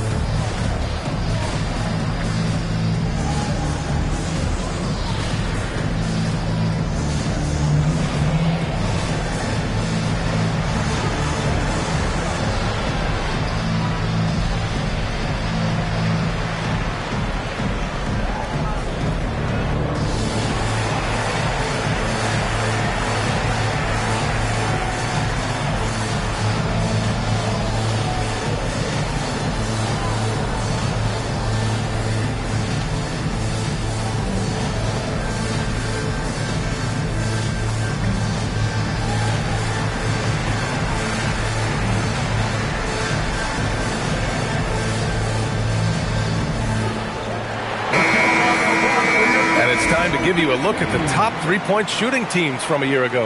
The 4th spot held by Oklahoma City. Last year, they were so good at generating open looks from distance. That's why their three-point shooting was so high.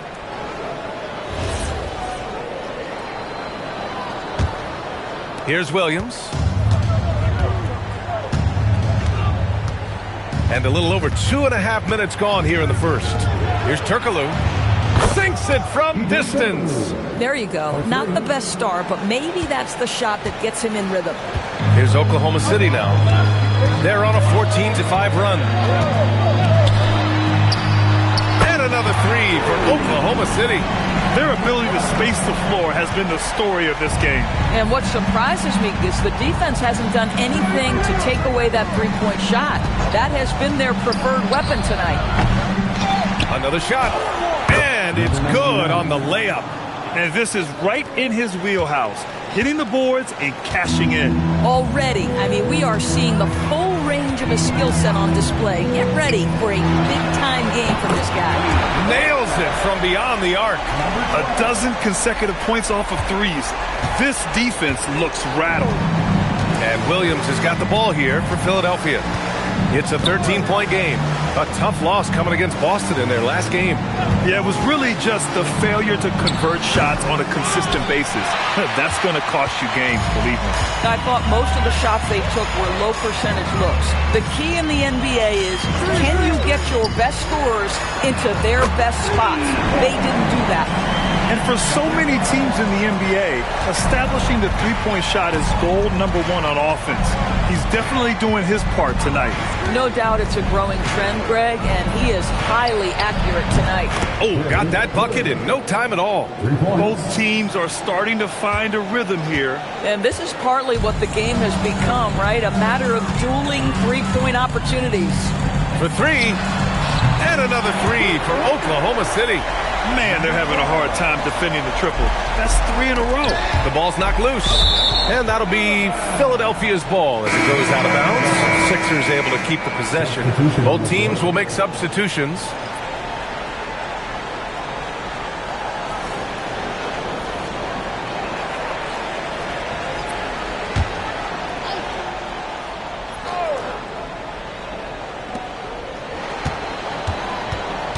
Goes up on the wing. The offensive rebound. And a nice finish on the layup. He's got 6. Oklahoma City leading by 14. Pass to Ginobili. Beyond the arc. And he buries his first look. And early on, they've been on a tear. Just getting whatever they want offensively.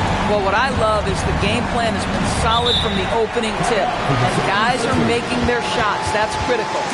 So Nick Nurse has decided to call a timeout here. He's going to take a minute to regroup with his players. To the floor, the goaltender. Give him a hand, please.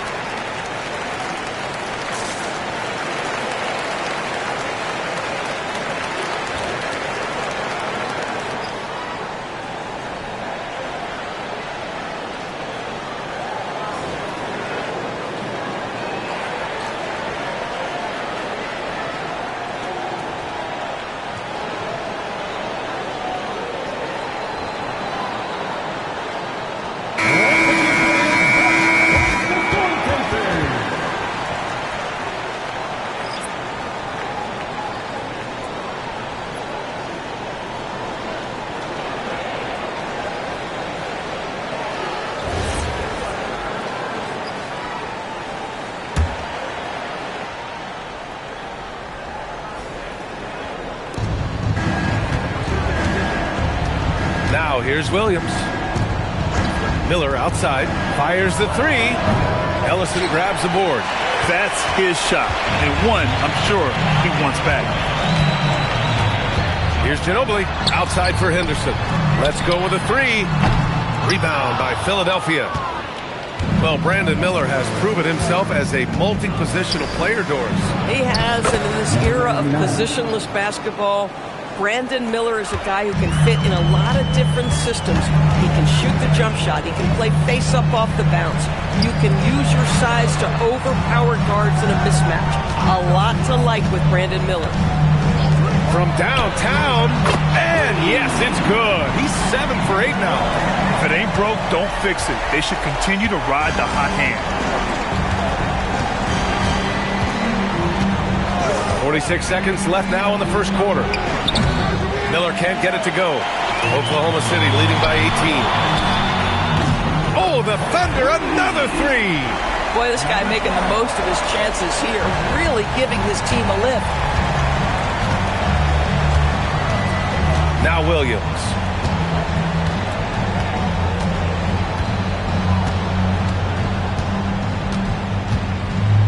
"20 seconds left in the first quarter.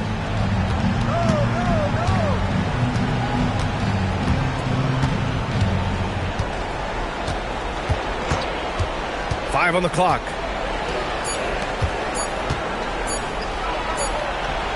He drains it as the shot clock ticks down. 10 points for him. Getting enough shots in close to play inside out. And so it's the Oklahoma City Thunder out in front by 19 going into the break. Their efficiency has been off the charts. They're running their sets well with patience and purpose. We'll be right back with you shortly.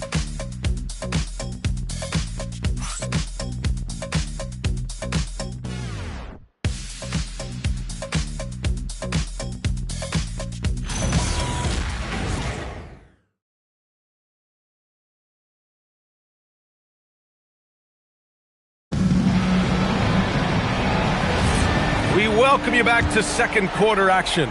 Plenty of basketball left to play, but this one has been one-sided so far. And what do you guys think so far about the offensive approach for the Thunder? They've done a great job facilitating shooters. Their early game has seen a lot of hot passes and has kept the defense guessing as well. The other thing that's gone exceptionally well for them tonight is the shooting they've displayed from beyond the three-point arc. We've got Scoot Henderson, and it's Ellison in at the four-man position.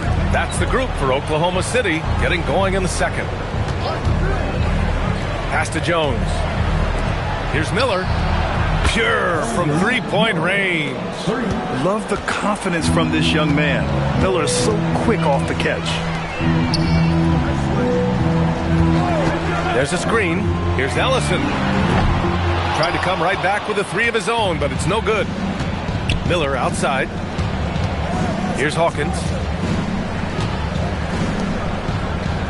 Outside Jones. Pass to Hawkins. Henderson against Jones. To the wing on the left. Here's Hawkins. Still without a bucket. And the 76ers another three. Well, Doris, offensive rebounding was down for a few years, but it's making a comeback. What teams realize, Brian, is that you can absolutely corner crash, create extra opportunities for yourself without putting your defense at a deficit. All right, let's get a report from Allie. Hey, team. Well, LeBron is keeping it going. He said, I appreciate these young guys coming up in the ranks and doing great things. I hope to have inspired them to carry it on when I decide that I'm done and keep this beautiful game going. Not just the league, but the purity of the game.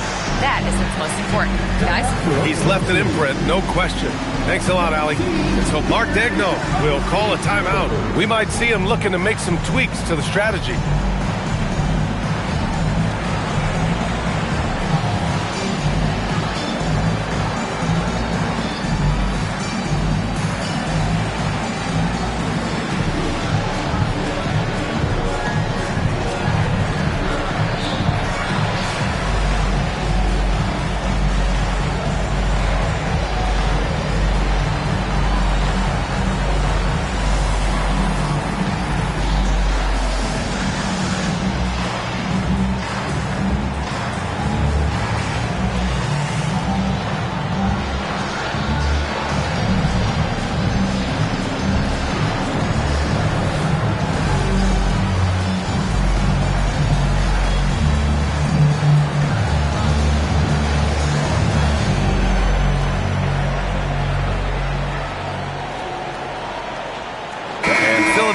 Making a change here.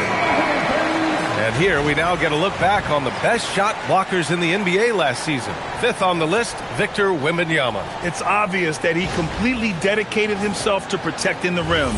doing everything he could to get his hands on as many shots as possible.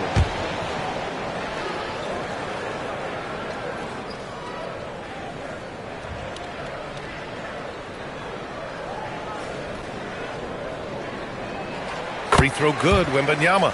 Grant, LeBron has had so much recognition over the years, but truly, he might not get enough credit for what he's meant to the NBA. Yeah, you might be right, B.A. Truly a global ambassador for the game of basketball. He set the standard for what a superstar can be, really, in any sport. He does not get the second one. One of the most popular players in the world the moment he entered this league, Wembanyama continues to grow his fan base. Pass to Miller. And here is Williams.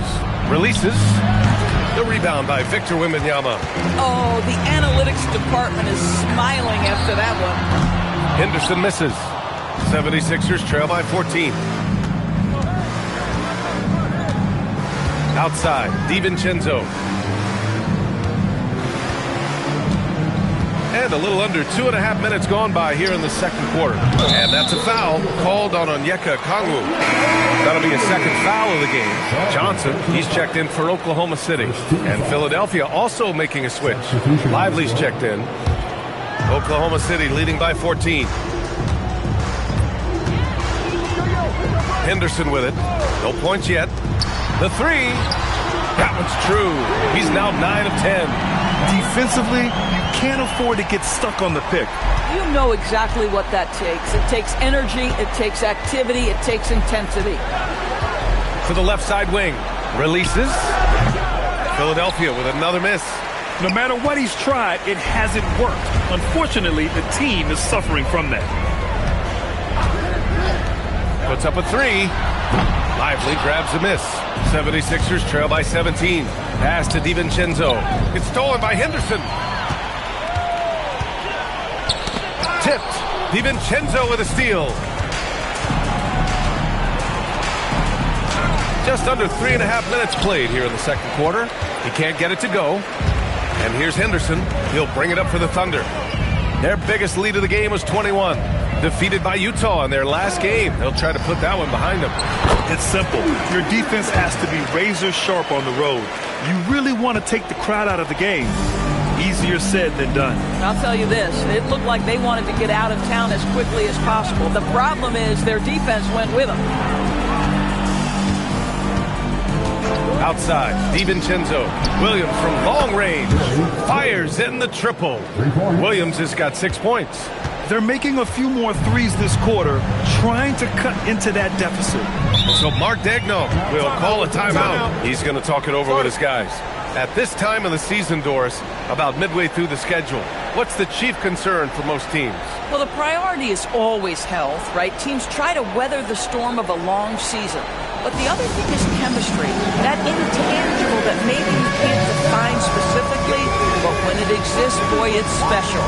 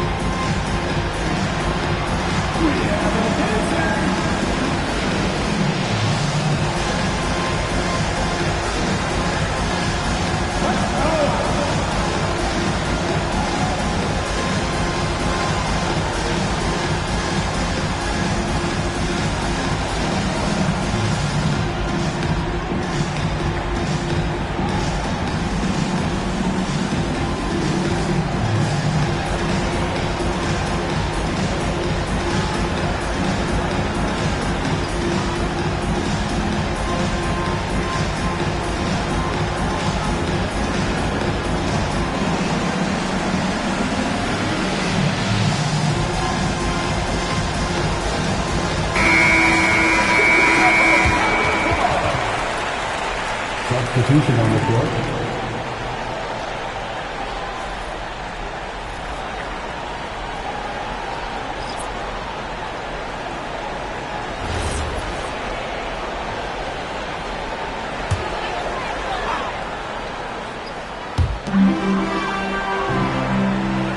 Here's Bogut. Hasn't gotten one to fall yet. It's tipped. Now here's DiVincenzo. Pass to Williams. Here's Turkoglu looking to get back on track. And that one's good with extra effort on the glass. He's got 12. This is how you make an impact on the offensive glass. Bring that intensity. The three. Lively grabs a miss. 76ers trail by 14. Out to the right wing. Here's Turkoglu. Again, Philadelphia. Boy, how about the timing, the delivery? That is exactly how you set a teammate up. Outside Johnson. Nice ball movement by Oklahoma City. And another miss by Oklahoma City. He's giving his all, but you can't force yourself back on track. Doris, Alex Caruso, known for his defensive presence. I don't know which aspect of his game on that end of the floor to talk about. His ball pressure at the point of attack is elite, but you can also put him off the ball if you need to, and he can get into passing lanes and be disruptive. If you need him to guard up a position, he can do that as well. The versatility is probably the thing that makes him dominant. He takes it in. And he banks in the layup. He has 29 now. And just not letting up at all. I mean, you have to love this approach. You want to get the ball to the guys who make plays. One thing we've learned in the NBA, the game is never over. So you've got to continue to score, continue to build your lead. So Nick Nurse has decided to call a timeout here. He's going to take a moment to give him a breather and talk things over.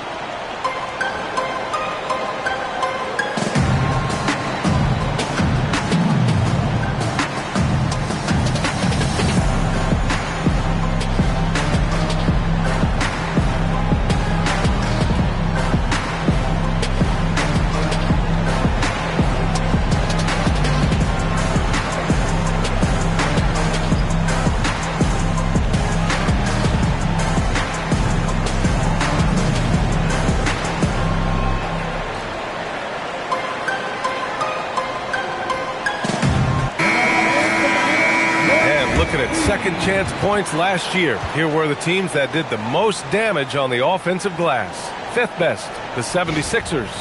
This is a hustle stat. This team pounded the offensive glass, and it shows in their numbers from last year.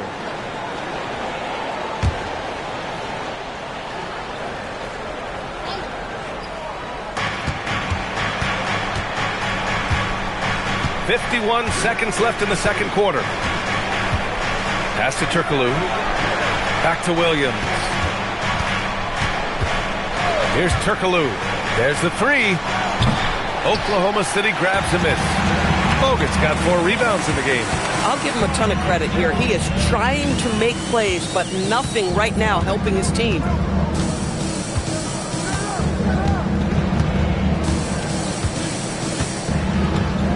Just 1 second separating the shot clock and the game clock.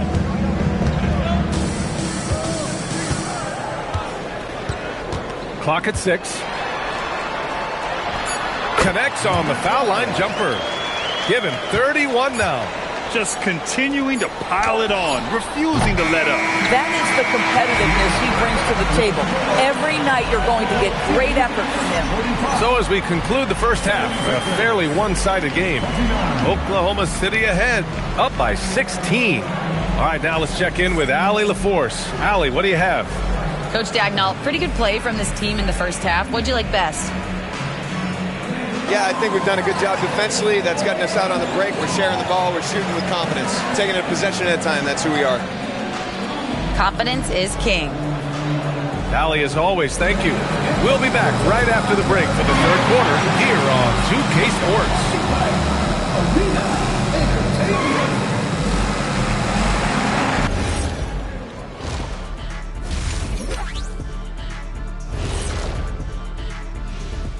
And as we welcome you to halftime, no other way to say it, an abysmal start for the Philadelphia 76ers. They have to lock it down defensively. Giving up great shots is a great way to lose a game. And if you're disruptive at that end, it creates transition offense. I'm telling you, that's where you get the easy looks. All right, next, let's look at some of the possible entrants into this year's dunk contest. Well, these guys, they've been giving us a preview. Every night you see them do something special. It's been like that all season long. Amazing showmanship from this entire group. Thanks for joining us. Time to head back over to the third quarter with Brian Anderson.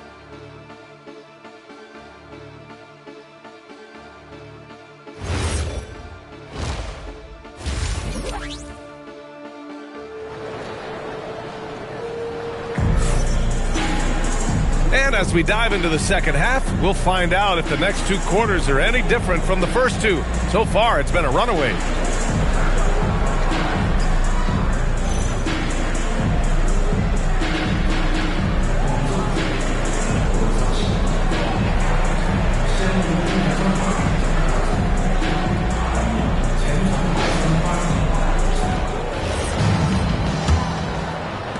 And here are the Sixers now.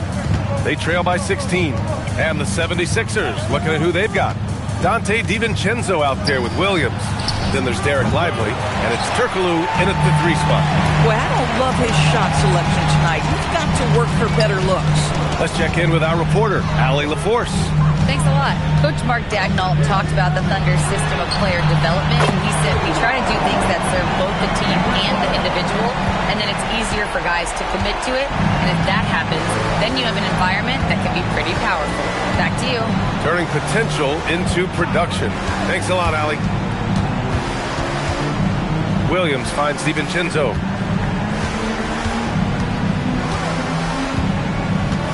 Back to Williams. Cash money on the open jump shot. Williams has got 8 points. Sometimes it's simple. Put the ball in the hands of your scorers and let them do what they do best. Here's Ginobili. Williams defending. Here's Wembanyama. Yep, that one goes. 11 points in the game. There were questions about Wembanyama's strength coming into the league. No problem with the contact here. They need something good to happen here. Yeah, they've gone way too long without a score. There's a screen. Fires for 3. Turkoglu shot is off. Thunder leading by 19. Here's Ginobili. 3-pointer. Doesn't go for him. 2 minutes into the second half of play now. Outside, DiVincenzo. Pass to Williams. From outside, off the mark. I'll tell you, that's one he typically will make. The defense gets away with one.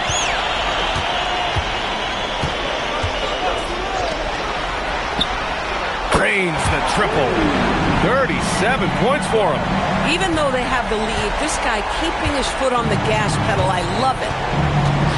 So Nick Nurse has decided to call timeout here. He might have seen something and needs to review with his guys. That's a good timeout. They just can't hit anything. Sometimes it just feels like misses become contagious. He wants to settle his guys down right now.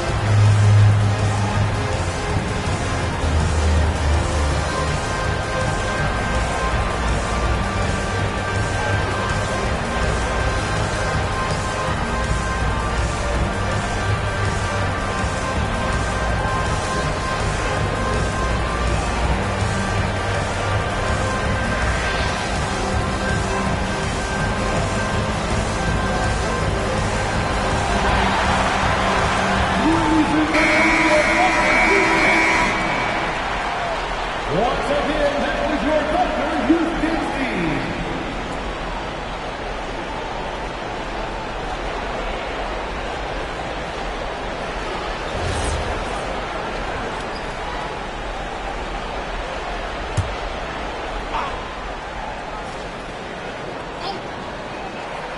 Just under 2.5 minutes into this third quarter now. Pass to Turkoglu from deep. Philadelphia with another miss. Boy, a brutal start to the half. 1 for their first 5 attempts. One thing people notice about Dylan Harper, he loves to get going downhill. Yeah, he delights in bullying his way through a defense, using a blend of speed and size to get to where he wants to go. Williams on the wing.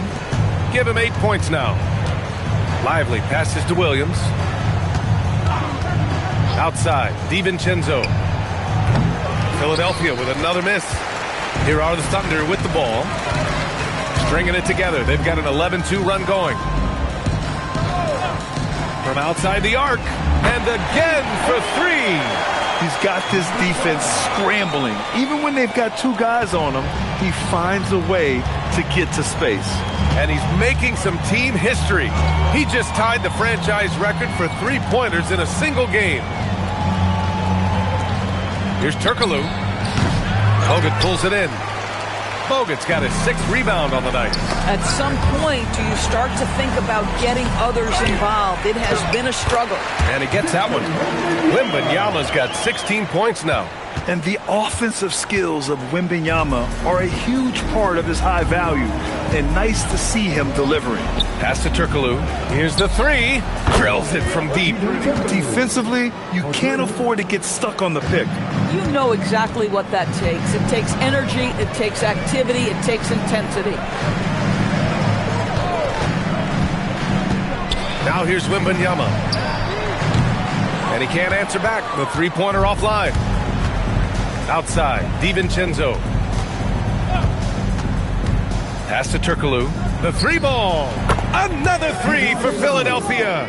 Just love the unselfishness there. Keep the ball moving. Good things happen. Here's Ginobili. From the arc. Good. Another from 3. And he's now set the team record for most threes in a single game. What a shot he's got. A lot of it stems from his confidence. Even when he misses, he's sure the next one's going in. DiVincenzo can't hit. And the shooter had very little space on that attempt. Right. He stays connected and great timing on the contest.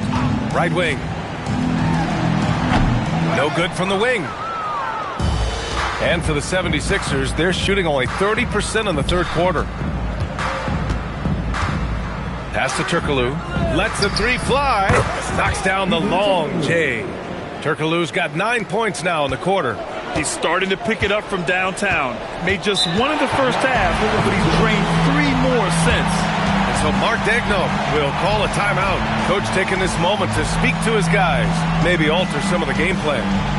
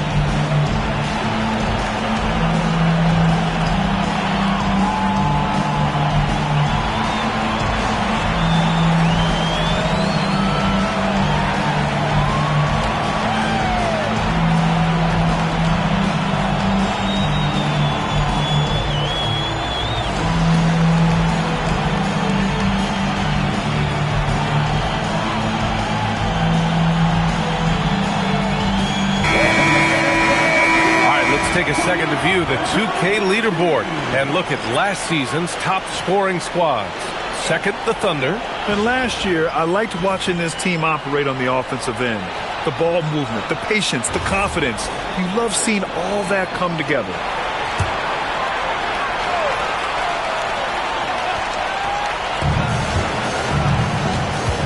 Pass to Barros. Lets it go from deep. Rebound by the 76ers. Oh, that is how you deny an open look with some in-your-face defense. Jones against Henderson. Left side Jones. Here's Hawkins. Offline with a three. Just enough of a shot contest to bother him. Miller pulls it in. Oh, my goodness, those chippies, you come to regret those. That is a good look, and you can't complete it. Pass to Jones.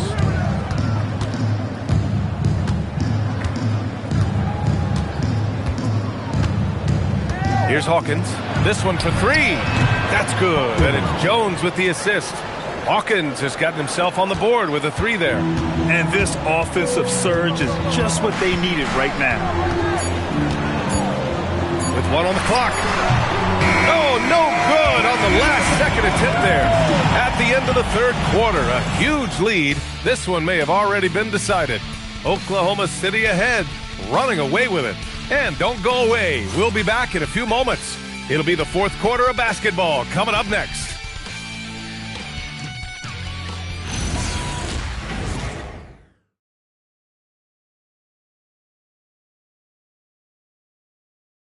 And while we have a chance, let's go to our State Farm assist of the game. And just a selfless decision from your two-guard, showing his ability to get his teammates good looks. How about the secondary playmaking you are getting? Great to have that from the shooting guard spot.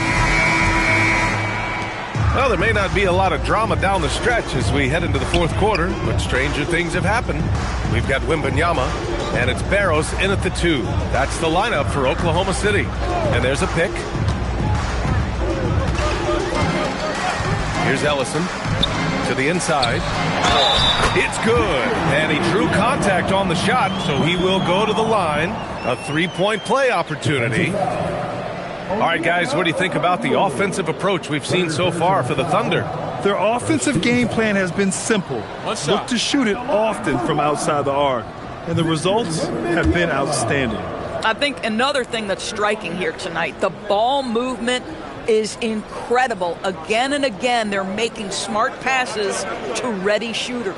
Free throw good, Wembanyama. Well, you ask the older generation about load management. They'll bend your ear about back in the day, Grant. Oh, yes, we will. But it's true that today's players average more distance covered per game, even if they're not walking uphill both ways. So you got to take that into account. And there's the call. It's going to be an illegal screen. That's his fourth foul, so you have two to work with, but you do not want him picking up another. And Oklahoma City shooting great, 62% from the field and continuing to get it done. Right side, Wembanyama. Thomas finds Wembanyama. Back to Thomas. Henderson scanning the floor. 6 to shoot. Lays it up and banks it in. Yeah, so much energy when Henderson is on the floor. The 76ers shooting only 40% from the floor in this game. Philadelphia moving it around. Pass to Hawkins. And a little over a minute and a half gone by in the fourth. To the middle. Here's Okongwu. Oh, it's blocked by Wembanyama. With his length and energy, Wembanyama has the ability to be a game-changing defender. Miller on the wing. Thomas defends. Out of bounds. It'll be Oklahoma City's ball. A moment now to see how the schedule is looking for the Philadelphia 76ers. On Thursday, they're off to Charlotte to face off with the Hornets. And then on Friday, the Golden State Warriors come to town, kicking off a homestand for them. And for that matchup with the Pistons, That one's going to be game number 9 of the year for them. Really starting to get towards the meat of things by then. Here's what Oklahoma City's going with right now. Avdia comes in for Victor Wembanyama, and McDaniels is subbed in for Thomas. Williams looking around. Pass to Okongwu.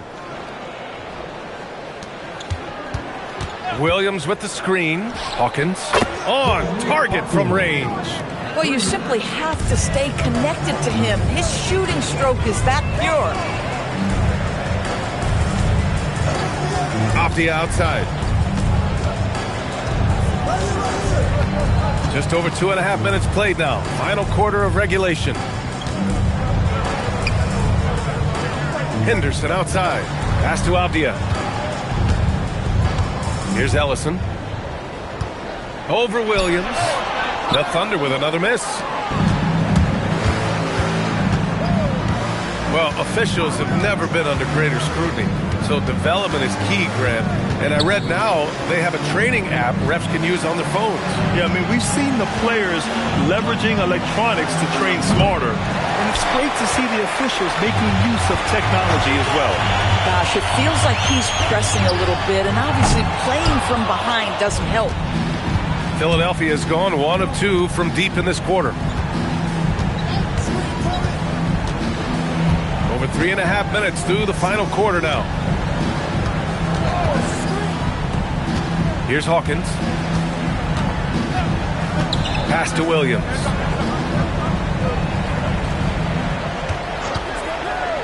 Here's Hawkins. The 3 is up. It's hauled in by Henderson. Off the outside. And Okongwu with the block. Here's Miller. Misses the 3. Oklahoma City leading by 23. Pass to Henderson. Off the outside. Here's Ellison. Guarded by Okongwu. Ellison passes to Henderson. And here's McDaniels.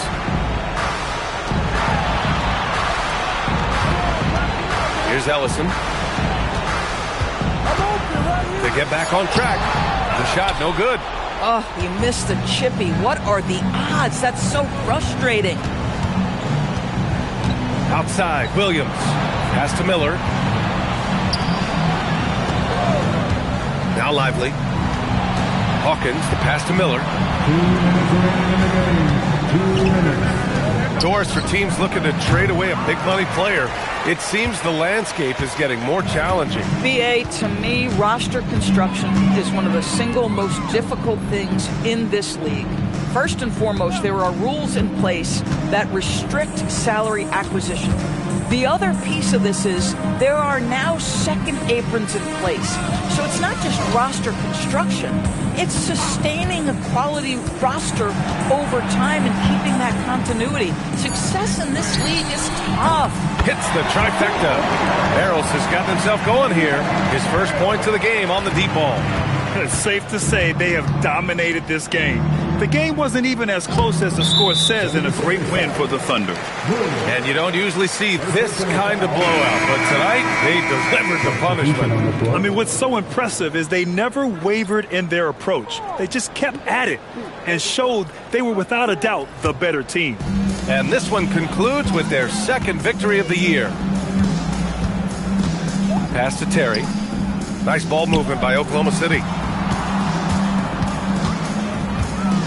Williams against Henderson. 54 seconds left in the fourth quarter. Here's Terry. Thomas outside. Here's Raja. The fader. Not going to go that time. Well, that's surprising. This guy is a good mid-range shooter, just can't get it to go. Inside. Oh, got a piece of it. And here's Henderson.